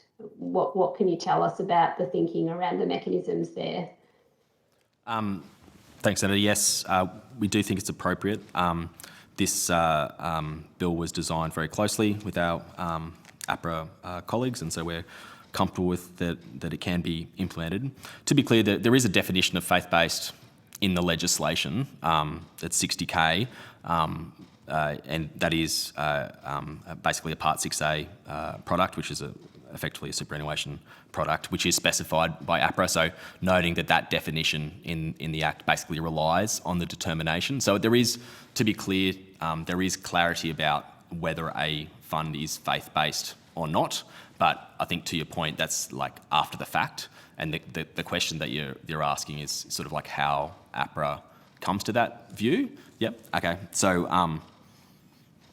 as Ms. Ellis did point out, the definition relies on a process occurring, and several aspects need to happen. So the application must be in writing. The application must contain a declaration from the trustee that the investment strategy in respect for that financial year accords with faith-based principles, that investment strategy is disclosed to individuals, so the individuals, members of the fund, actually understand or at least know about the religious basis of the investment strategy, and that this investment strategy has been disclosed via marketing materials, etc.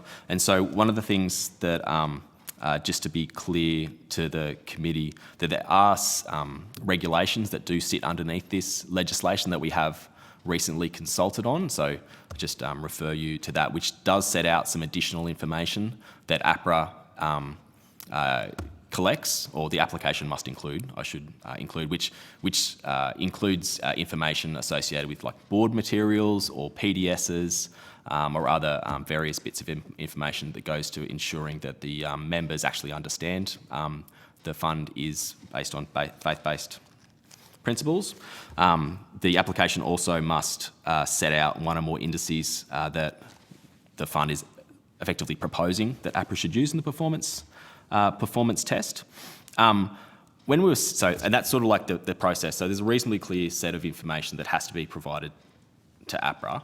What APRA does with that information is they basically, and they can correct me if I'm wrong, but they will be able to look at that information and they will provide a declaration that the fund is a faith-based product, unless they look at that information and basically consider there to be some sort of misrepresentation associated with that declaration. So all this stuff, all the requirements are basically the fund proposing or declaring that something is correct, unless APRA knows or gets a sense that those declarations are inaccurate in some way or some sort of misrepresentation, then they will make a declaration. I think I've heard some of the other commenters, stakeholders here talk about subsection 60L4, which talks about APRA may make a determination, and that's effectively the reason for that wording in that subsection. So APRA is not obligated to make a determination, but our expectation is they will make that determination unless they see that there is a misrepresentation somewhere in those materials that are provided to them. I might just pause and see if APRA wants to add anything to that. Chair, I might just make a quick comment, Chair. It's Wayne Fogarty from APRA. To be clear, Ms Ellis and both Luke have, Mr Sphere have both indicated that there's the three elements. I think it's really important to recognise that when we will be making an assessment as APRA, we'll be looking at those three different elements, and they all sort of interrelate and they all have meaning in the context of who would be considered to be a faith-based product. In the sense that it is really clearly about what members actually see and are represented through the PDSs and through documentation that comes through to them as members of the fund. It'll have to be clear to us through their investment strategy, through their investment governance processes, that they've thought about their principles of faith-based baseline and how that actually played out in the context of their investment strategy, including particular shields or processes they took or particular aspects towards their investment strategy. And off the back of that, it'll be clear from that particular piece of work what indexes would be appropriate for APRA to consider to be used in the context of the performance test. So to the extent they have screens that apply in relation to, like my colleague from Treasury indicated, tobacco, we'd want to see that actually in the indice, that it was clear that that was the things that were removed to make sure it's appropriate and clear that that's the right assessment of performance under the performance test. I know that someone is going to ask this if I don't. So I think there's been some commentary about, people making up a religion in people who are directors of a fund making up a religion in order to have a supplementary test. And I wonder what the motivation for that might be, given that the test is still against the indices that are there. And there are multiple screens, as you've as you've described, but I guess what confidence can you give people about the question of people making up a faith in order to somehow qualify for a supplementary test? It was definitely something we thought about in the creation of this, the policy associated with this bill. I think sort of maybe two aspects, two answers maybe. The first one is, I think for commerciality reasons, it's a pretty low risk to establish a whole new religion to and set up a superannuation fund, which would be quite difficult, I expect, to set up at the scale that APRA would be comfortable providing some sort of licence for. I just sort of think the risk of that is very, very, very low. So it was sort of, we don't think it's a particular an integrity risk for this bill. The other point to make is if a fund sought to make a declaration to be provided to be declared a faith-based product, the fund has to make a declaration that the investment strategy accords with faith-based principles. And I suppose in that hypothetical example where a religion is effectively made up, I expect that would be a misrepresentation, and APRA wouldn't be obligated to provide a declaration on that basis. But I mean, I think I suppose the context of this bill in its design, we're very aware that there's a very limited number of funds that would put themselves forward, I guess, as faith-based. So we don't sort of see it as a huge integrity risk, Senator. Yeah, thank you. We've had some commentary today that the provisions of the bill should be expanded to include all values-based investment, all ethical-based investment, either today, as the bill goes through the Parliament, it should be amended, or that those considerations should be that the consideration of the faith-based elements should be tied together with the larger value-based ethical considerations, and I suppose move down the road a bit to the Your Super, Your Future review. What do you see as the sort of risks in expanding the legislation to ethical-based investments more broadly? Is there a sort of a current definition of ethical-based investments? What do you see as the practicality or the implications of sort of changing this legislation now? Yeah, so that was definitely feedback that we've heard during our consultation processes on the exposure draft and more recently on the regulations, and it's something that we've heard a lot from industry. I suppose there's two sort of things to consider if the Parliament chose to expand. The first one is an implementation issue.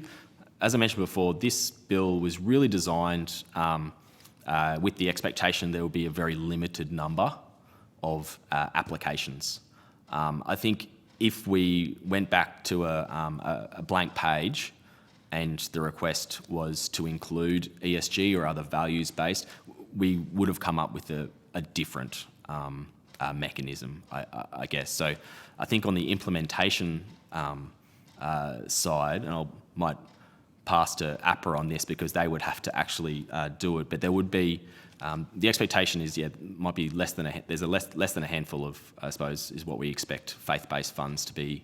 But on the ESG, as you've heard from some of the other stakeholders, that this is quite a large, there's a lot of funds, I suppose, in the ESG space. And there's quite I suppose, a scale almost of what ESG means. It means different things to possibly different people. There's definitely some part of the industry which is highly engaged in that particular that particular issue, and it's very much front of mind in everything that they do. But I think there's a lot of the potentially some of the issues that have been raised elsewhere in the issue in the area of superannuation is the problem of greenwashing, and so there's the sort of a middle ground and potentially other funds that may not actually be doing a great deal of investment on true, I suppose, values based. But do you want to have a comment about, or Katrina, do you want to have a comment on implementation issues?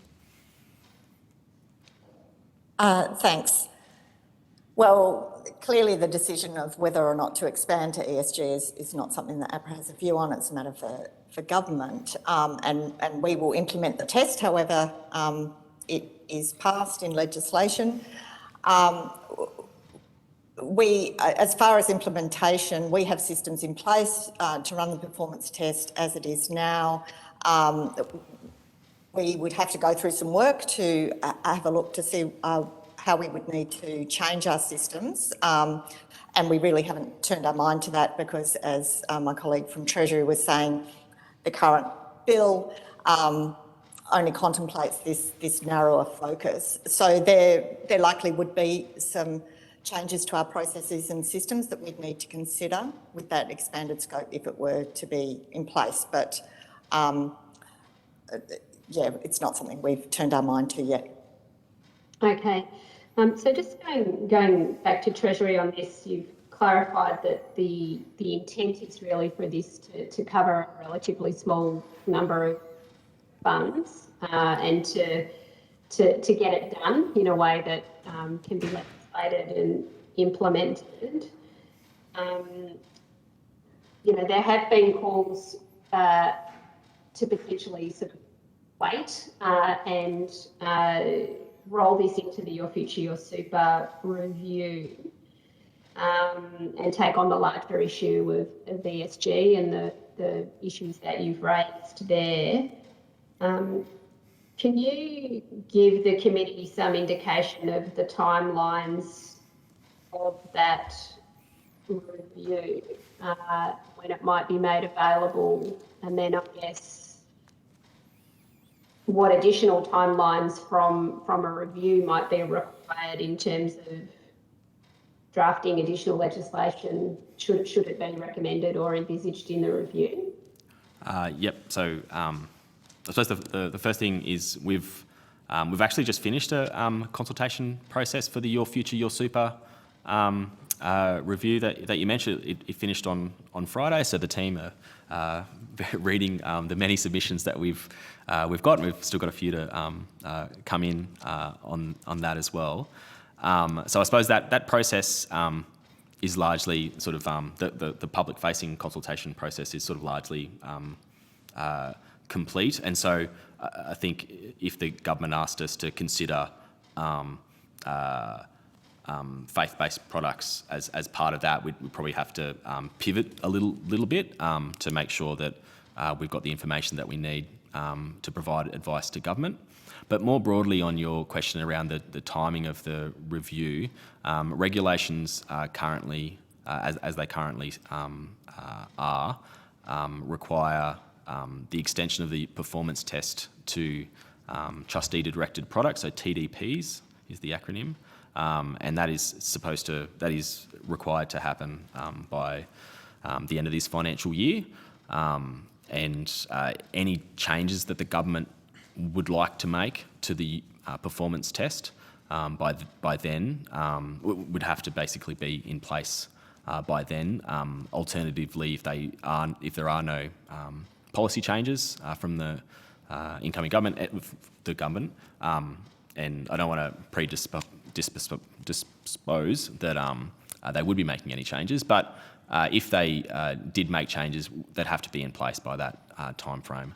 So adding faith-based to the mix would be basically add some more complexity into an already very complicated review in terms of the technical detail on the performance test, as you would have picked up from some of the comments from other witnesses. Okay. I think I will go to Senator Bragg.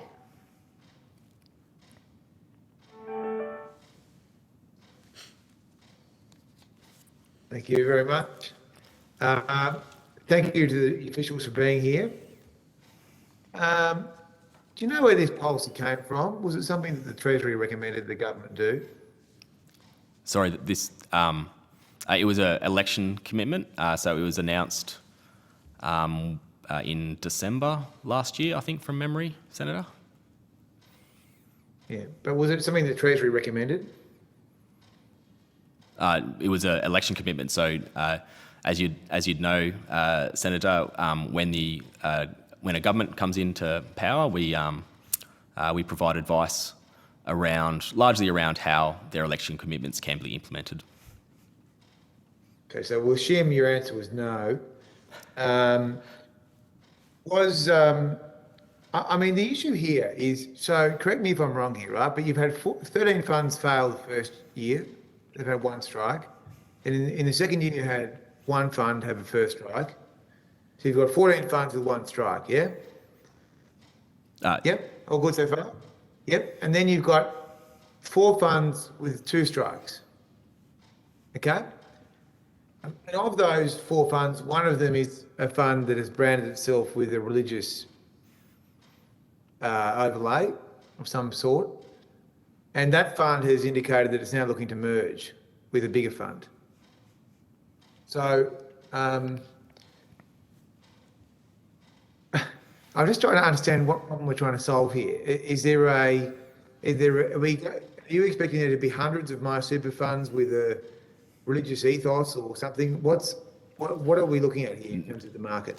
No, Senator. I think there's only how many MySuper funds? There's only 80 or 70 MySuper funds now, as you've indicated. The ones that do have a religious, at least the religious affiliation, are in the process of merging. This issue is more in the choice sector. I think is the more important spot. This is okay.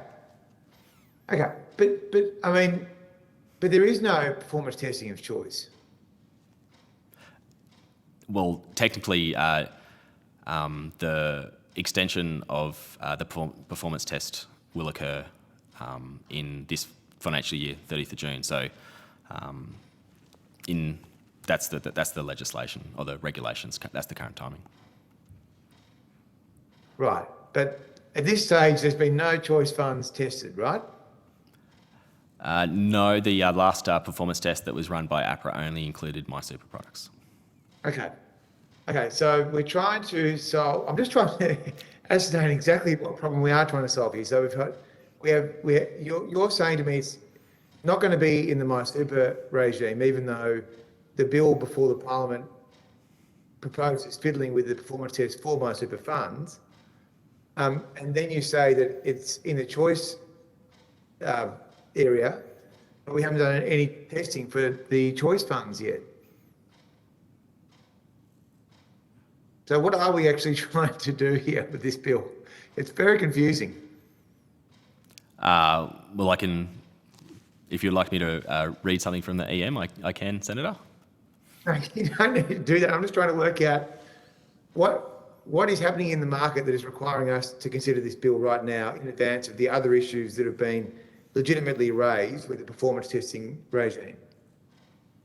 Well, this bill does provide certainty to those products in the choice sector at the moment, which would be looking at a performance test, which I know it's only, the results are released at the end of the financial year, but in practice, their actual returns from this month are being included as part of that performance test. So I take your point, but there is some value to those funds in the providing certainty.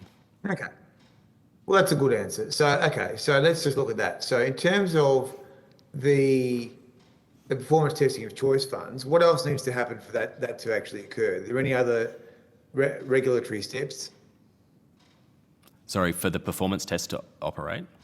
Sorry. For the choice funds, I mean, what else has to happen? I mean, I know that the Parliament passed a law that this needs to happen at some stage, but aren't there more regulatory steps that need to be agreed by the regulator or by the minister before there actually is choice testing?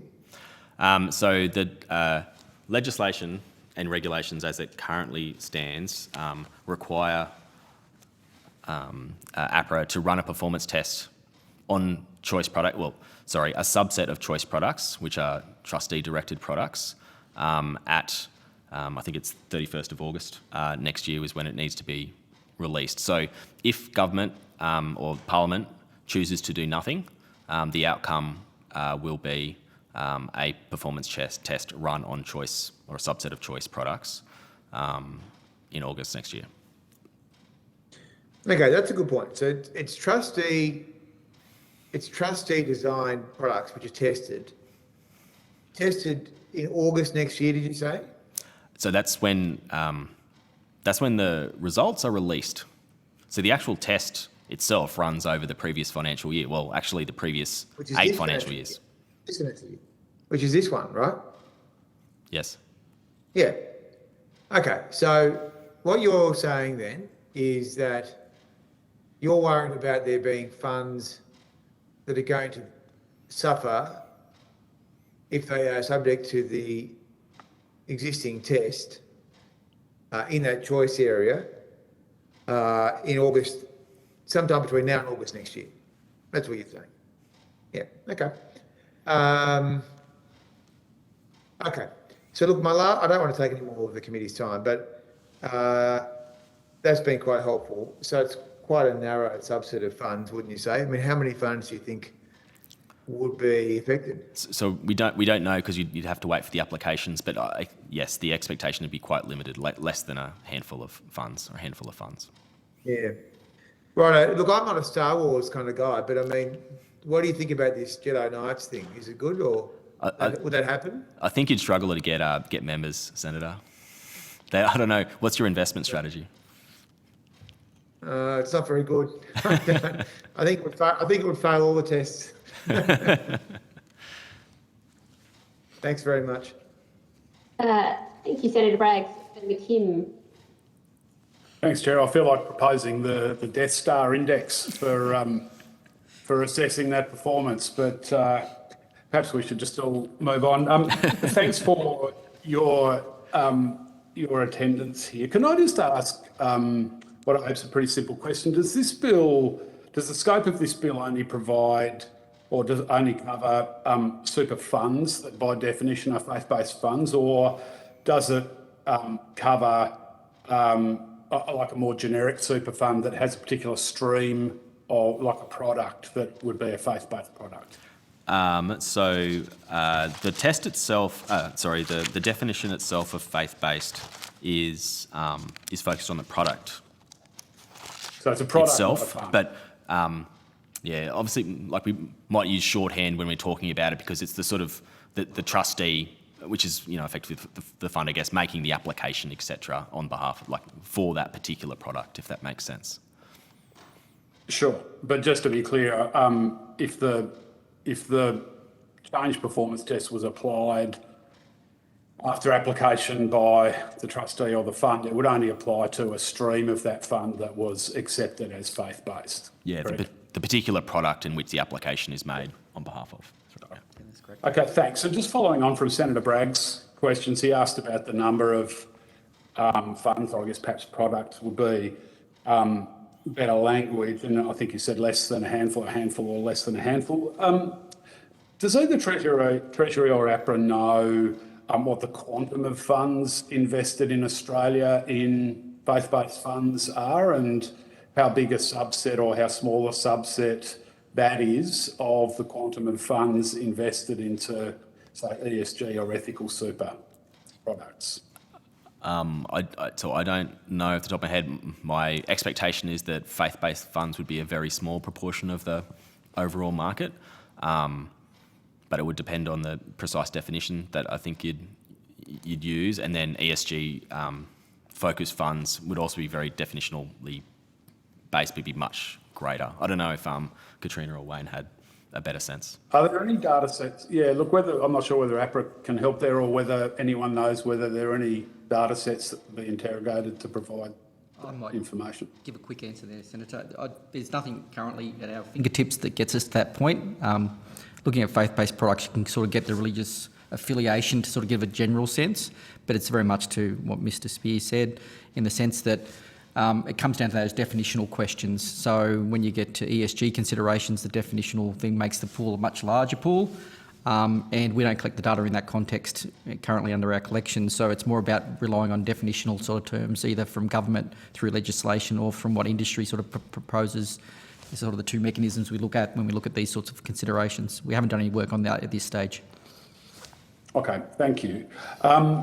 We've had some evidence today that the way this legislation is framed is discriminatory against smaller religions because of a lack of suitable indices that measure the performance of faith-based funds that relate to smaller religions. Response to that, do you accept that it's discriminatory against smaller religions? To be honest, Senator, that was not something that we considered in the design of this bill, and I don't think it came up in any of our consultation processes either. So it was sort of the first we heard of it for the submissions, I think, to the committee's process. I think so. I don't think it would be a huge issue in this, like at least in a pragmatic sort of context, for the same reason, we don't think Star Wars is a problem, which is, I don't think a minor religion will be able to get the commercial scale to create a superannuation fund to meet all the other requirements. Not to make light of the issue, but I don't think it creates a huge amount of concern for the process of this bill. So the evidence we've received is that there's only two appropriate indices that currently exist. One for Islamic faith and the other one for Catholic faith. Are you aware of any other indices that exist for religions other than Islamic or Catholic? I think so. There are definitely two that have been raised with us, as well as broadly known and understood indexes. I think if a smaller fund wished to propose another index which more accurately aligned with their particular beliefs in general, then that is something that APRA could also consider. There's nothing in the legislation that prevents or requires an index to be, I suppose, globally recognised. They can be reasonably niche, I think. I don't know if APRA had any comments on that. Perhaps I can just ask APRA there. I mean, it's a fair job, isn't it, to work up an index? Like, it's not something you could just map out on the back of a napkin one night at the restaurant, is it? No, it has to be an index that we would be able to use to measure the performance over the 8 years of history. But it doesn't have to be a religious-based index. It can be an index that better mirrors their investment strategy than the standard index. And so there are a number of a variety of indices out in the market that exclude various things from the standard indices. And so it may not be a perfect match, but it might be a better reflection from the trustees' perspective than if they were to be tested against the generic, say, ASX 300 index. And APRA would be open to accepting a less than perfect match? Yes, if it's if it correlates with what they're telling us about their investment strategy, and it's a reasonable index that we can have the history of returns in order to practically use it. Yes, we would accept that. We aren't. It isn't just limited to the only possible indices are ones that have the name of a certain religion attached to them. It's just an alternative index.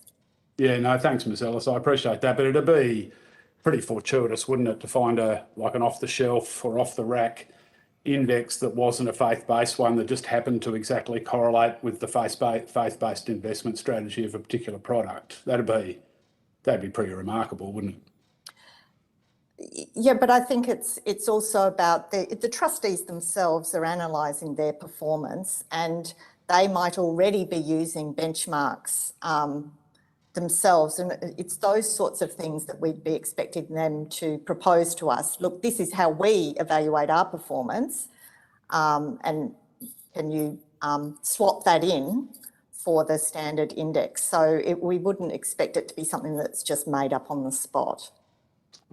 Okay, thanks. And look, my last question, or potentially two questions, is to the Treasury folks. So this is back to the Your Future, Your Super review that we've canvassed with you already this afternoon. Just to be clear, the performance test and the benchmark for ethical funds or ESG funds and products, that is in scope for the review? Yes, Senator, there's been lots and lots of discussion on that matter as part of the review. And Senator Bragg sort of asked a similar question, but look, I'm just trying to understand why faith-based, which is a subset of a values-based, a broader values-based pool of super products, why faith-based has been carved out. And just to be clear, I think your answer is that's a political decision of government, not a decision that Treasury made. Is that right? Yeah, it was a election commitment, Senator, yes.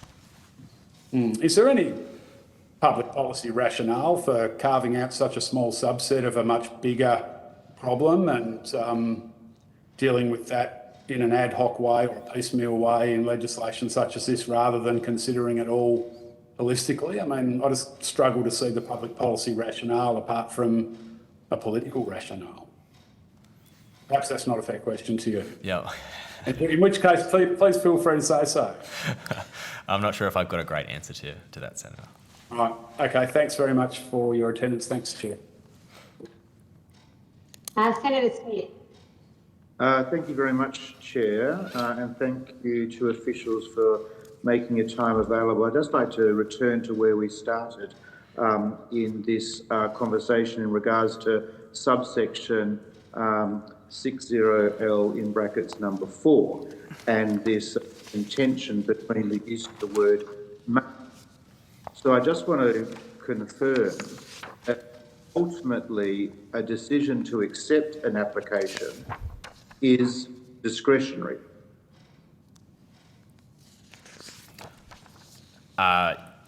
So as previously mentioned on that subsection, for the reason why the legislation has the word may rather than must, is because we wanted to give the ability to APRA to effectively reject applications in which they considered there to be a misrepresentation.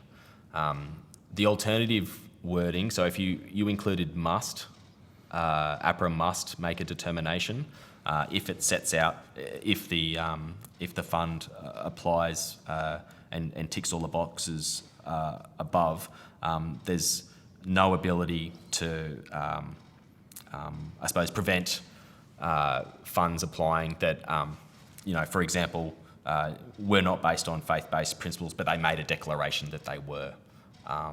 So that's the real reason for that wording, Senator. So what is said in the explanatory memorandum, as I understand it, is that the test is mechanical or automatic. But that's not true. Yes, that is true. This is going into an area that is not my expertise. I understand this issue is being dealt with, or the Scrutiny of Bills Committee has raised this exact issue, and I understand my legal colleagues in Treasury are preparing a response on that particular matter, and so I'm sure that will be shared with you, Senator. But a response that meets the needs of the Scrutiny Committee? I'm not aware of what the actual response is, Senator. Sorry, I couldn't be more helpful. Okay, thanks very much. So it's been suggested that this mechanism it's been sort of suggested or hinted at that this mechanism might make it will be quite beneficial for faith-based organisations, but the discretion still exists with APRA.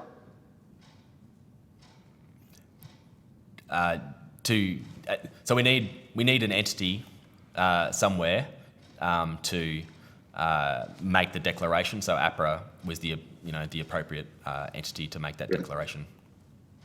Okay. I just want to also go back to I just want to be clear that what's the reporting back to members mechanism if an entity requires to go through the supplementary test? So the consequences for a failed test, a failed supplementary test, are the same as for the other performance tests. So if the faith-based fund fails the supplementary test, they are obligated to write to members informing them of the failure.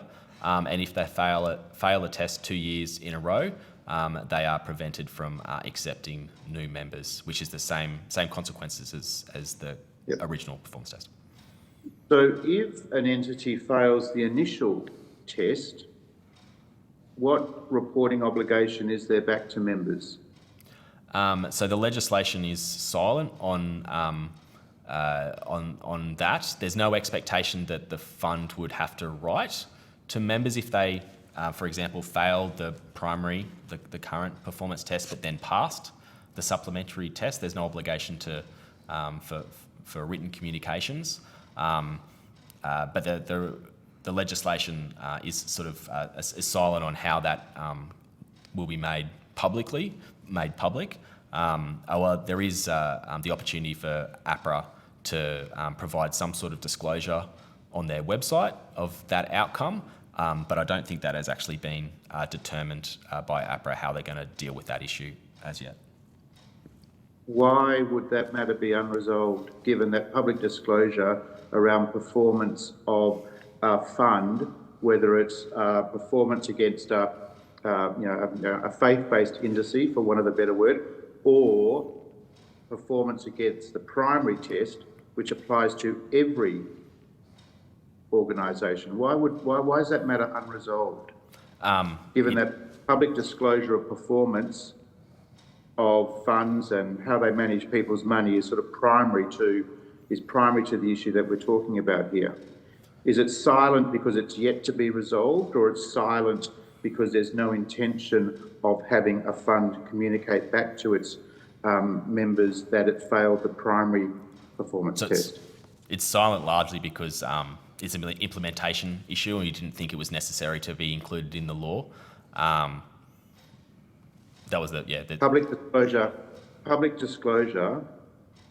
disclosure to members that a fund had failed the primary performance test was not considered important enough to put in the legislation or to have a clear position on. Putting aside the merits to the supplementary test, putting the merits of that aside for a moment, I would have thought at a bare minimum the disclosure requirements that are required in that first primary performance test should be the same. Yes, Senator. Noting your views, it has not been resolved as yet. Regardless of what we do in the legislation, I think it's very open to APRA to make that disclosure on their website, as you suggest. Doesn't the absence of this undermine fundamentally the whole Your Future, Your Super initiatives? I don't think so. I think this issue is largely around a small implementation issue, which can be resolved outside of legislation. Right. So is that a decision that the Treasury and APRA have taken, or is that a decision that our government has taken? with regard to this legislation has been agreed by the government, if that was the question. So the matter of remaining silent on the disclosure to members of the primary performance test for those funds that subsequently want to move into the supplementary test mechanism, that was a decision of Treasury or decision of government? I don't think it has been decided yet, Minister. My apologies, Minister, Senator. I've given you a promotion. No, not for a while. Apologies. But yeah, so maybe I characterise it as that decision has not yet been formally taken. Right. But it is open. There's nothing in the legislation that prevents the outcome that you are suggesting from occurring. Right. But it's currently silent at the moment, absent at the moment. Yes.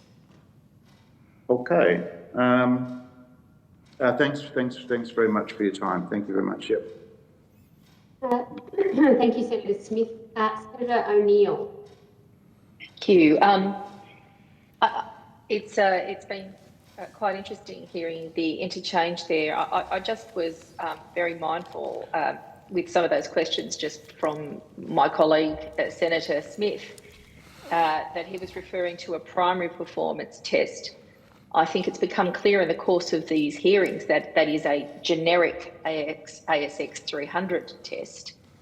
And the very reason that we're actually contemplating this legislation is because the previous government failed to interact with faith-based communities who they took for granted and refused to listen to their very clear articulation that their investment strategy was required a different test to be applied in terms of transparently revealing to their members what was going on. So I'll just make that comment because otherwise I'd ask you for an opinion, and I know I'm not allowed to do that. No, I might just make a clarification if that's okay. So my summary at the start was a very, very high level summary. And so the ASX 300 was only related to commitments made for domestic equities, but and there's actually like 16 other benchmarks indices that are currently, but you're right in suggesting that none of them are faith-based. Okay, so you made it pretty clear to senators in response to questions that this piece of legislation arises because Mr Albanese, in taking Labor to the Court of Public Opinion in the lead up to the election, made very clear that we would listen to faith-based communities and that we would make sure that the way in which they were treated by the previous government didn't continue. As an exercise in trust and doing what we say, you have undertaken the construction of this piece of legislation. Is that a fair characterisation of the process to date? Yes, Senator, that's correct. It was an election commitment, and we undertook to implement that election commitment in this bill. And the bill, Schedule 5, is being the topic of much discussion today. Other senators have sought to characterise this as ad hoc or piecemeal, while evidence we received during the course of the day has indicated that it is anything but, and in fact could be a very helpful case study for a further expansion of indices that would reflect values-based investment through vehicles that were seeking a supplementary or supplementary, what's the other term that we had earlier in the day? Supplementary or adjustment mechanism for consideration of their investment strategy. Could you give some flesh to what the passage of this legislation would provide in terms of a case study of the application of these supplementary indices as designed in this legislation?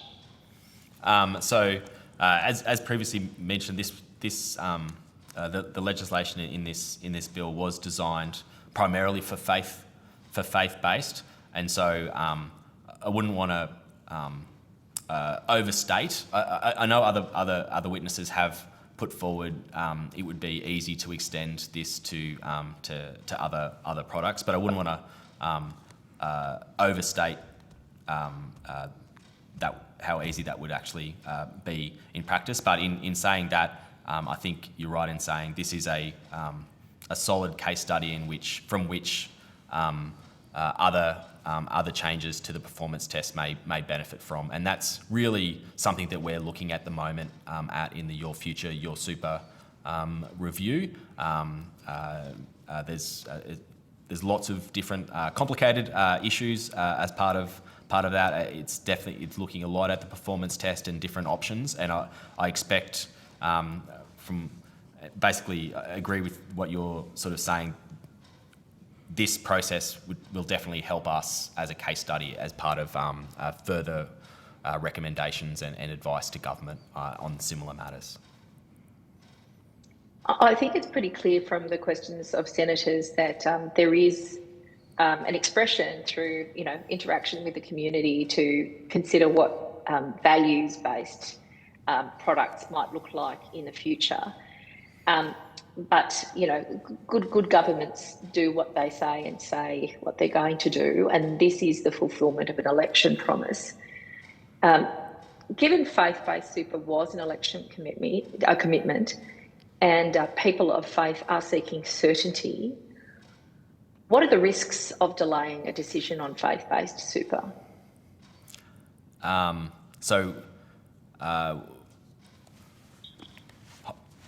Going forward, if the bill is not passed, and looking forward, if the people of faith are not able to invest via a fund or a product as they currently do, they may have to look to other alternatives to invest in a way that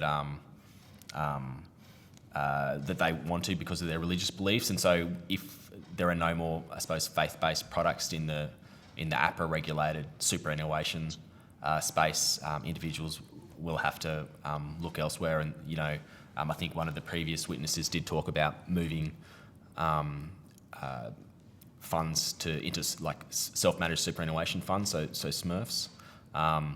So that would be one option for individuals, but that obviously is not a viable option for a lot of individuals. I think for those who do not have a very large super balance, I think the average super balance in APRA regulated is like $70,000 or $80,000. I think you need to have almost $200,000 or $300,000 for a SMRF to be practical. And also, if you move into that sector, you don't have the regulatory protections, I think, that the APRA and ASIC provide as well. So that would be one thing, Senator.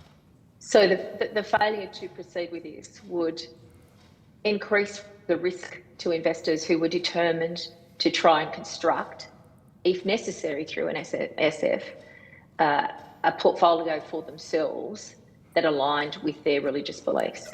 I just think for a lot of people, it's just not a practical. I think that was an example put up, suggested by a previous witness. I just think for a lot of people on low balances, that's just not a viable option for them, and so they would be forced into funds in the regulated sector that do not accord with their beliefs. So, Mr. O'Connor earlier spoke with some passion about people of faith choosing with their eyes wide open to invest in alignment with their values and beliefs. Currently, they do have that option with a limited number of funds. There's been some comment that if this legislation were not to pass, those people would be very, very limited in their capacity to invest safely, because APRA, being the overseeing body, would make sure that the necessarily regulatory oversight occurs. How important is this to proceed with this now rather than delay and let it get swept up in the review of My Super, My Future? Or Your Super, Your Future, sorry. I think that there is an advantage for certainty for people of faith for it to occur quicker rather than later. But I think given the timeframes we're talking about here, so a fund, even in theory, would only be prevented from having new members after 2 years. Like, we are talking reasonably long timeframes, I guess. Okay, so Mr. Zernsak from the Uniting Church submitted that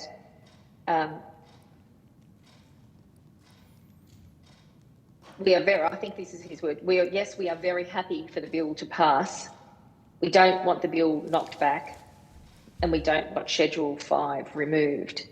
You have been consulting, and I open this to APRA as well, with the entities that would be primarily responsible for engaging with you in an ongoing way. How clearly have they articulated that view to you? What have they said? So we've had a couple of public consultation processes just on the exposure draft and the exposure of the regulations as well, and we've had not a huge amount of responses, I guess, as part of those processes. I think maybe 10 or 14 different responses, and it has been a range. I think in terms of the feedback that we've got from industry and stakeholders on this, it's been very consistent with the feedback that this committee has got. So I think, it has been reasonably consistent. Can I go to APRA for one final question, if I may, Chair?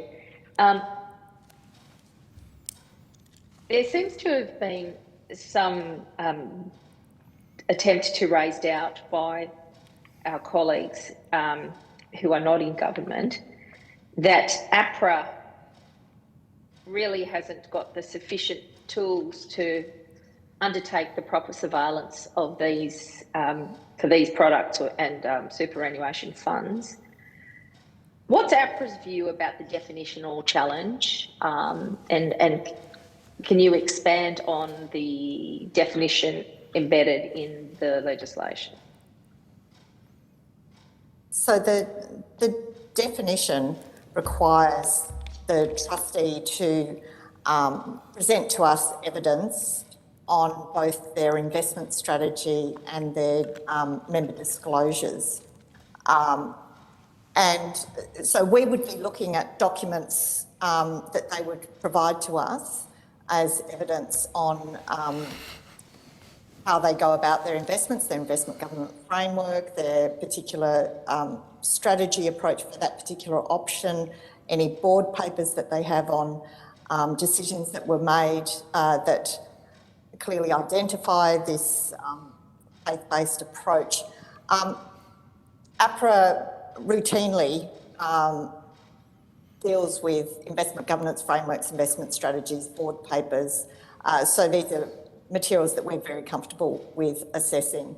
They'd also provide us with materials related to member disclosure, and we would work with ASIC, who are very comfortable with assessing PDSs and the quality of member communications. So those are the types of evidence that we would be assessing, and those are documents that we routinely assess. So in terms of APRA's capacity, you have no doubt that you have the tools already in place with your organisation and provided through this legislation for you to provide fair and careful scrutiny of these investment instruments. Correct.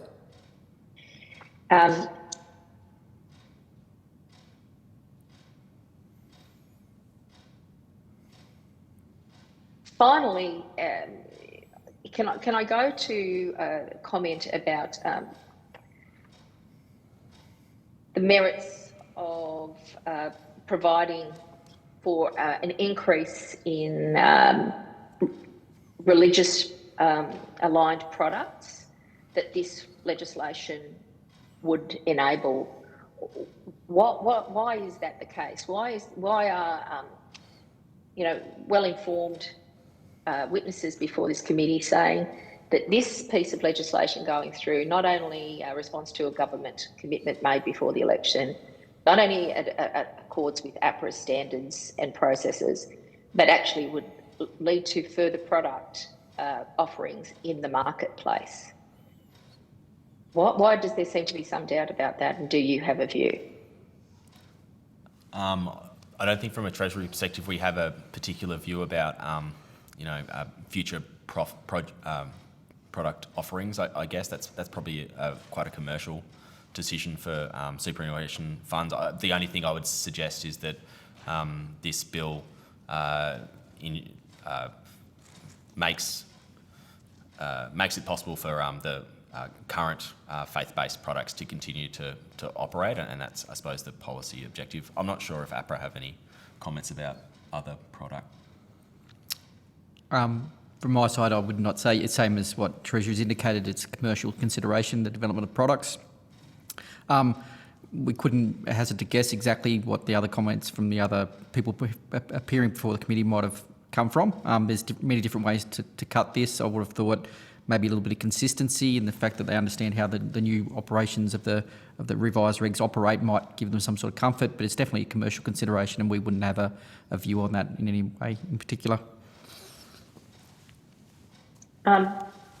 Thank you. Thank you very, very much. Thank you, Chair. Thank you very much to the witnesses from Treasury and APRA who have appeared before the committee today. The committee has agreed that responses to questions on notice should be provided the 2nd of November.